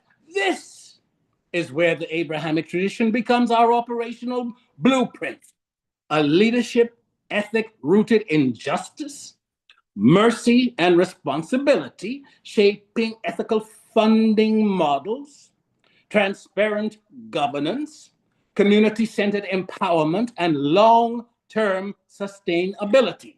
I will be clear to point out here that I am not talking geopolitical arrangements and secret deals. I'm talking about a spiritual leadership movement that will be accountable to the people it serves. One designed to awaken covenant identity, empower communities, and mobilize our people for generational transformation as it operates in the realm of spirituality and destiny, seeking prophetic restoration as it addresses our holistic well-being, moral responsibility, and the rising leadership of Africa, the Caribbean, and the global diaspora. In this hour, if we are to carry a universal message of healing, restoration, upliftment, and possibility, we must rise above the politics of the nations, not in denial of geopolitical realities, but in recognition that our calling is higher than partisan lines and deeper than governmental agendas. True leadership requires a moral attitude, a posture that allows us to serve the wounded without becoming entangled in the conflicts that wounded them. As president of the Jewish Christian Network, we have a worldwide audience of over 10,600. We're in every continent. I stand firmly within the Judaic root, honoring Israel, honoring covenant, honoring the Abrahamic story that shaped our faith. Yet that very covenant teaches us something profound. Compassion is never selective, and dignity is never partisan. The Abrahamic mandate compels us to bless nations, to lift the fallen, and to stand with the innocent wherever they are found. And innocence is found in many places. It is found in Palestinian youth whose futures have been scarred by conflict. It is found in children in South Sudan displaced by civil war. It is found in families in Yemen navigating famine and devastation. It is found in Syrian refugees seeking safety. It is found in communities who have endured unspeakable persecution. It is found in Ukrainian civilizations caught in the crossfire of geopolitical struggle. It is found in Haitian communities battling national instability and disaster. These are not political categories. They are human beings. And if our message is truly universal, then our compassion must be universal. Our neutrality in service is not a withdrawal from conviction. It is an elevation of calling. It is the recognition that healing requires access, restoration requires trust, and upliftment requires that we stand above the political storms long enough to reach those who have been crippled by substandard governmental provision or the ravages of war. This is the leadership the world needs. Leadership that honors its roots without weaponizing them. Leadership that stands with Israel while standing for humanity. Leadership that carries covenantal clarity while extending covenantal compassion. And leadership that rises above politics so it can reach the people politics has forgotten. We must strengthen our collective cultural intelligence, for in doing so, we will activate the full power of global networks, just as we activate the power of the Caribbean diaspora networks. And it is no secret that the Caribbean is one of the most globally connected communities on earth. Through diaspora philanthropy with advocacy, professional networks, and media platforms, Skill Build can gain access to corridors that stretch across North America, Europe, Latin America, and beyond. We in the diaspora then become a bridge, amplifying our voice, expanding our reach, and accelerating our mission with further global credibility. From there, we step into economic transformation, where Skill Build can confront marginalized people by building Africa, Caribbean economic corridors that would be a living pipeline of remote work opportunities, digital skill training, cross-regional entrepreneurship, and inclusive hiring partnerships. By partnering with Caribbean universities and non-governmental organizations, Skill Build can establish regional centers of excellence, training hubs, certification programs, and leadership incubators that produce a new generation of professionals across Africa and the Caribbean. This is how we expand our collective strength. This is how we multiply. This is how we multiply competence and ensure that inclusion is not a moment, but a movement. This is also where empowerment becomes economic mobility and where dignity is reinforced by livelihood. But to sustain this momentum, there must be the investment in centers that shape leaders for what is taking place with our uprising, because as I said before, Africa is rising in this hour, not quietly, not symbolically, but substantially. Africa is rising in technology, diplomacy, agriculture, energy, culture, faith, entrepreneurship, and youth innovation.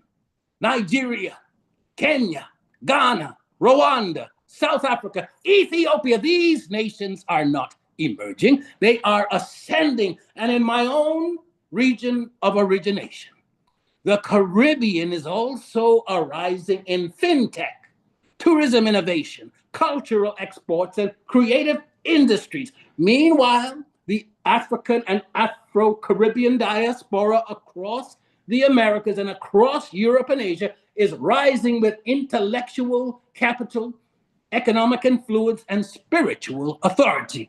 What we must understand here is that the diaspora is not a distant extension. It is a global engine of creativity, advocacy, and leadership. And the next era of global leadership will emerge from these diaspora corridors: Lagos, Accra, Nairobi, Kingston, Port of Spain, Bridgetown, and Nassau, where I'm originally from. And the Caribbean, America, and Afro-Latino communities across the Americas.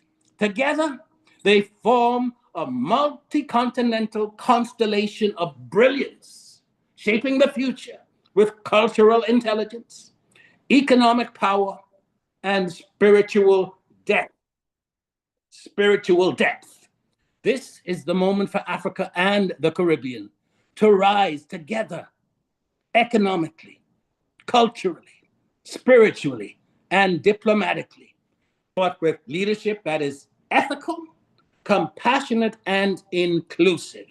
And this is where the Skill Build Initiative stands as a prophetic signpost. Because any society that does not empower individuals with disabilities is a society that has not yet understood leadership. Because inclusion is not charity, inclusion is justice. Inclusion is responsibility. Inclusion is leadership. And I honor the Skill Build Initiative that demonstrates what leadership looks like when it is rooted in empathy, resilience, ethical influence, and lasting impact. As president of the Worldwide Jewish Christian Network, and as a publisher and advocate for the Abrahamic Initiative, I speak from a Judeo-Christian worldview, a worldview that teaches that leadership is stewardship, influence is responsibility, and power is accountability. The Abrahamic tradition teaches that nations, like I said, rise when leaders arise. And I go back to Isaiah 60, which declares, "Arise, shine, for your light has come, and the nations shall come to your brightness." This is not poetry, it is a leadership blueprint. Because when we enact Isaiah 60, the Abrahamic tradition becomes more than theology, it becomes architecture, calling us to embody the virtuous heart of Scripture. Abraham's call was never provincial, it was always global. I salute the Skill Build mandate. I salute the Skill Build mandate right here that transcends borders with its global mission, because this is a global mission. Transcontinental partnerships be developed and universal values. It is a global movement of dignity, innovation, and generational empowerment with its Abrahamic ethic designed to bless nations. At its deepest level, the Abrahamic covenant of our biblical patriarch reminds us that leadership is generational, designed to bless families, bless communities, bless nations, and bless future generations. Personally, I believe that it is the wisdom and it is the embrace of our Abrahamic inheritance that opens the door to innovation. I believe that wisely forged alliance can bring practical, manifestable, mutually beneficial benefits. Through these type partnerships across the Abrahamic world, Skill Build can further advance the goal of bringing world-class innovation into its mission with accessible classrooms, adaptive learning environments, inclusive community centers, and mobile rehabilitation units that close infrastructure gaps with excellence. Innovation in this context is not luxury, it is covenantal obligation. As Skill Build honors this mandate, it naturally enters a prophetic identity, contributing to a sacred work that shapes leaders who strengthen what is fragile, heal what is wounded, and elevate communities and nations into their God-intended future. And this all begins by us solving our challenges by mobilizing leaders, governments, faith communities, educators, and global partners to create accessible environments, to dismantle stigma through education, train facilitators in inclusive pedagogy, expand assistive technology, secure sustainable funding, embed disability inclusion into national policy, strengthen organizational capacity, activate community ownership, and break poverty cycles through economic empowerment. That is a lot. That's a lot that I just said. And it's ambitious, but I believe that we are all ambitious people. Amen? It's how we have survived and thrived internationally. But beyond strategy, we must ignite a movement where Africa and the Caribbean and the global diaspora rise together, inspired by the legacy of our great leaders who confronted impossible systems and yet still reshaped nations. A movement where every person, every institution, every nation says, we will not leave individuals with disabilities behind. We will build a future where everyone can excel. Today, let us stand united as we call on leaders, innovators, philanthropists, governments, educators, and faith communities across the world to join the Skill Build initiative, not as spectators, but as partners in transformation. Let us build accessible schools and fund adaptive technology. Let us train inclusive educators as we encourage the rewriting on national policy. Let us empower families and create jobs for those that have been overlooked and undervalued. Together, we can create a future where every individual, regardless of perceived ability or inability, rises with dignity, rises with purpose, and rises to opportunity. Let us break stigma and build nations where disability is not a barrier, but a doorway to innovation. United, we can turn every challenge into a testimony and turn every barrier into a bridge. This is leadership. This is influence, and this is our global responsibility. My brothers and sisters, I firmly believe that this is the transcontinental movement that we must build for the advancement of such a worthwhile cause, as the world has now entered a season where leadership will require supernatural intelligence, the ability to discern times, interpret complexity, and navigate unseen realities. So we must, with enlightened wisdom and keen discernment, embrace this moment, because it is our global responsibility. It is our Abrahamic calling. This is our moment to rise and shine. Africa is rising. Nigeria is rising. The Caribbean is rising. The diaspora is rising. And the world is waiting for our leadership. May we rise and shine because of God's infinite and eternal light. May our influence be ethical. May our leadership be global. And may our responsibility be anchored in God's purpose for our generation and the generations to come.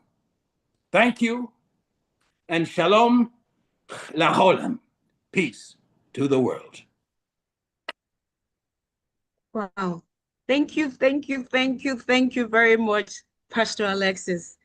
Thank you for taking us through leadership from the perspective of the spiritual, the political, the economical. This is really to say that leadership is a global responsibility. Leadership is not left for anybody. Leadership has to come from the government. Leadership has to come from the private sector. Leadership has to come from the church. Leadership has to come from the mosque. Leadership has to come from everyone. We need to take leadership as a serious something that needs to be looked into. And from your point, you said inclusion, it's not charity. but responsibility, accountability. So Yes. everyone should rise and take charge. Thank you very much, sir. I really appreciate you for giving us this insightful session. I'm sure most of us are really taking notes, and we are really happy to be here today. Thank you so much. We truly appreciate your wisdom, your experience, and the perspective you have shared with us today. Thank you so much, sir. We will take in just Shalom, questions. Merci. We'll be taking few questions, just 2 questions for this session, so we can move along. If you have any question, can we see by a show of your digital hands? We'll be taking just 2 questions. And please, Barrister Esther, would you help me to see if there are any questions in the comment section? All right. Thank you so much, sir. I appreciate your very, very deep, delicate, and insightful words. Actually, it's beyond taking it down or jotting it down with pen and paper. It's something that should be internalized daily. And if you spend time with just this message for a month, you would think differently. And this is amazing. And this is the first time I'm having an experience with you, just having this webinar. This is quite deep. And I really thank God for that insight on the theme that you have, talking about global leadership.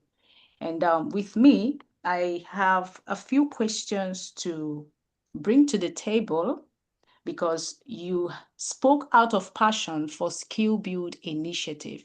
You actually birthed Skill Build Initiative again. As a matter of fact, everything that God has given to me, Lord, like dissected in my mind, I was seeing them through the pictures of the words that was coming out. And I know it's a confirmation that we are on a move to a global philanthropic, in exercises in diverse nations of the world. So I really appreciate you. So I want to dive into a few questions with you, because this is more than just a session. We, just like you already detailed, we are advocating, we are representing, we are channeling the cause of persons with disabilities in Africa, in Nigeria, in Ghana, different parts of the world, and the Caribbean. Even added those. I really appreciate that dimension. So I want to practically, though we will have to talk more after now, I want to practically go into this particular very intentional approach with you. When you talked about the power of global network and diaspora corridors, I want to know, how can Skill Build Initiative partner with your network to open international pathways, opportunities, and strategic relationships for our young people, our royalties? That's what we call them, because we are kings and queens, so especially persons with disabilities and the undeserved community. So how do we come into this partnership with your esteemed network in order to drive more inclusive excellence? We've already started. So we want to give our royalties a bigger platform, global platform, just like the speaker Eva talked about. So we want to push them to the stage, to own the stage, to man the stage. So how do we have that opportunity to leverage on with respect to partnership with your initiative? Our outreach is holistic in its approach, and we do have Hagiazo Healing Outreach that is represented on on Facebook, and through it we work to build take a holistic approach to healing, and it's a matter of strategy and planning that we can talk about later on. But it will take in-depth strategy and planning based upon where you want to move, because the world is a mighty big place. And there exactly, are, sir. So most we would definitely, have to, yes.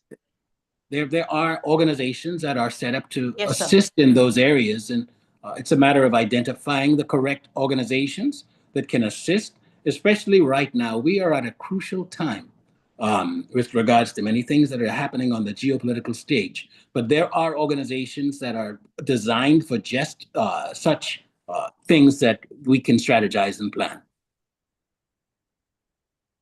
All right, sir. All right, sir. So I have a hand up here. I have Odogu Prince.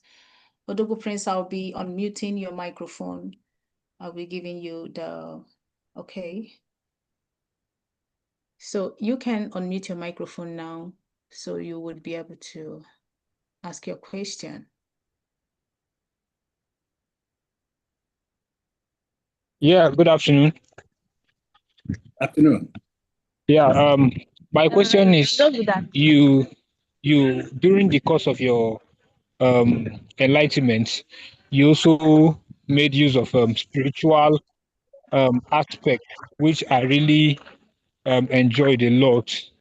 And I don't know how you can help me with, for those that are still trying to build as people living with disability, how should we pass this message to them in terms of spiritual aspect? Because, you know, living as a person with disabilities, one thing we have to understand that irrespective of whatsoever we are pursuing, irrespective of whatsoever we think should be our achievement, there is one thing we shouldn't left out of this whole pursuit, and which has to do with knowing God, understanding God, and working with Him so that He can establish us in the position where we want to be.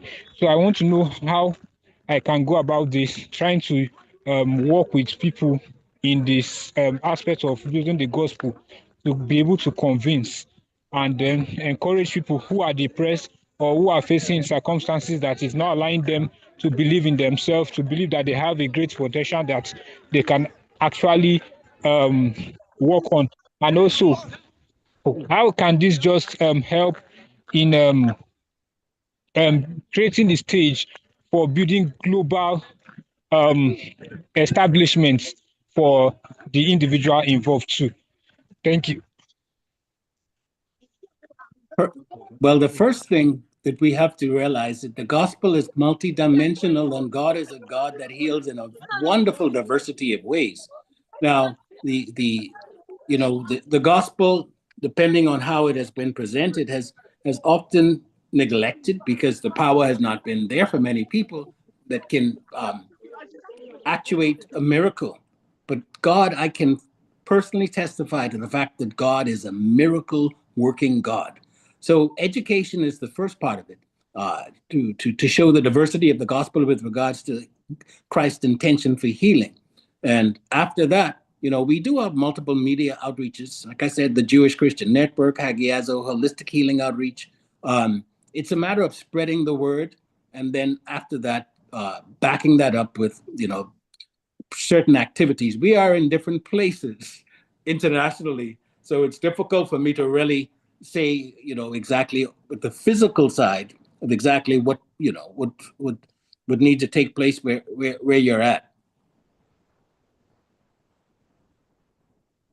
Okay, thank you so much, sir, for that. I will want to reinstate that practically you have dissected this topic in a way that I didn't even see it coming.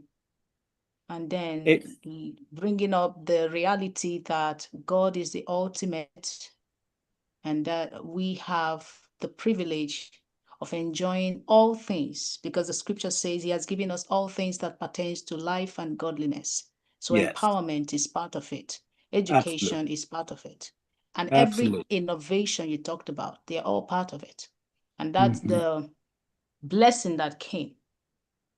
Amen. So I want to thank you for that. So I still want to ask two more questions because when an ego touches the sky and you have a leverage to, you know, just have a handshake, you might just have to take everything that comes with it.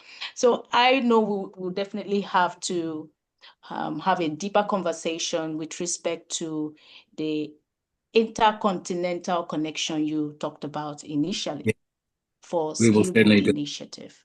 because Yes. by the grace of God, when you talk, exactly, when you talked about the innovation and you talked about technology, the first thing I said earlier was I had this mind.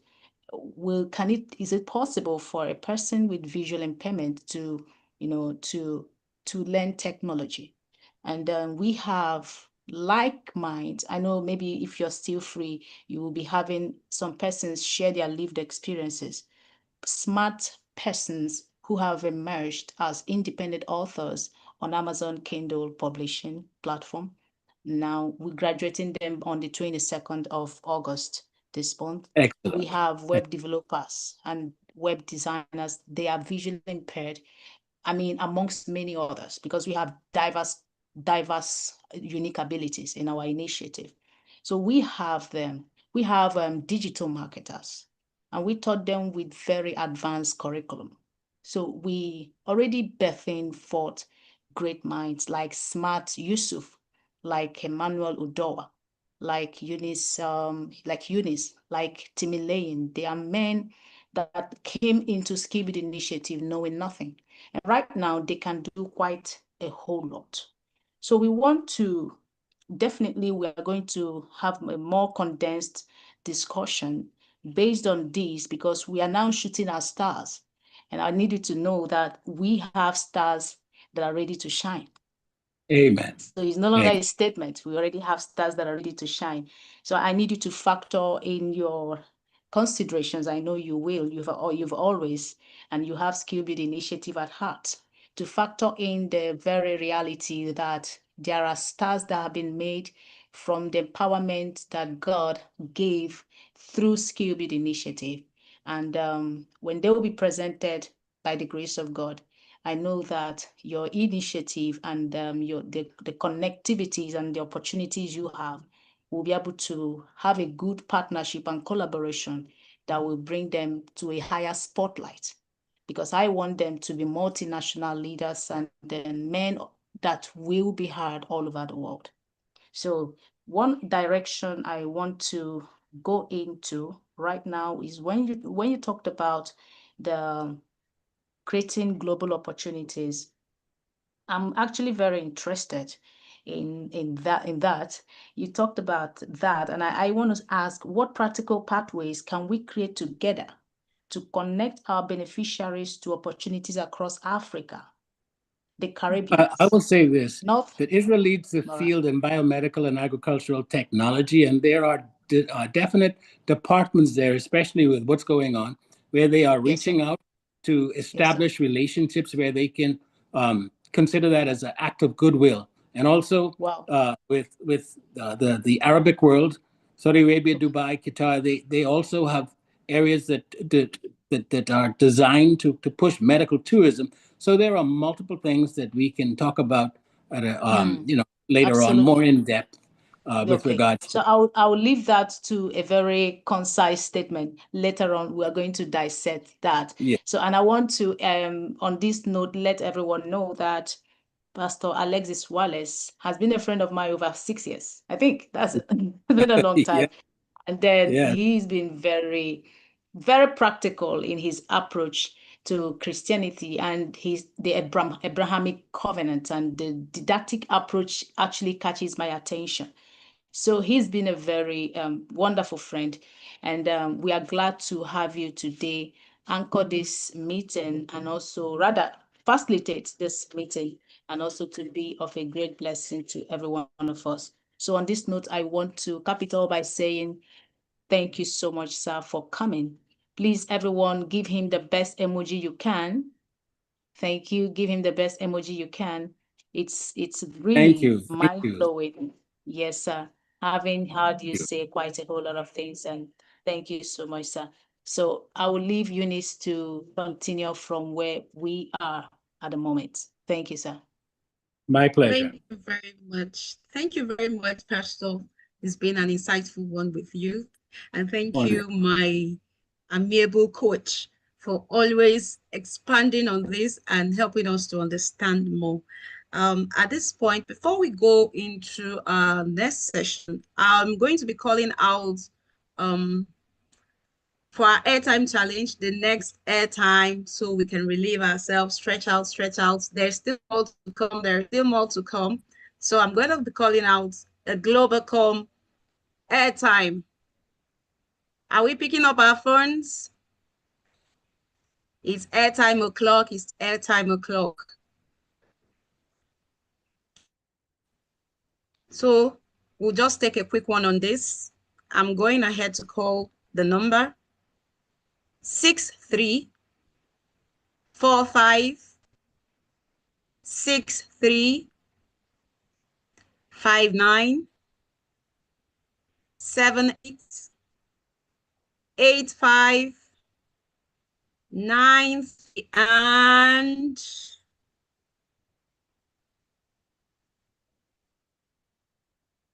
the last number is 0. I'll go over it again. It's Globacom airtime. 6345 6359 7885 93 and the last number 0. Who has that recharged? Let us know in the comment section while we go ahead to continue with our program. Thank you everyone for staying tuned. I hope you're enjoying yourself. I hope you're taking notes, and I hope you have gained a lot from the journey so far on this program. Before we proceed, I would like to appreciate our founder for the opportunity to be part of this very important conversation.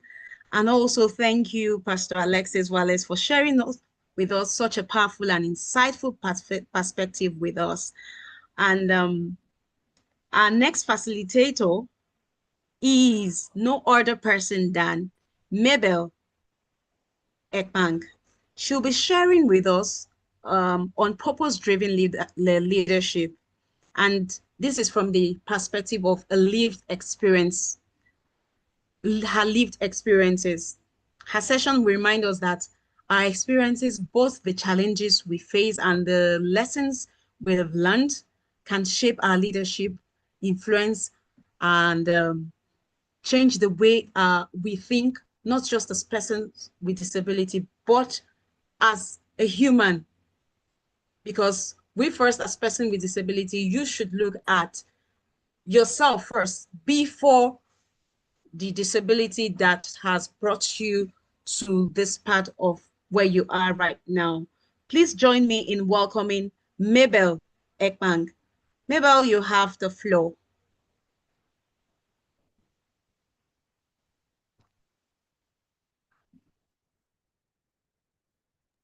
Okay, as Mabel is getting set to get her cameras on, I would need other facilitators for this segment to turn on their videos. We'll be having multiple connections on this.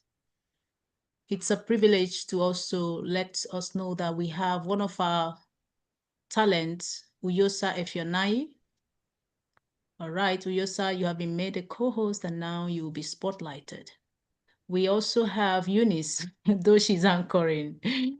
Yeah, Eunice is one of our talents, a very smart one at that, very intelligent. We also have Timileyin Adebayo. We call him the brain box. He's the first blind personality that broke certain, let me not say he's the first, he's one of the first, all right, that broke a lot of histories with us. He broke a lot, and sincerely speaking, you wouldn't imagine that he can design and also code websites. He's also an independent publisher presently. So we have quite a lot of persons in our midst. So I will be also spotlighting. Maybe let me know if you are available, turn on your video so we can be able to put you on the spotlight. And I have with me the voice of Skillbuild Initiative, that's Soma. Soma, she's also one of our talents. You've been placed on spotlight, Soma. Thank you for being present. She came before 10 o'clock and she's been sitting pretty. So that beautiful face is the face of Skillbuild Initiative. Very intelligent, very resourceful, and she knows how to change the atmosphere with the most beautiful smile you can ever imagine. So I'm also seeing Yusuf Odekunle, the smart guy doing smart things. You will hear him say it himself. Okay, YouTube, I'm spotlighting you because I need you to also tell us your lived experience when the time comes. Yes, that is Yusuf. Yeah, yeah. So Yusuf, you're welcome. And I also have, let me know if Timileyin Adebayo is on the set. Please, Eunice, help me with that.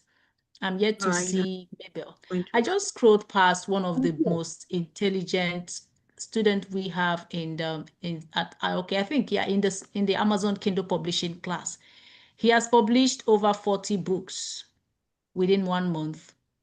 And that's Omori Giver, Henry. Henry, we acknowledge you. Henry, we acknowledge you. You can leave us your favorite emoji. I also have seen Olajide Olatobusen. Sorry if I don't get your name. Olajide has been with us from the very beginning. All right. So I'm trying to find my facilitators for this session. Okay. So I'm looking for Timmy. Oh, that's good. That's good. That's good. That's the beautiful one. All right, Mabel, you're welcome. Okay. Thank you very You're much, welcome. Ma. Good You're afternoon, welcome. everybody. Good morning, good evening, depending on where you're joining us from. So my name is Mabel Ekbang. I'm a participant of Skill Build Initiative. First, I would really want to appreciate my boss, our mommy, the founder of Skill Build Initiative, Barrister Esther. Thank you very much, Ma, for this You're welcome. wonderful opportunity. Thank you, Ma. And I will also want to appreciate my fellow facilitators. Your presentation was beautiful. Like all of them were captivating.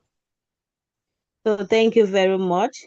Okay, so for today, I will be handling a session that is titled Purpose-Driven Leadership, and also be sharing my lived experience. So for me, leadership for me, it simply means service, like service. That's what I see leadership to mean.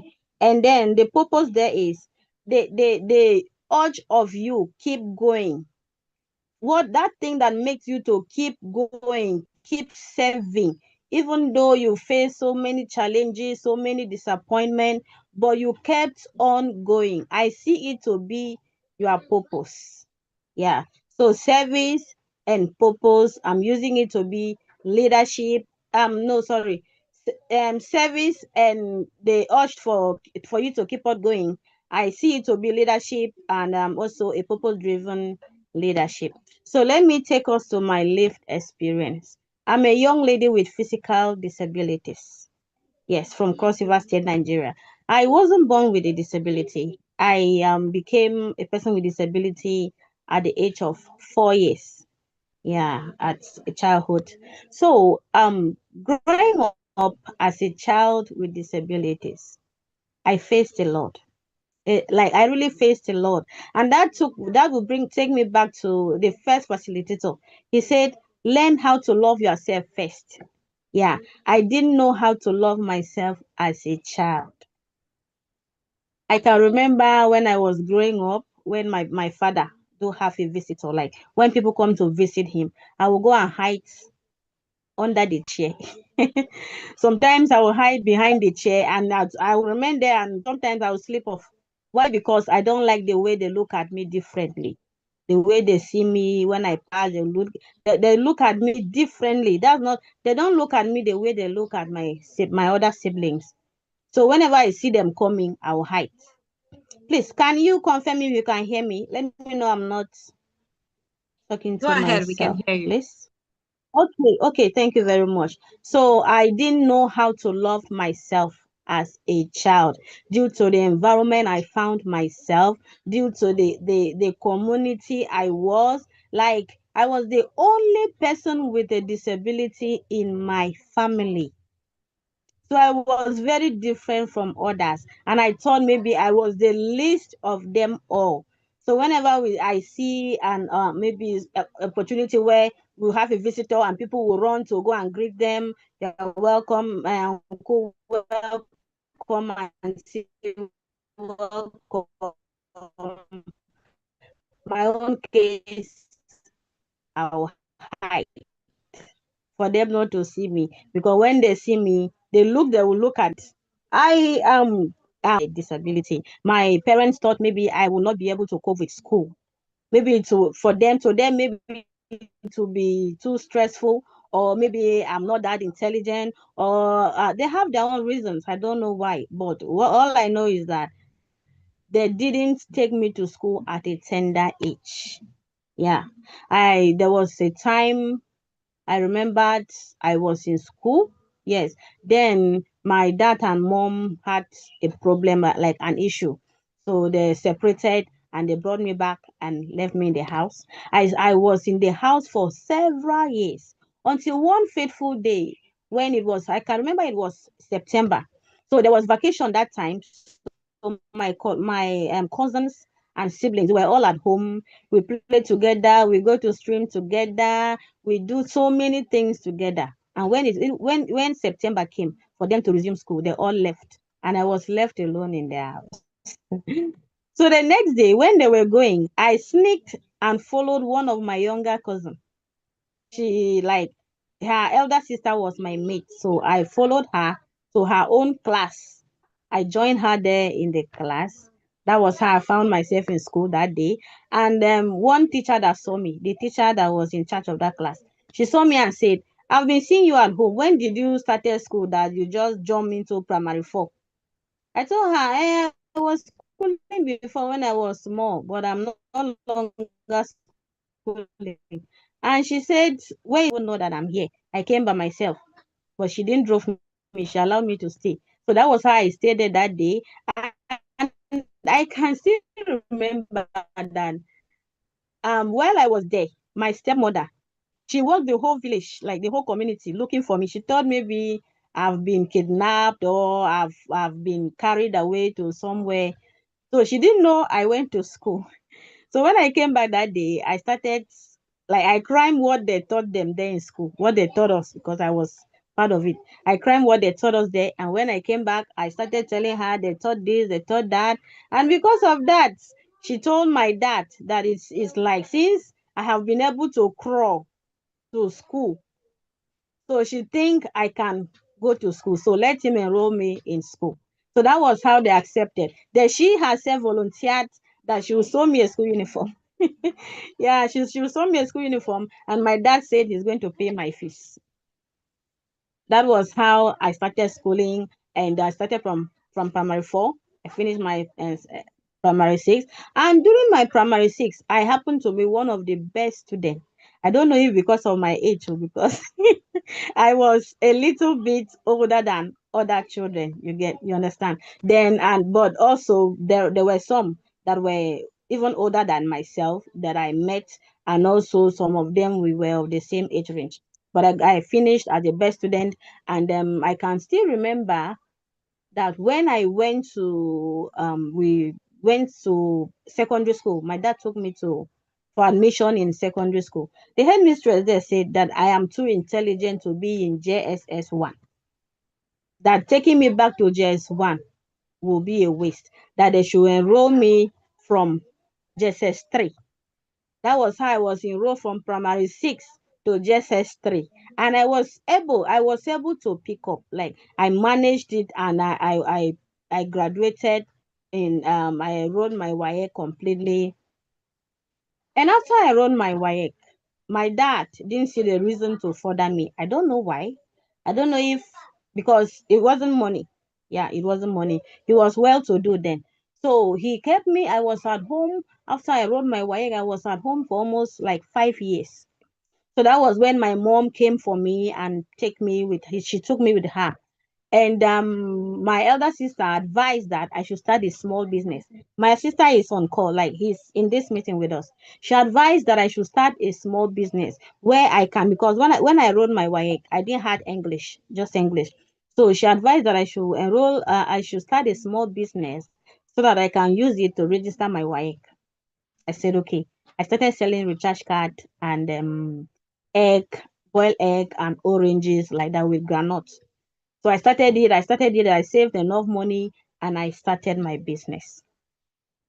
That was how I did. And I saved money. Then I used it in registering my WAEC.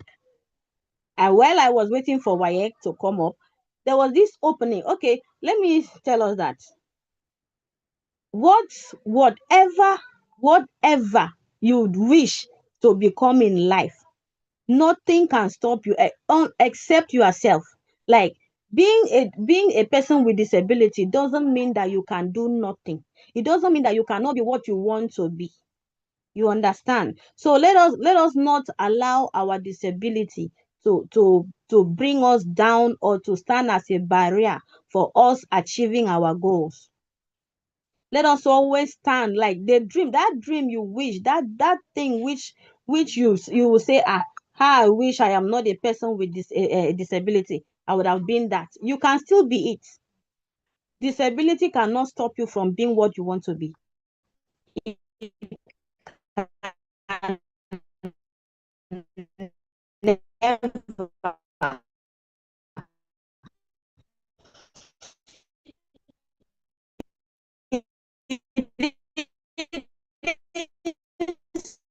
Stop me. That's why I'm sharing this experience with us. Men, we're staying there. Yeah. So the owner of the house, since the people house rent were still there, the rent didn't expire before they were relocated. So the owner of the house um, brought a security company to bring in people that can help him guide the apartment.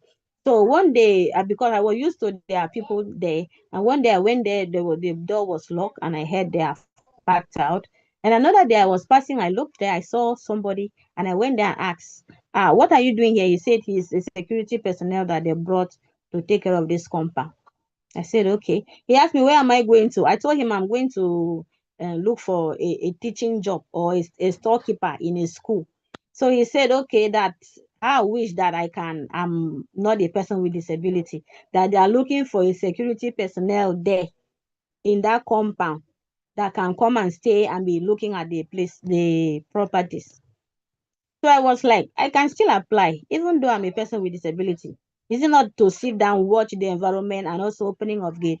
He said, okay, I don't know if my Oga will accept you, but just try. So that was how I went back home that day. I took another piece of paper and I wrote another application for the security job.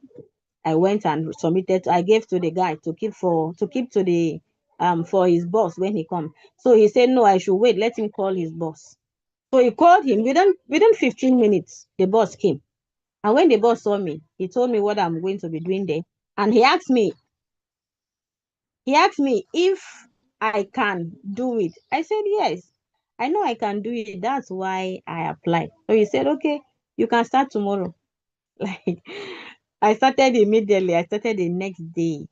You understand? So I didn't allow my disability, because I'm a person with disability. They will not accept me in a security company or something. But I applied and I was accepted. It was through that security job. I was receiving a little salary, though then it was 9,000. That was 2014. Yes. I was receiving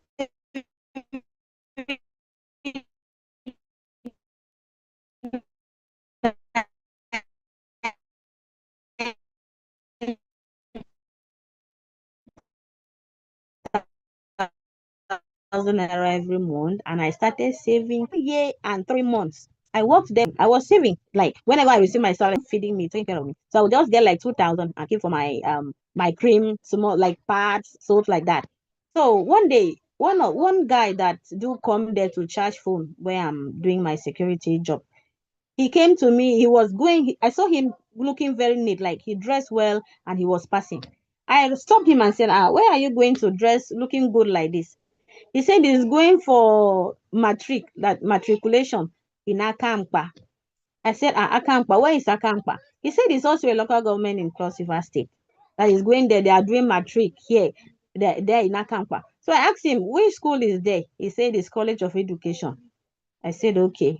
I said he should go and come back. Then I started thinking, College of Education, why not I try it? Since I already have WAEC, it's just English. And I believe that in College of Education, I can start from somewhere. I can start from somewhere, even if it's pre-NC, or though I was calling it remedial, I thought it's just like university, even if it's remedial. So I discussed it with my mom that I would like to start College of Education. Waiting for this other result, but I can use this and start anytime they are selling forms. So that was how my mom called my other brother that I want, maybe I say she want to start school. My brother said no, that he doesn't have a job now. I should hold on till when he is settled, that he just finished service. So I told them, my mother told him that I'm not growing younger, but instead I'm growing older. Let them just give me that chance to start. He said, okay. That was how I picked form. That was how I went and picked from few months later. Yes.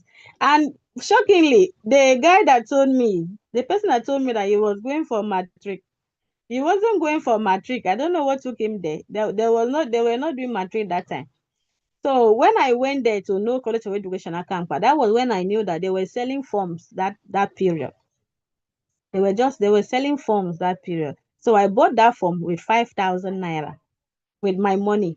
So when I bought that form, I came back. I told my brother that I bought form. He refunded the money back because my other brother was like this kind of person that don't like anything that stresses. I'm coming to him. So that was how I started. I bought the form. I paid my first school fee. It was about 45,000 naira for the school fee. I paid my first school fee by myself, and I also rented a single room apartment, and I paid for it. I bought the small pots and plates, everything I needed, and I started with my own money before my family started supporting me. So being a person with disability cannot stop you from being what you want to be. It cannot change anything. Like it will, if I knew that before now, I didn't know anything about advocacy. I didn't know anything about advocacy. I didn't know anything about inclusion. I didn't have any idea. I didn't mean I knew what I know now. Then I don't think life would have been that difficult. Yes. So what I'm saying is that let us, whatever, anything you want to be, you can still be it. Challenges will come. Yes. So many. I faced a lot of challenges. For example, while I was in school, moving from one hall to another, it wasn't easy. It was not easy at all. Sometimes I will pay transport, like I will climb bike like 6 times in just a day. I'll go here, live here, go there, go there, like that. It wasn't easy. And some lecture halls are not accessible. Yes, but I can be what I want to be. I kept on believing that even as a person with disability, I can still live a life, a very comfortable life, like every person with disability. It is the society that made me a person with disability. Yes. So have that mindset that you are not a person with disability. You are not. It is only when you allow your impairment to overwhelm you, to overshadow you. That's when disability will be written all over you. even in your disability is just physical.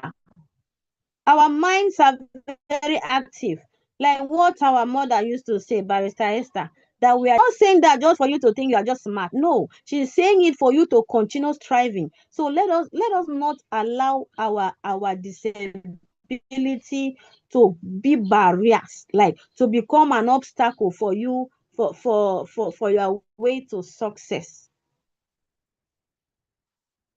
So after I finished my College of Edu, I started and I graduated with a credit, because in NCE they have distinction, they have credit, they have merit, and they have pass. The highest is distinction, followed by credit. Then that was what I got. I graduated with a credit in primary education. That was 2017. Yes, I did 3 years, 2017, though I collected my certificate 2018. So I finished there, and while waiting for the result, the certificate, and the rest, my elder sister again still came and said, why not you start a small business again? Yeah, she said, since you are good in business, why not I give you money, you start another business? She's here with us. So I said, okay. She asked me what type of business can I do in that environment, because I was still where I schooled. So she asked me, what kind of business can I do? With 50,000 naira? I told her, okay, I can start selling provision. So she gave me 50,000 naira. My other sister, yes, she supported me with 50,000 naira, and I used that 50,000 naira and started my business. That was how I started again. I was going. Then I started I realizing there was a program that I was following on CRBC, Cross River State Broadcasting Corporation, CRBC. Yeah, I was just one day watching it, and I saw a news that says persons with disability will be gathering in a place in Calabar. So I was like, so persons with disability that, and I'm here. So that day I told my mom that I will look for that place and I'll go there. That was how I traced the place, and I got to the hall, and I saw so many persons with different types of disabilities. So it was in that hall that I was like, so people like me are really existing, and are gathering themselves like this, celebrating, dancing, and I'm always thinking that I am the least. So that was how I started. I joined Jonapit. Yeah, I joined Jonapit. Then I started going to programs. I go here, I go there. Like I started learning how to preach inclusion, what my right. I knew my right as a person with disability. A lot of them. That was how my advocacy journey started. And today, I am, by the special grace of God, I am now an inclusion advocate. Like I am advocating for persons with disability. And I have the opportunity. I've been given so many opportunities to work with different organizations, both local, national, and even international organizations. There was this organization that is into youth development. Yeah, it's into youth. They are into youth development, and they are into 10 countries in Nigeria. They have 10 countries. They have 10 countries in Africa. Yeah, and Nigeria happened to be one of them. And in Nigeria, they selected 20 persons. Yeah, there were 20 of us. So there was a time that they needed to have a meeting in Nairobi. I was selected to represent persons with disabilities in that organization. So that was how I left from my village to Nairobi. That was how I got there. And we had the meeting and we came back after 7 days or so. So that is it. So what I made mention that I will be coming back to my elder brother. I would like us to understand that sometimes when the second facilitator, Miss Eva, she made mention, she said something that discrimination, inclusion, and whatsoever persons with disability faces starts from the house, like starts from the family. Yes. I was the only person with disability in my family. Yeah. But my elder brother, he didn't allow me to feel like a person with disability. He was the one that was always there for me. He was like,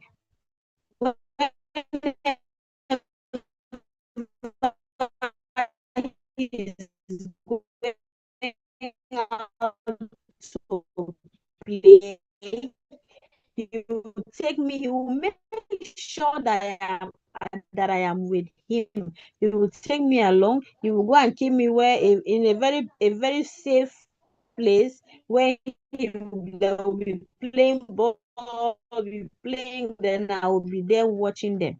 But there are sometimes that he will carry me on his back person to reach the stream. But because he was because he was having run first and they will get there. Then talking about my advocacy journey, I have had the privilege to work with so many organizations. And most of those organizations, when they give openings for applicants, and I do notice that most of them, they don't really have disability community in their activities. They don't include persons with disabilities. And whenever I want to apply for something, and I realize that these people are into this, they are into development, they are into human rights, they are into gender-based violence, community development, and I observe that there is no disability inclusion indicated there. I don't, so there are sometimes they will say they need a program manager. I will the place of a program manager. Sometimes I will not apply as a program manager that is needed. I will apply like a disability inclusion facilitator. And through my application, most of them will reach out and say, we had this organization or initiative, we forgot to include the disability department. But because of your application, we are going to add that, and you are going to be in charge of that department. That's how it happened.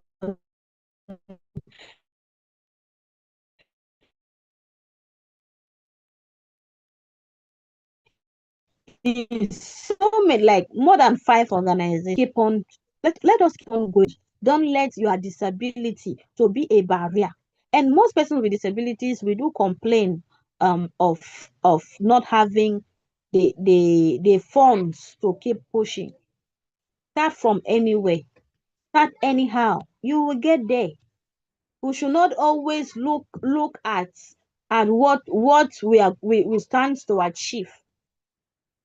Like myself, when I sat, there was a day I just sat, I was just sitting in my house, and I said I remembered my childhood, and I asked myself, I believe there are still children like me who are still denied of education.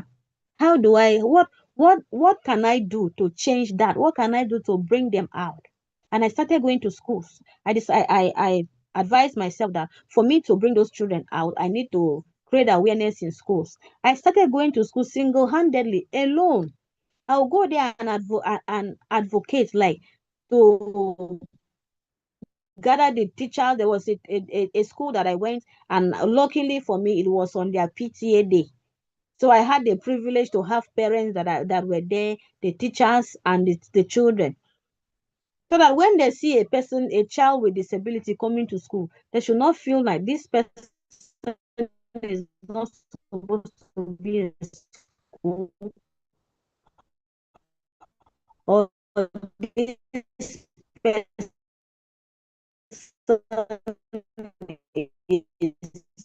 should be should be seen in a different way.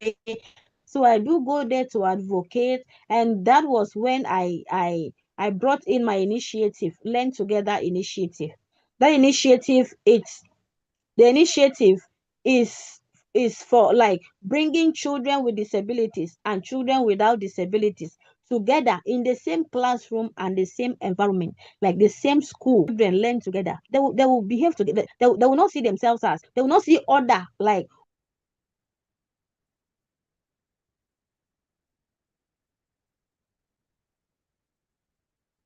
Okay, I think we have lost her. Hello, everyone. Can you hear me? Yes, we can.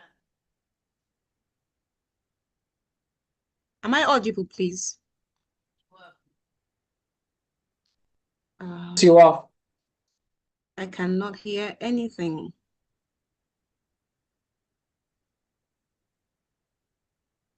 Can you all hear me, please? Yes, we can.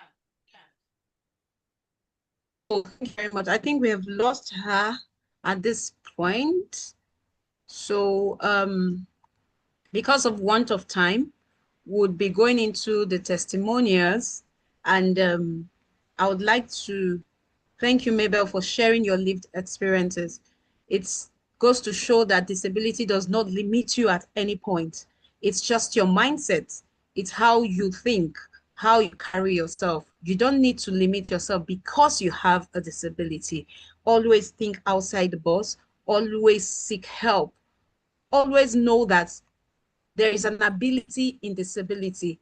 If you feel if you type out the word disability, there is ability in that disability. So it means that at every point in time, there is something you can do. There is something that you're worth a lot only if you believe in yourself. And like all facilitators has been saying, we need to first of all love ourselves because before we can love others, before we can advocate even for others.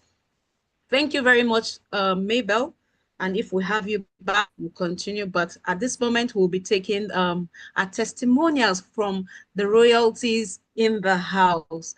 And to do this, I'll be calling on my amiable coach and founder, Barrister Esther, to champion this session. Thank you very much. Thank you. Thank you so much. It's been a long run. We appreciate everyone who have been on this call for this while. And I appreciate our facilitators as well. Thank you all for making this initiative and our outing quite excellent. So I want to highlight a little bit on what Mabel said.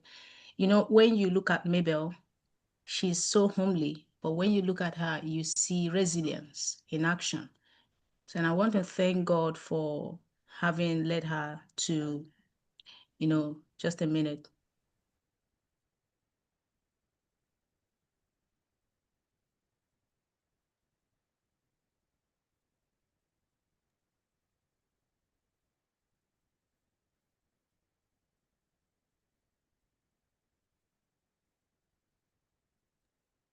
All right, sorry about that. So I want to reinstate my position on the fact that persons with disabilities are very resilient.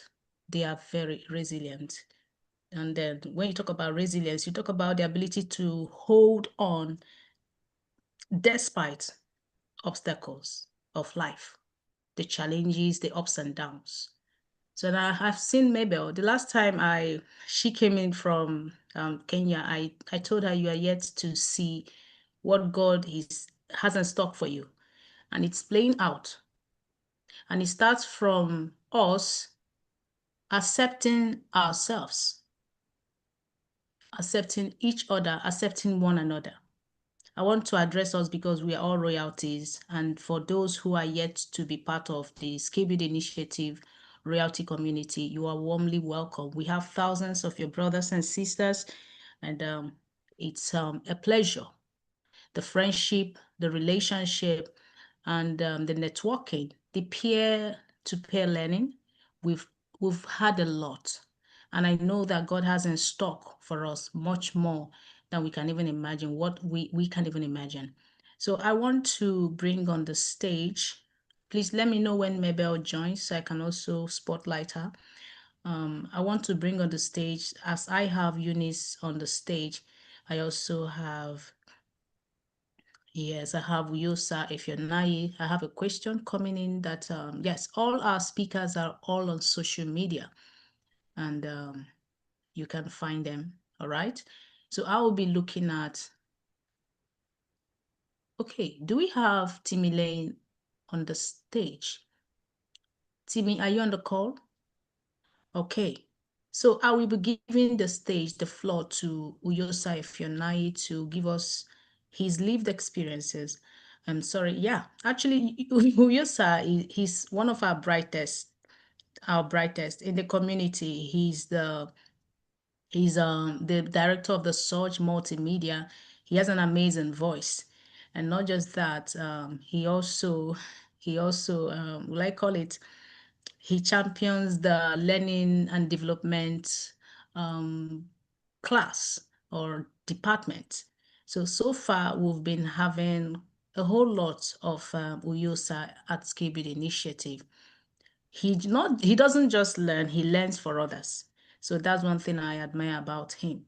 So Uyosa, please, the floor is yours. You can now have the stage.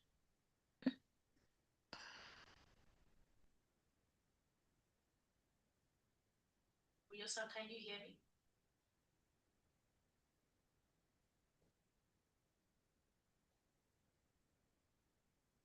Network or what? If you can hear me, please let me have an emoji so we can be able to wrap up. We've been on this call for a long time. So let me know if you can hear me. We can hear you, ma'am. Okay, since you can hear me, Uyosa, can you hear me? Can hear you, ma'am. Yes, I want Uyosa to say something. Uyosa, please, the floor is yours. Let me know if you're free now. He's speaking, but his audio is not audible. His video. Yeah, we can Yes, we hear can you now. hear you. Thank you.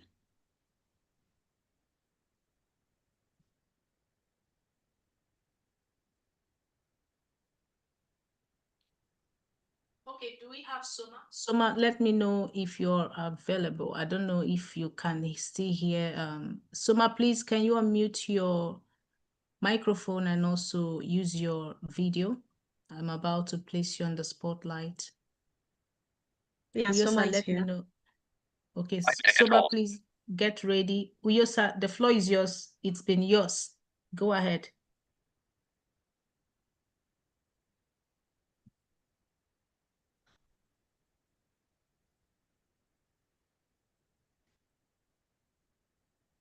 All right, ma'am, I think we can take Soma if. Can you hear me now? Yes, we can hear you. Yeah, don't mind my network, Jerry. My network is taking me out and bringing me back in. So I'm sorry for that. That's okay. Yeah, it's great honor to be introduced by our mommy. Mommy, thank you very much for the opportunity to be a part of this program. I want to also thank God for the opportunity to also be in this program, because if God did not put his hands on the program will not work, because everything that happens is his will. So my name is Head Royalty. I started in Skill Build Initiative as one of the beneficiaries. I remember when I clicked on that link, that life-changing link, and I was having two thoughts though. Like every other training I've been in, some of those training, 2 weeks, 3 weeks, we are done. Whether you learn anything, you don't learn, that's your cup of tea. So I was having reservations about the training. We started with digital marketing, and I will say that training was awesome. It's still on. It was awesome. And I learned a lot from that training. And what really shocked me was, while the training was going on, I started seeing different peer groups where you'll be given a leader, and that leader will be sharpening the rest. as in learning together. And I will say that that was the first time I've had that experience where an initiative, we want us to learn and teach others what we have learned. So for me, that was the game changer for Skill Build initiative. That was my first game changer. Then the second one, like she mentioned, I'm now a director. Aha, my level don't change. Sorry for my language. You don't see plenty initiative that will give you their baby as per se to hold. If you listen to our founder, the initiative just started and she just started training us and she gave us her baby to take care of. So I really want to thank her for that, for entrusting us with her baby. So from digital marketing, I'm proud to say I'm a digital marketer. We went to Amazon KDP Direct Publishing, Kindle Direct Publishing. While we were there, my mama, I like calling her my mama because she's my mother. She's a mother that I have the opportunity to choose. So she's my mom, she's my mother. So we went to Amazon Kindle Direct Publishing, and as mommy have said, a lot of us are now independent author with Amazon KDP. We are now publishers. We now have books. Now, from there, we went to web design and development. For me, this was another game changer because I was from the school of thought that felt that persons with visual impairments cannot and will not learn web design and development because it's a visual thing. So I remember the first time she told us that we are going to learn web design and development. In my mind, I was like, this one will be for the other clusters to learn.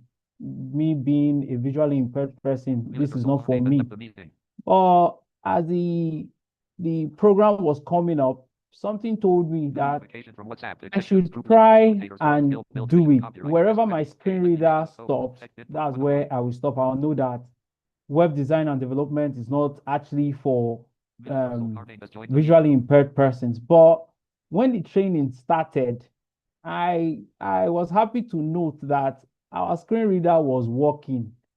It was just telling us everything we have to do, telling us where we have to go to, the colors and everything. So it was another game changer for me because Skill Build Initiative changed my orientation because I didn't know that I was the one limiting myself, thinking that web design and development was not within my reach.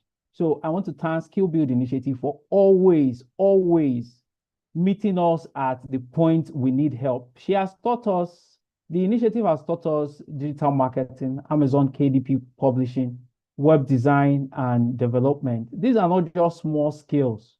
Hope we know that these are not just small skills. They are skills that people build careers around.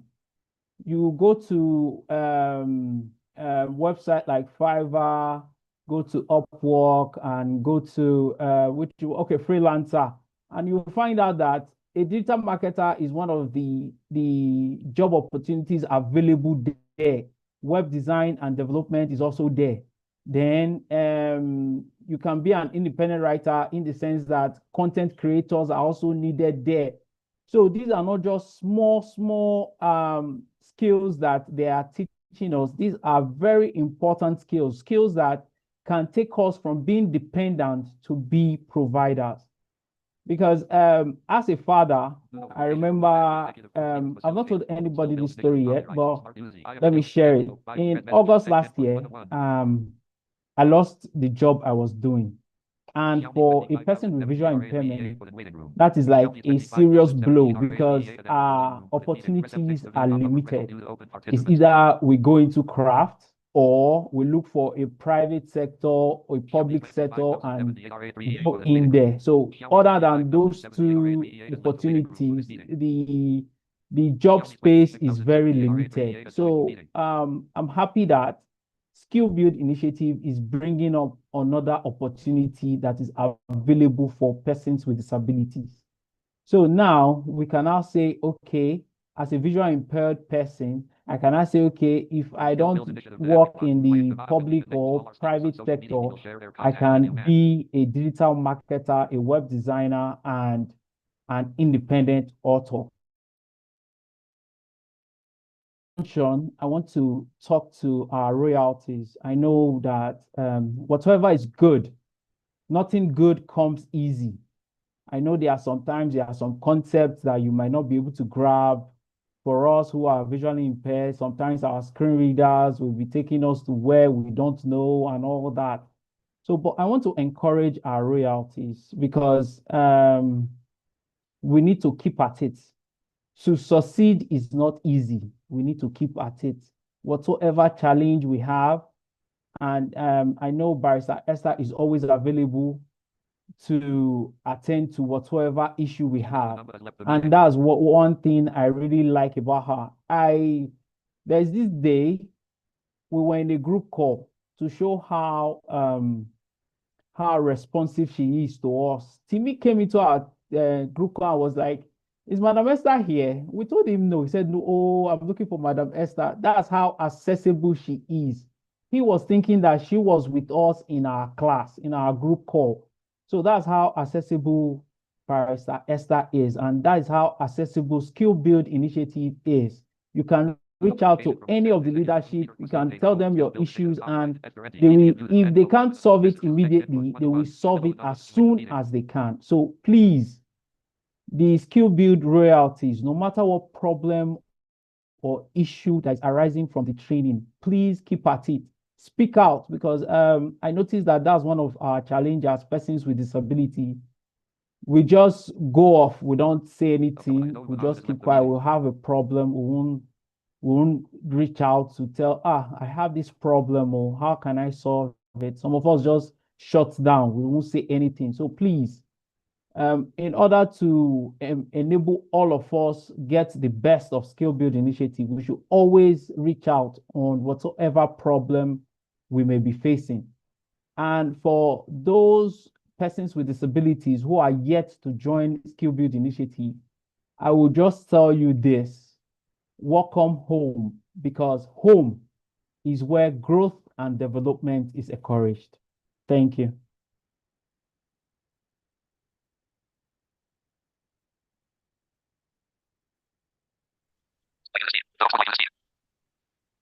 Thank you very much. You, sir. Hello, Barrister Esther, are you still there? Can you hear me?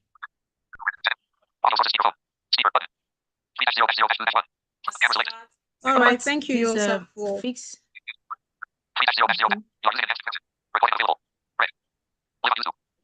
Smart, can you hear us? Please, can you mute your microphone as you fix your camera, all right? So we'll be able to.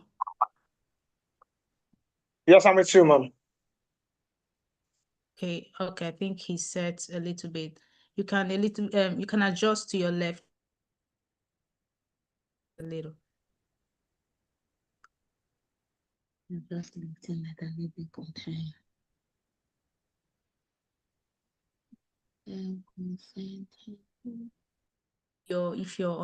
If your microphone is on, and also your video available. Is your video turned on? Yes, ma'am. My video is turned on. His video is on. I can see him. Okay. All right. So we will be having one of the I will use the word smart heads. And also, before I continue, I want to thank Uyosa for that very thoughtful delivery. Actually, Uyosa is one of the persons I respect.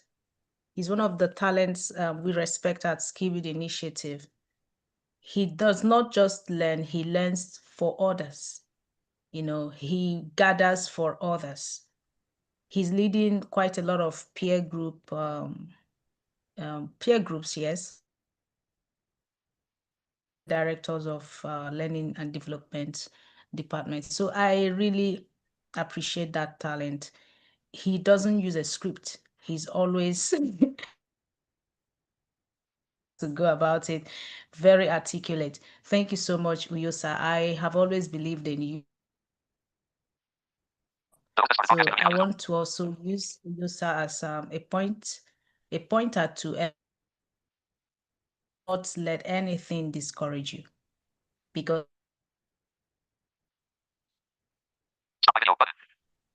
you are the one actually disadvantaged. So I would want to bring on the stage Smart. Smart, really, we have had a long while at Skibid Initiative. So how has it been for you, and what encouragement are you giving out for persons with disabilities who desire to be voices in our society? What do you have to say about that? All right, thank you very much, Barisa. For me, I would just say one of the best decisions I made this year is joining Skill Build Initiative, because it has really been impactful, because I've learned a lot. I've learned a lot that I can't even forget this initiative, because normally you gave us the privilege to have practical knowledge, even things that we thought as person with disabilities we cannot do. So far so good. I thank God. I'm now like technological savvy, all thanks to Skillbit Initiative. Digital marketing, I have full knowledge about that. I have web knowledge about web development, Amazon KDP, and the likes. And these are knowledge that you are giving to us at no cost, because a lot of people must have been that might have paid a lot for this knowledge. One thing about Skillbit Initiative is that we are not charged for this knowledge, and I really appreciate it. And even this goes in line, because I studied public relation and advertising in my university. And when it comes to university, most times university teach theoretical knowledge, but coming to skill building initiative and learning the digital skills like digital marketing, it gave me opportunity to practicalize this thing, because I'm now savvy at um, doing ads on Meta. I'm good at doing ads on Instagrams and the likes. Even opportunities that even schools could not give me, because school gave me the theoretical knowledge, and skill build initiative gave me the privilege to practice it. And to the rest people who are joining us from whatever part of the world you might join us from, I will indulge you that this is an initiative you should be part of, because just as they always say that preparation meets opportunity, you have to upskill yourself. When you upskill yourself, that's when people will see something different in you apart from your disability. So when you are strong, people will no longer remember that you have one disability. They will only remember that talent, that skill you built in yourself. So they'll only remember those things. And I thank Almighty God for making this initiative come to being. It's a really good one. I will also appreciate our founder once again, and keep up your good work. The Lord is your strength. Thank you.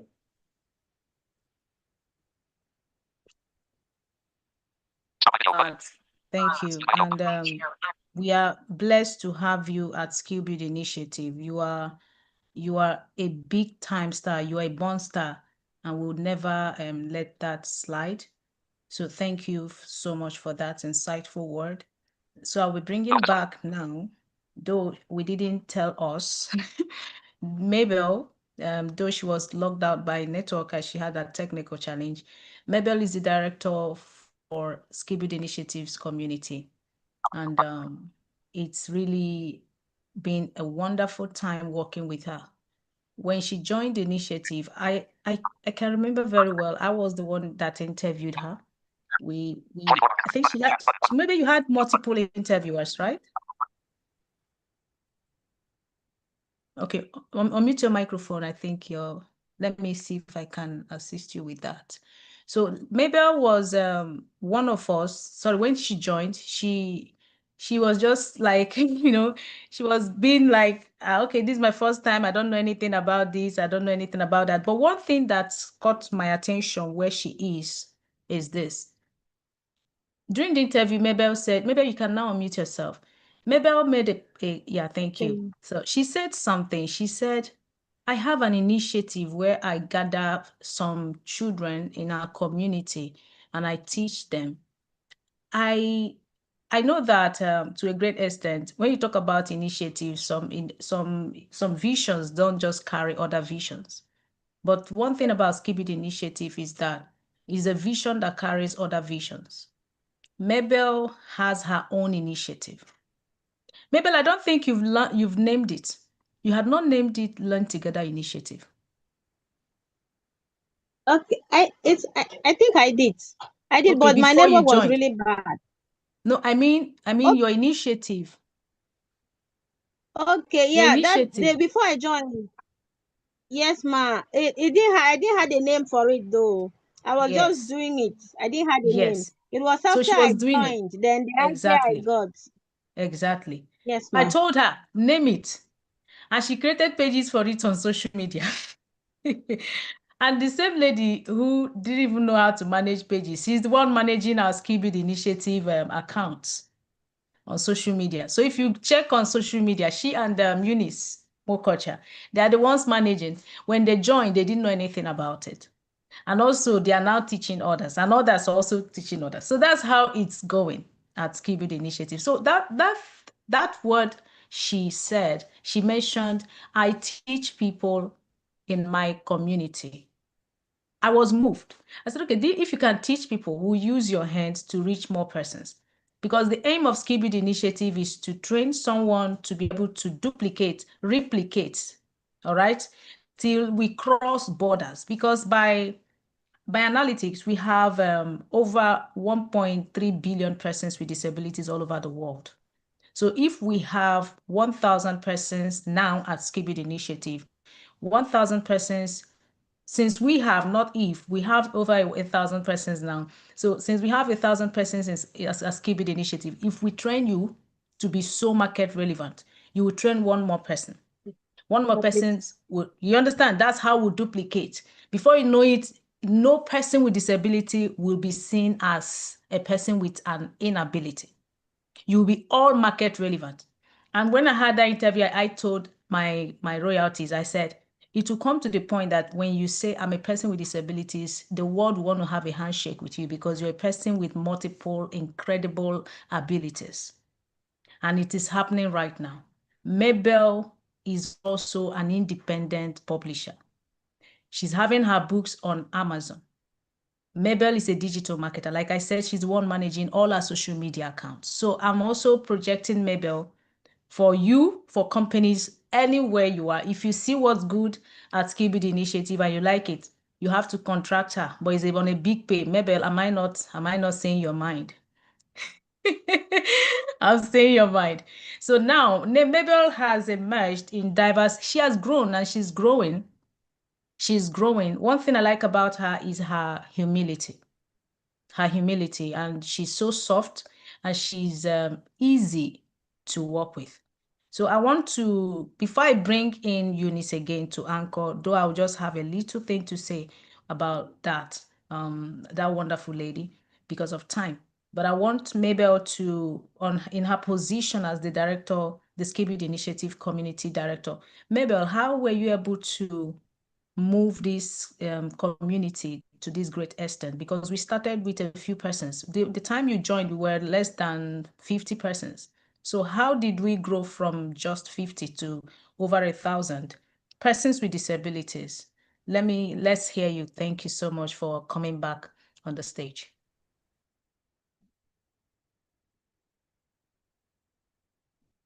Let me unmute you. I think you mistakenly did that again.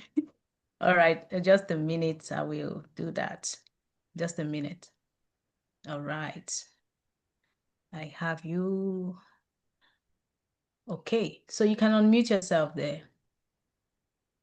Okay, ma. Thank you very much for the opportunity again, ma. I'm really grateful. So, ma, can you please take that question again? How Okay. I've been able to. Yeah, how were you able to carry us along? Because when you joined us, we were in our few, will I call it in hundreds, a few. We're about 50. I wouldn't want to say less than what it is or more than what it is because I love that honesty. So we're within 57 to 100 persons in the community. And now we are over 150 persons, 1,050 persons at Skill Initiative. Within the space of 5 months, how were you able to carry us along to that extent? And that, though I wouldn't say how were you able, God is the one growing Skill Initiative, and he's using your hands. So tell Exactly, us ma. the expertise God has given to you to get people and also to, to grow the community as the director of Skill Initiative Royal Community. Okay, ma. Thank you very much for this opportunity. Okay, so I won't say like you're doing everything. And it's not only myself physically here. We do it collectively. Ma, I learn it from you too.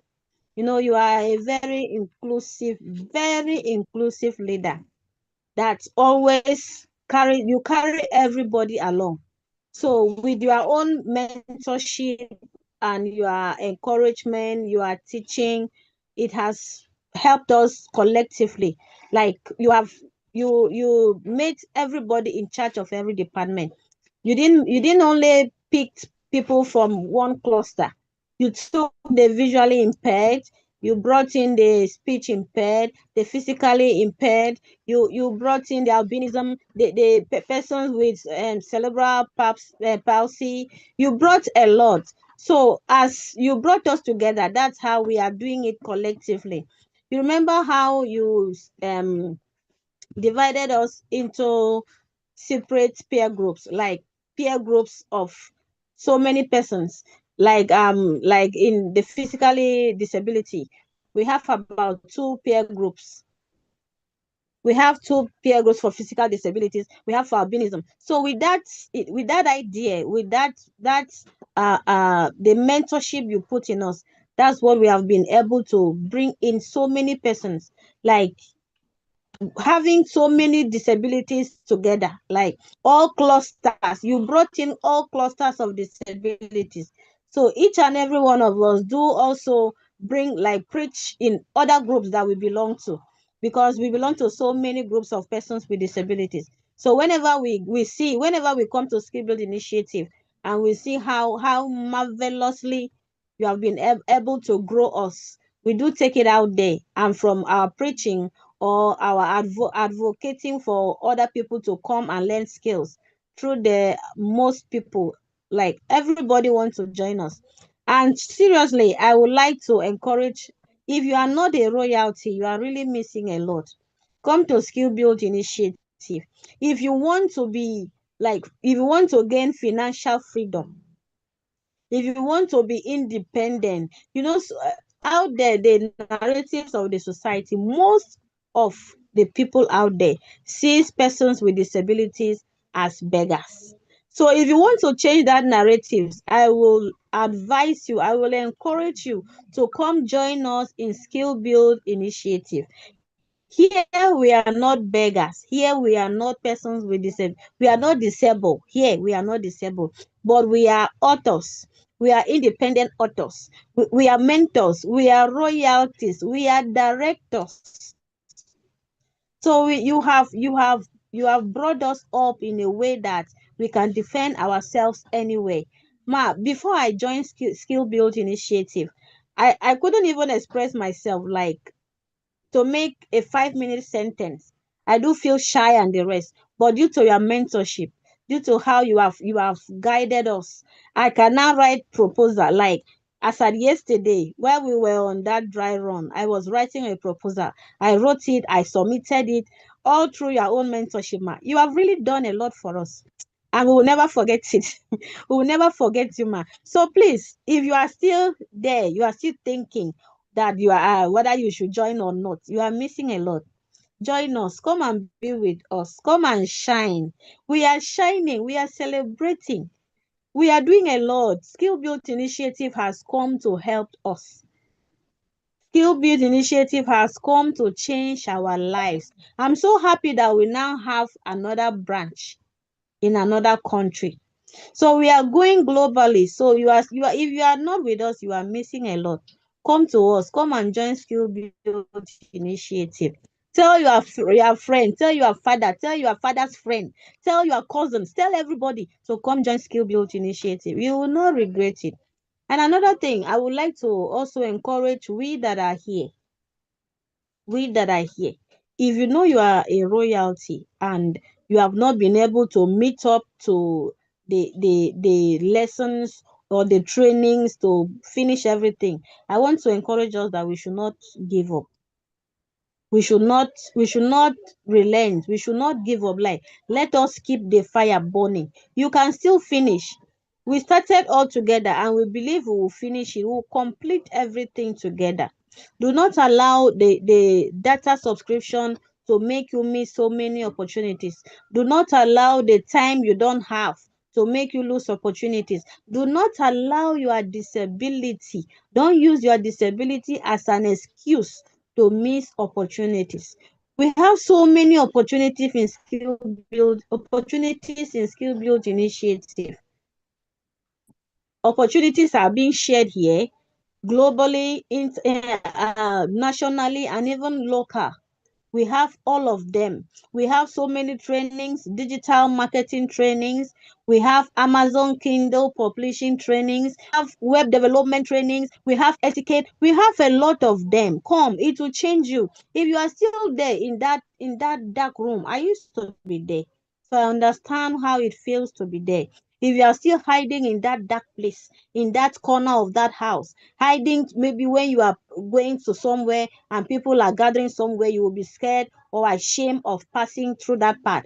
If you are still in that place, come to Skill Build Initiative. You will be spotlighted in a way that you yourself will be looking for crowds to see you or to talk to. So come to Skill Build Initiative. It has really brought us up. Myself, I am a living testimony of Skill Build Initiative. Barrister Esther she's doing a great job. She's changing lives. God is using Barrister Esther to change so many lives. You are missing a lot. I'm telling you this for free. You are supposed to pay me for saying this, but I'm saying it for free because I got it for free. So you are really, really missing a lot. Come to Skill Build Initiative and you will never regret you did that. If you are out there and you are looking for a good, strong organization to partner with, we are here. Skill Build Initiative is here to partner with you and you will not regret. Skill Build Initiative will give you visibility. They are doing what so many organizations could not do. How will you explain for a person with visual impaired designing a web? How do you explain a person with visually impaired being an author, being able to finish a digital marketing training? How do you explain that? How do you like how can't you see it? There was an interview that I went through another organization and I was it okay, I attended a webinar. I heard them how they were talking about skill build initiative, that they are doing impossible things. It is God. God is here and God will continue to be here. So please, if you are still waiting, if you are still thinking, you are still imagining if you are there or not, you are missing a lot. Come to us.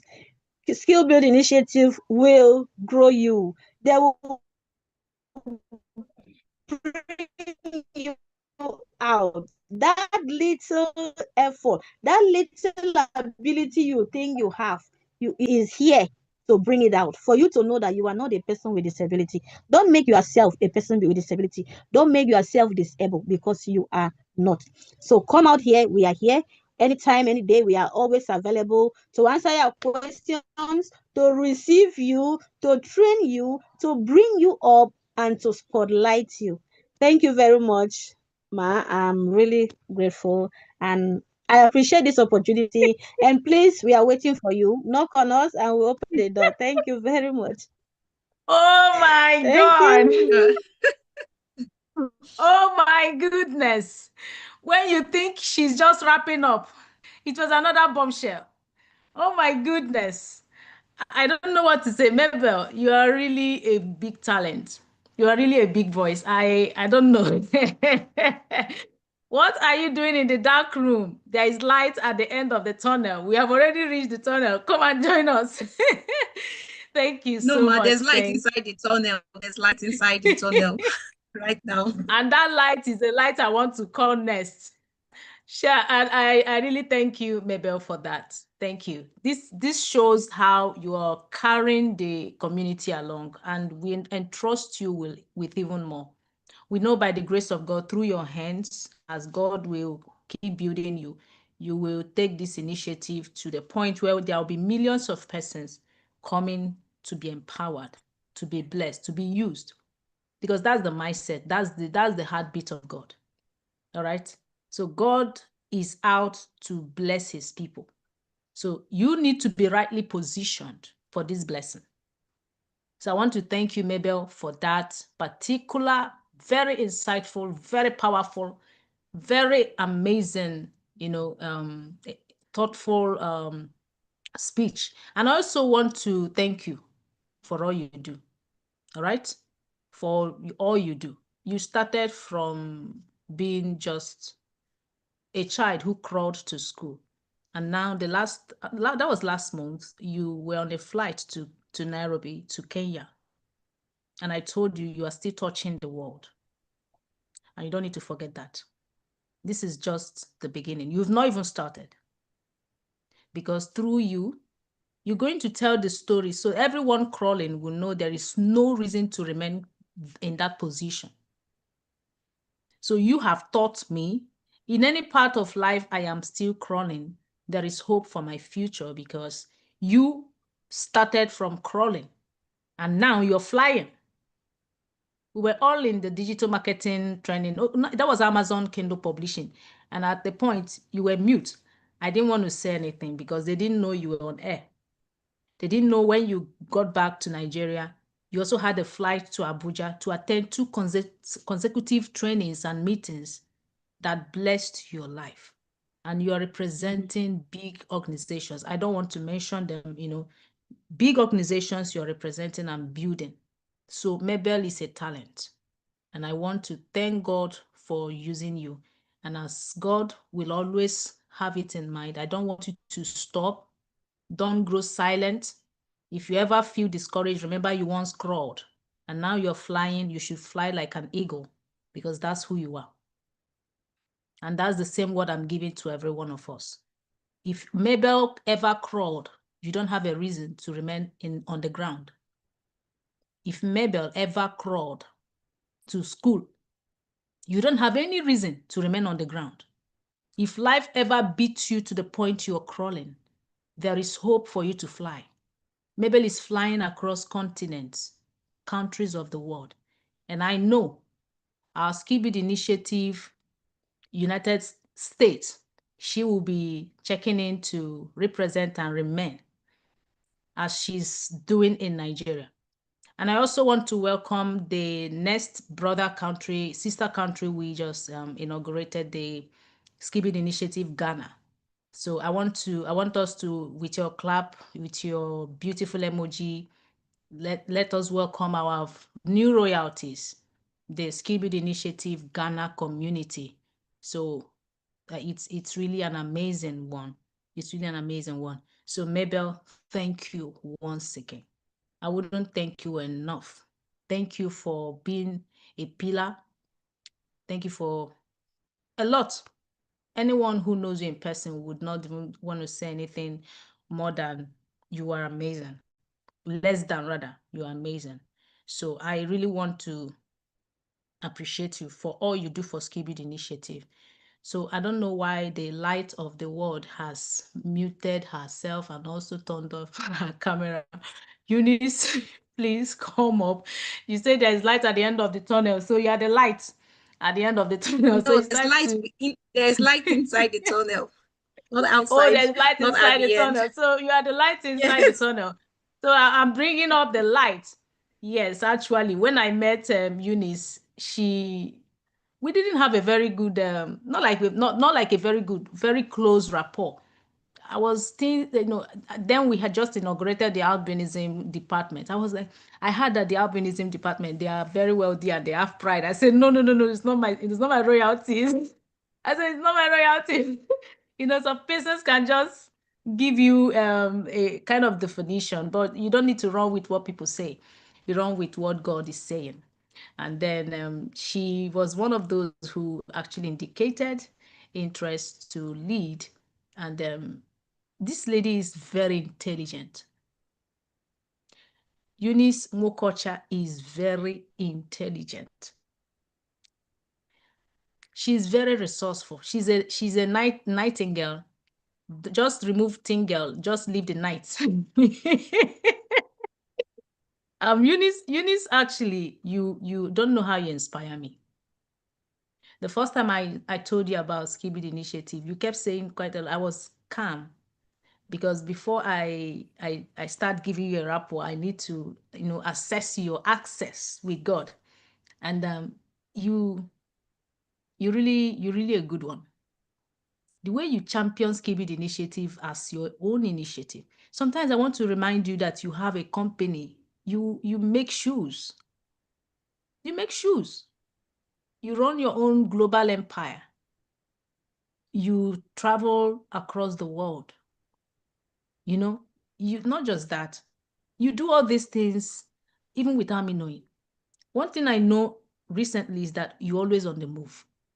You are always on the move. Sometimes I will, Eunice, you're always on the move. But however, when I call you, when Skill Build Initiative calls you, you always show up. So I have not forgotten, and we will not forget how you have given your sacrifice. This video is live, so I just know that the world is seeing Mabel and Eunice. They've seen Smart. They are seeing, I don't know where my baby Soma went to. So quite a lot of you. And I know every other person listening, one day I'm going to call you up because you gave yourself up to serve. And that is what Mabel talked about, service. Leadership is service.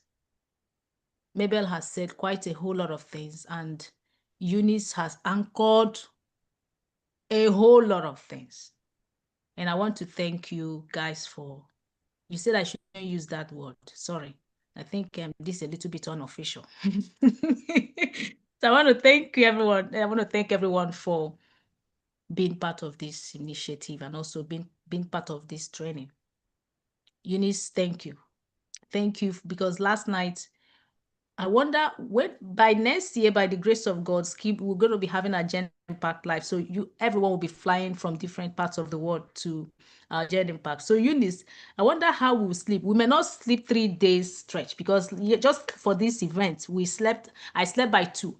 And when I updated something, I told Eunice by 1 to sleep. Eunice said, okay. Well, by 2:00 past 2, the nightingale was still on. She mistakenly viewed my status. That was how I knew she was still active, because she still wanted to familiarize herself with the script and to know what to do part time. And you are excellent. You're intelligent. You're smart. You are graced and you're preserved. I keep praying for every one of you.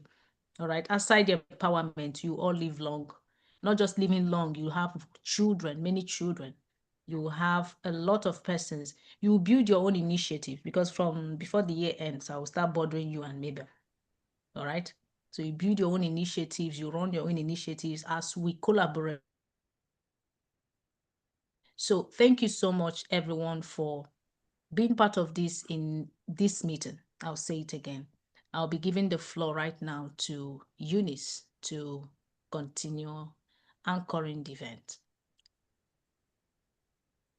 Thank you so much, ma'am. I'm not sure, is this Eunice you were talking about?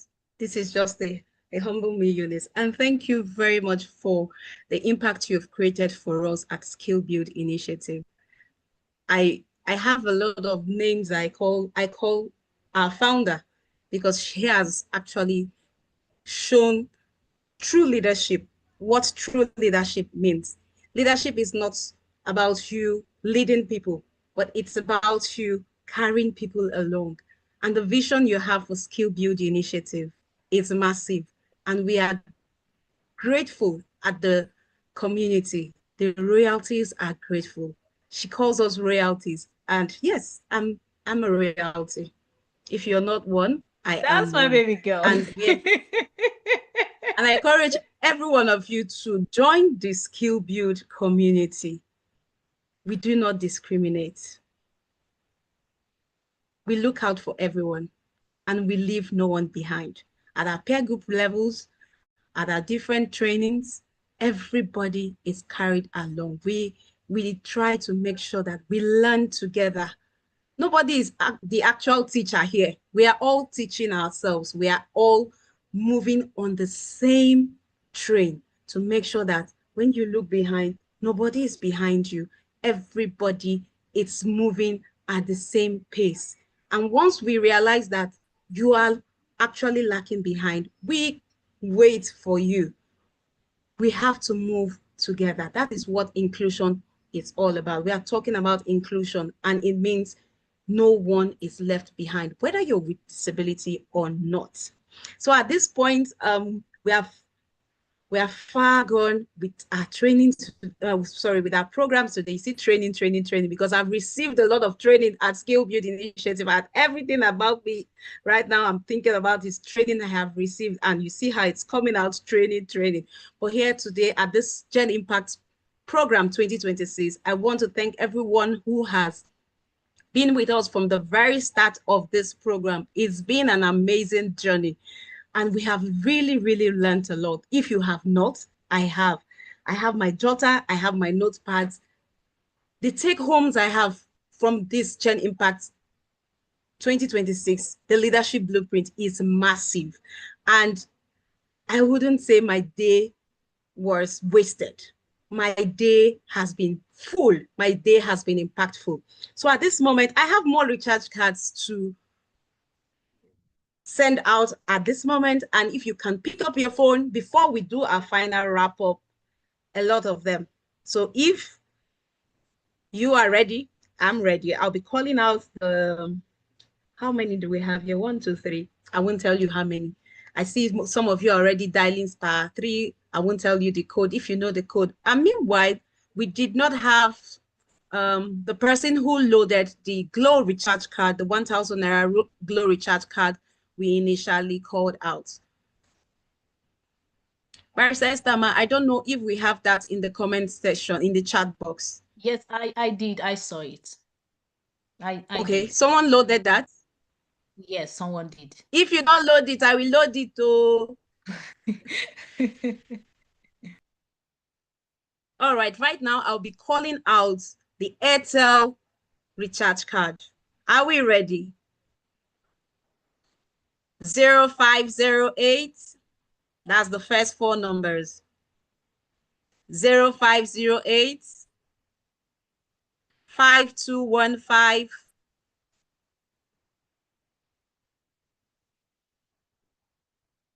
0180 and 833. Should I call the last number? 1. I'll go over it again. 0508 5215 0180 8331. Who is our lucky winner for the Airtel recharge card we have just called out?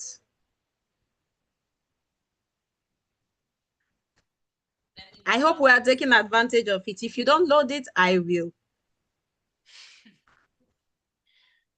Do we have a winner? Do we have a winner? Do we have a winner? So I can call out the others so we can wrap it up for the day. You can go ahead and call out the others. All right, I'm going for the next one. This is a Glow recharge card with the number 785 102 8180 6815 and 2. I'll be going over that again once again. 785 102 818 068 15 and 2. And that's it for the Glow recharge card. I'll be calling out the next recharge card, which is an MTN recharge card.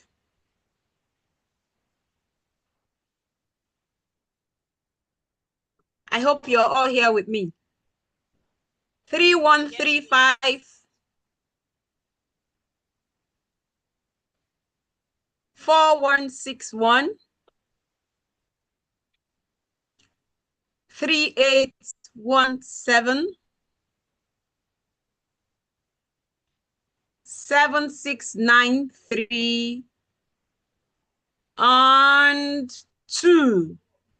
I'll go over that again. 3135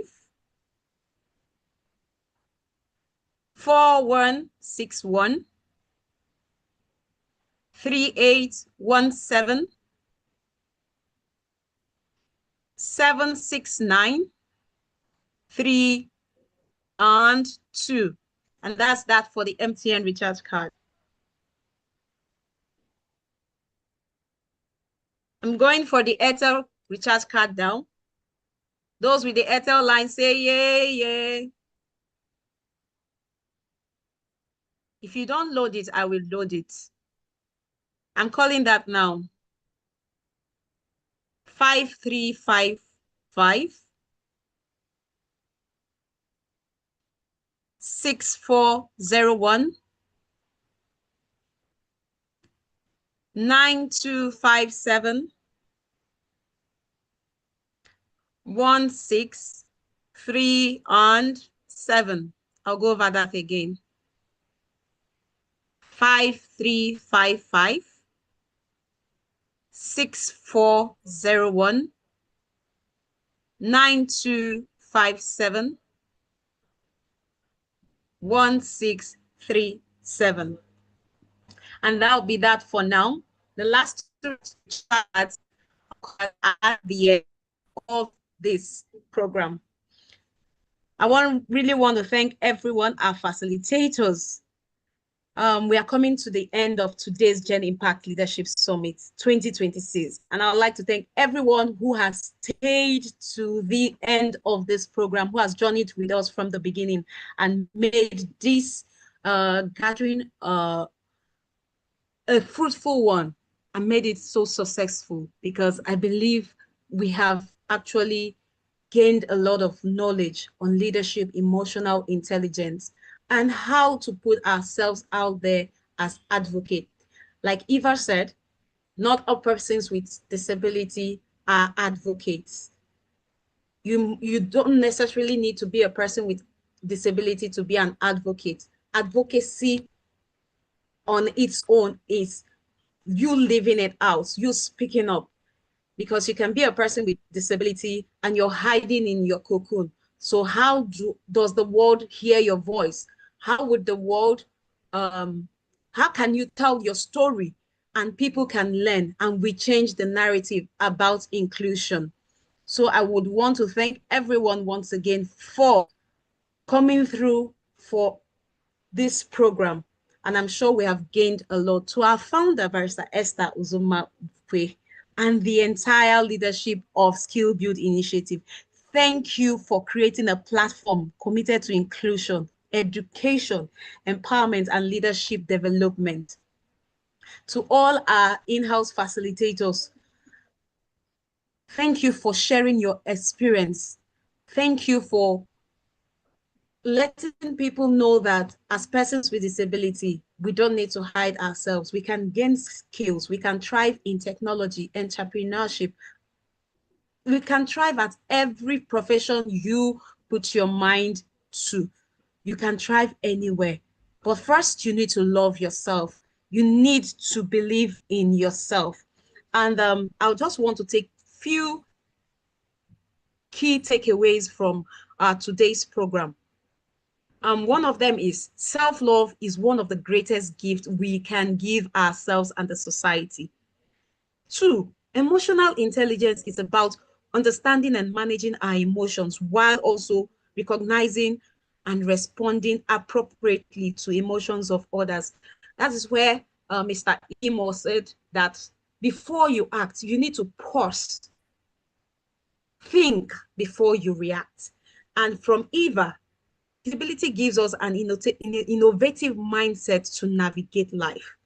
Inclusive leadership starts with an inclusive mindset.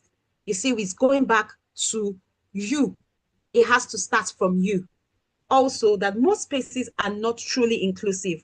Inclusive leaders, therefore, have a responsibility to create spaces where everyone feels seen, valued, and able to contribute. Inclusion is not just about persons with disability. Inclusion is about everyone, where we all have our safe spaces to explore, to navigate, irrespective of our barrier or of the barriers that we have. We also have that two persons, she said, two persons without power is important. A person without power is important, and every individual deserves dignity, recognition, and a voice regardless of their level of power or influence. And our third speaker talked about the Abrahamic aspect, where you need to rise above your challenges. The spiritual aspect of it, where everybody needs to take responsibility. It's not, leadership is not just for one person. Leadership is not for one country. Americans, Nigerians, Africans, everyone needs to take up the mantle of leadership. That way we have economic, political, all of engagement for leadership.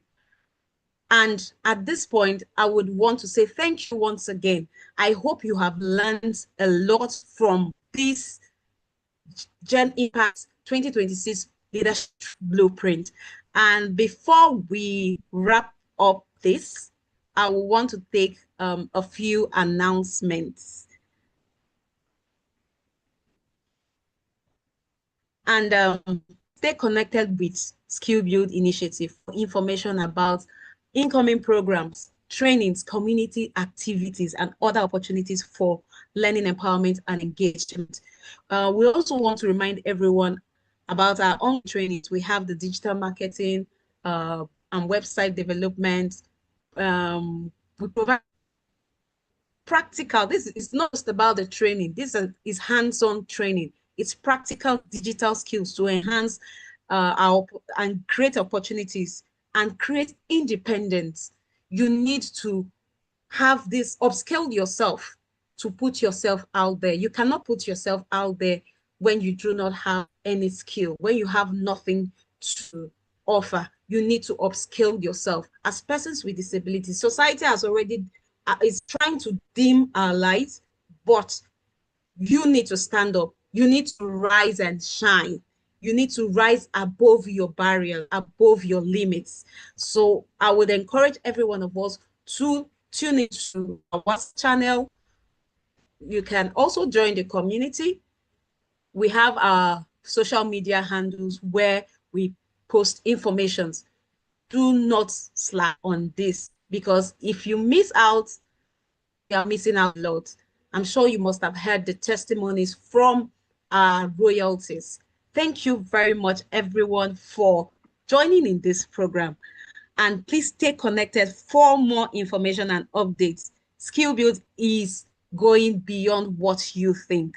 Also, share your experience from today's summit and encourage someone else to become a part of Skill Build Initiative community. Together, we continue to learn, grow, create opportunity, and build a more inclusive future.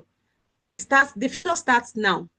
And on behalf of Skill Build Initiative, thank you once again to all our facilitators, our partners, team members, volunteers, and participants. It's been a privilege serving you as your anchor today. My name is Eunice Uchechimokocha. If you're a person with albinism, I'm a person with disability, but my disability does not limit what I can do because I believe in myself. I'm a shoemaker, I'm a graphic designer, I'm an independent publisher. Do you want to catch that? and I'm a digital marketer. And these are some of the things I learned from Skill Build Initiative community. You also can be, you also can learn, you also can reach that height that you think you cannot. Thank you, everyone. Thank you for joining in this great summit, the Leadership Blueprint 2026. And once again, I would like to call on our founder for you. I am sure you would want to hear her voice once again to give us, I would call it a farewell. It's not a farewell, a closing note this time around, not a closing speech, a closing note before we wrap up for today's program. Thank you so much. Barrister Esther, you have the floor. All right, thank you for that. Eunice, thank you. I would say that a million times and more for anchoring this event. You've been sitting for over 6 hours. It is resilience in action, and it is capacity you're building. Thank you so much. And for everyone who joined from different places, from Ghana, from Nigeria, even out of the country, thank you. Thank you to our facilitators. Thank you to the executive members of the Skill Build Initiative.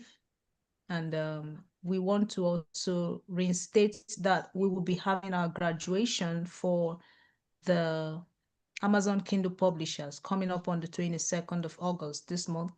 We'll be graduating a set of persons. When we onboarded them, we had over 200 persons. So we'll be graduating over 100 persons who are due to be graduated, actually, who are due. We'll be graduating them on the 22nd of August. So we're inviting our friends, our family members, we're inviting everyone to grace that occasion. All right. So thank you for your participation. I would want to unmute everyone so we can just chorus thank you and then let the floor, just go off. So let me unmute everyone right now. So you can unmute yourself.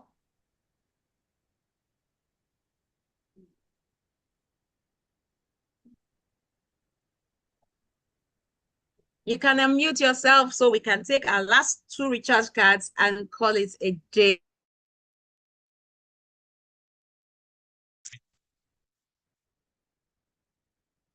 Yourself. Unmute yourself. You can use favorite emojis.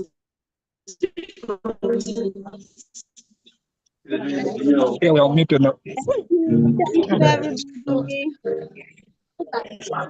Thank you. Thank you, everybody. Thank you. Thank you. Thank you. you. Thank you. Good night, Thank you everybody. Very much. Thank Bye you, bye. mommy. We Thank really you. appreciate you. Really Thank appreciate. you, Barrister Esther. So Thank you. after this leadership meeting, what else? Thank you. After the meeting, what else? Thank you What are we very much. expecting? Thank you. Thank Are you. you in Thank the you. community? Thank you. After the Huh? meeting, we Thank meet you, in the everyone. community. Please, Community. after this, join the community. Thank you. Thank you. Thank Thank you you. so Thank much. you. Thank you so Everyone much. who have joined in, we'll be having a Thank you, certification Auntie Eunice. program. Okay, I'm in the Thank you, community. Eunice. You're welcome. Thank you. Thank Thank you, you. Barrister Esther. Thank you. So I'll be Thank you, calling the last Barrister. 2 You're Thank persons, you. welcome. last Barrister 2 Esther. recharge cards. Thank you, everybody. Thank you, everyone. We really Thank appreciate you. Really Barrister Esther. appreciate. Thank Yeah, you. we see your face. Where is your face? Join the community. Join the community. You have more of us. I want Join to the community. Thank you. We are we permitted to join look the group forward that's to on see that more of this. any groups? You did excellently well. Thank you very much. We look Thank you forward to very see much, more of mom. Thank this. you. Thank you very much. You I will was get more enjoying in the your To see community. more of this some other time. Sorry, ma. Thank you very much. Messing up. It was really All right. inspiring. Your All story right. Hello, was ma. inspiring. Thank you very much. Hello, ma. Hello, ma. Yes, we can hear you. Good evening, ma. Thank you very much. Good evening, ma.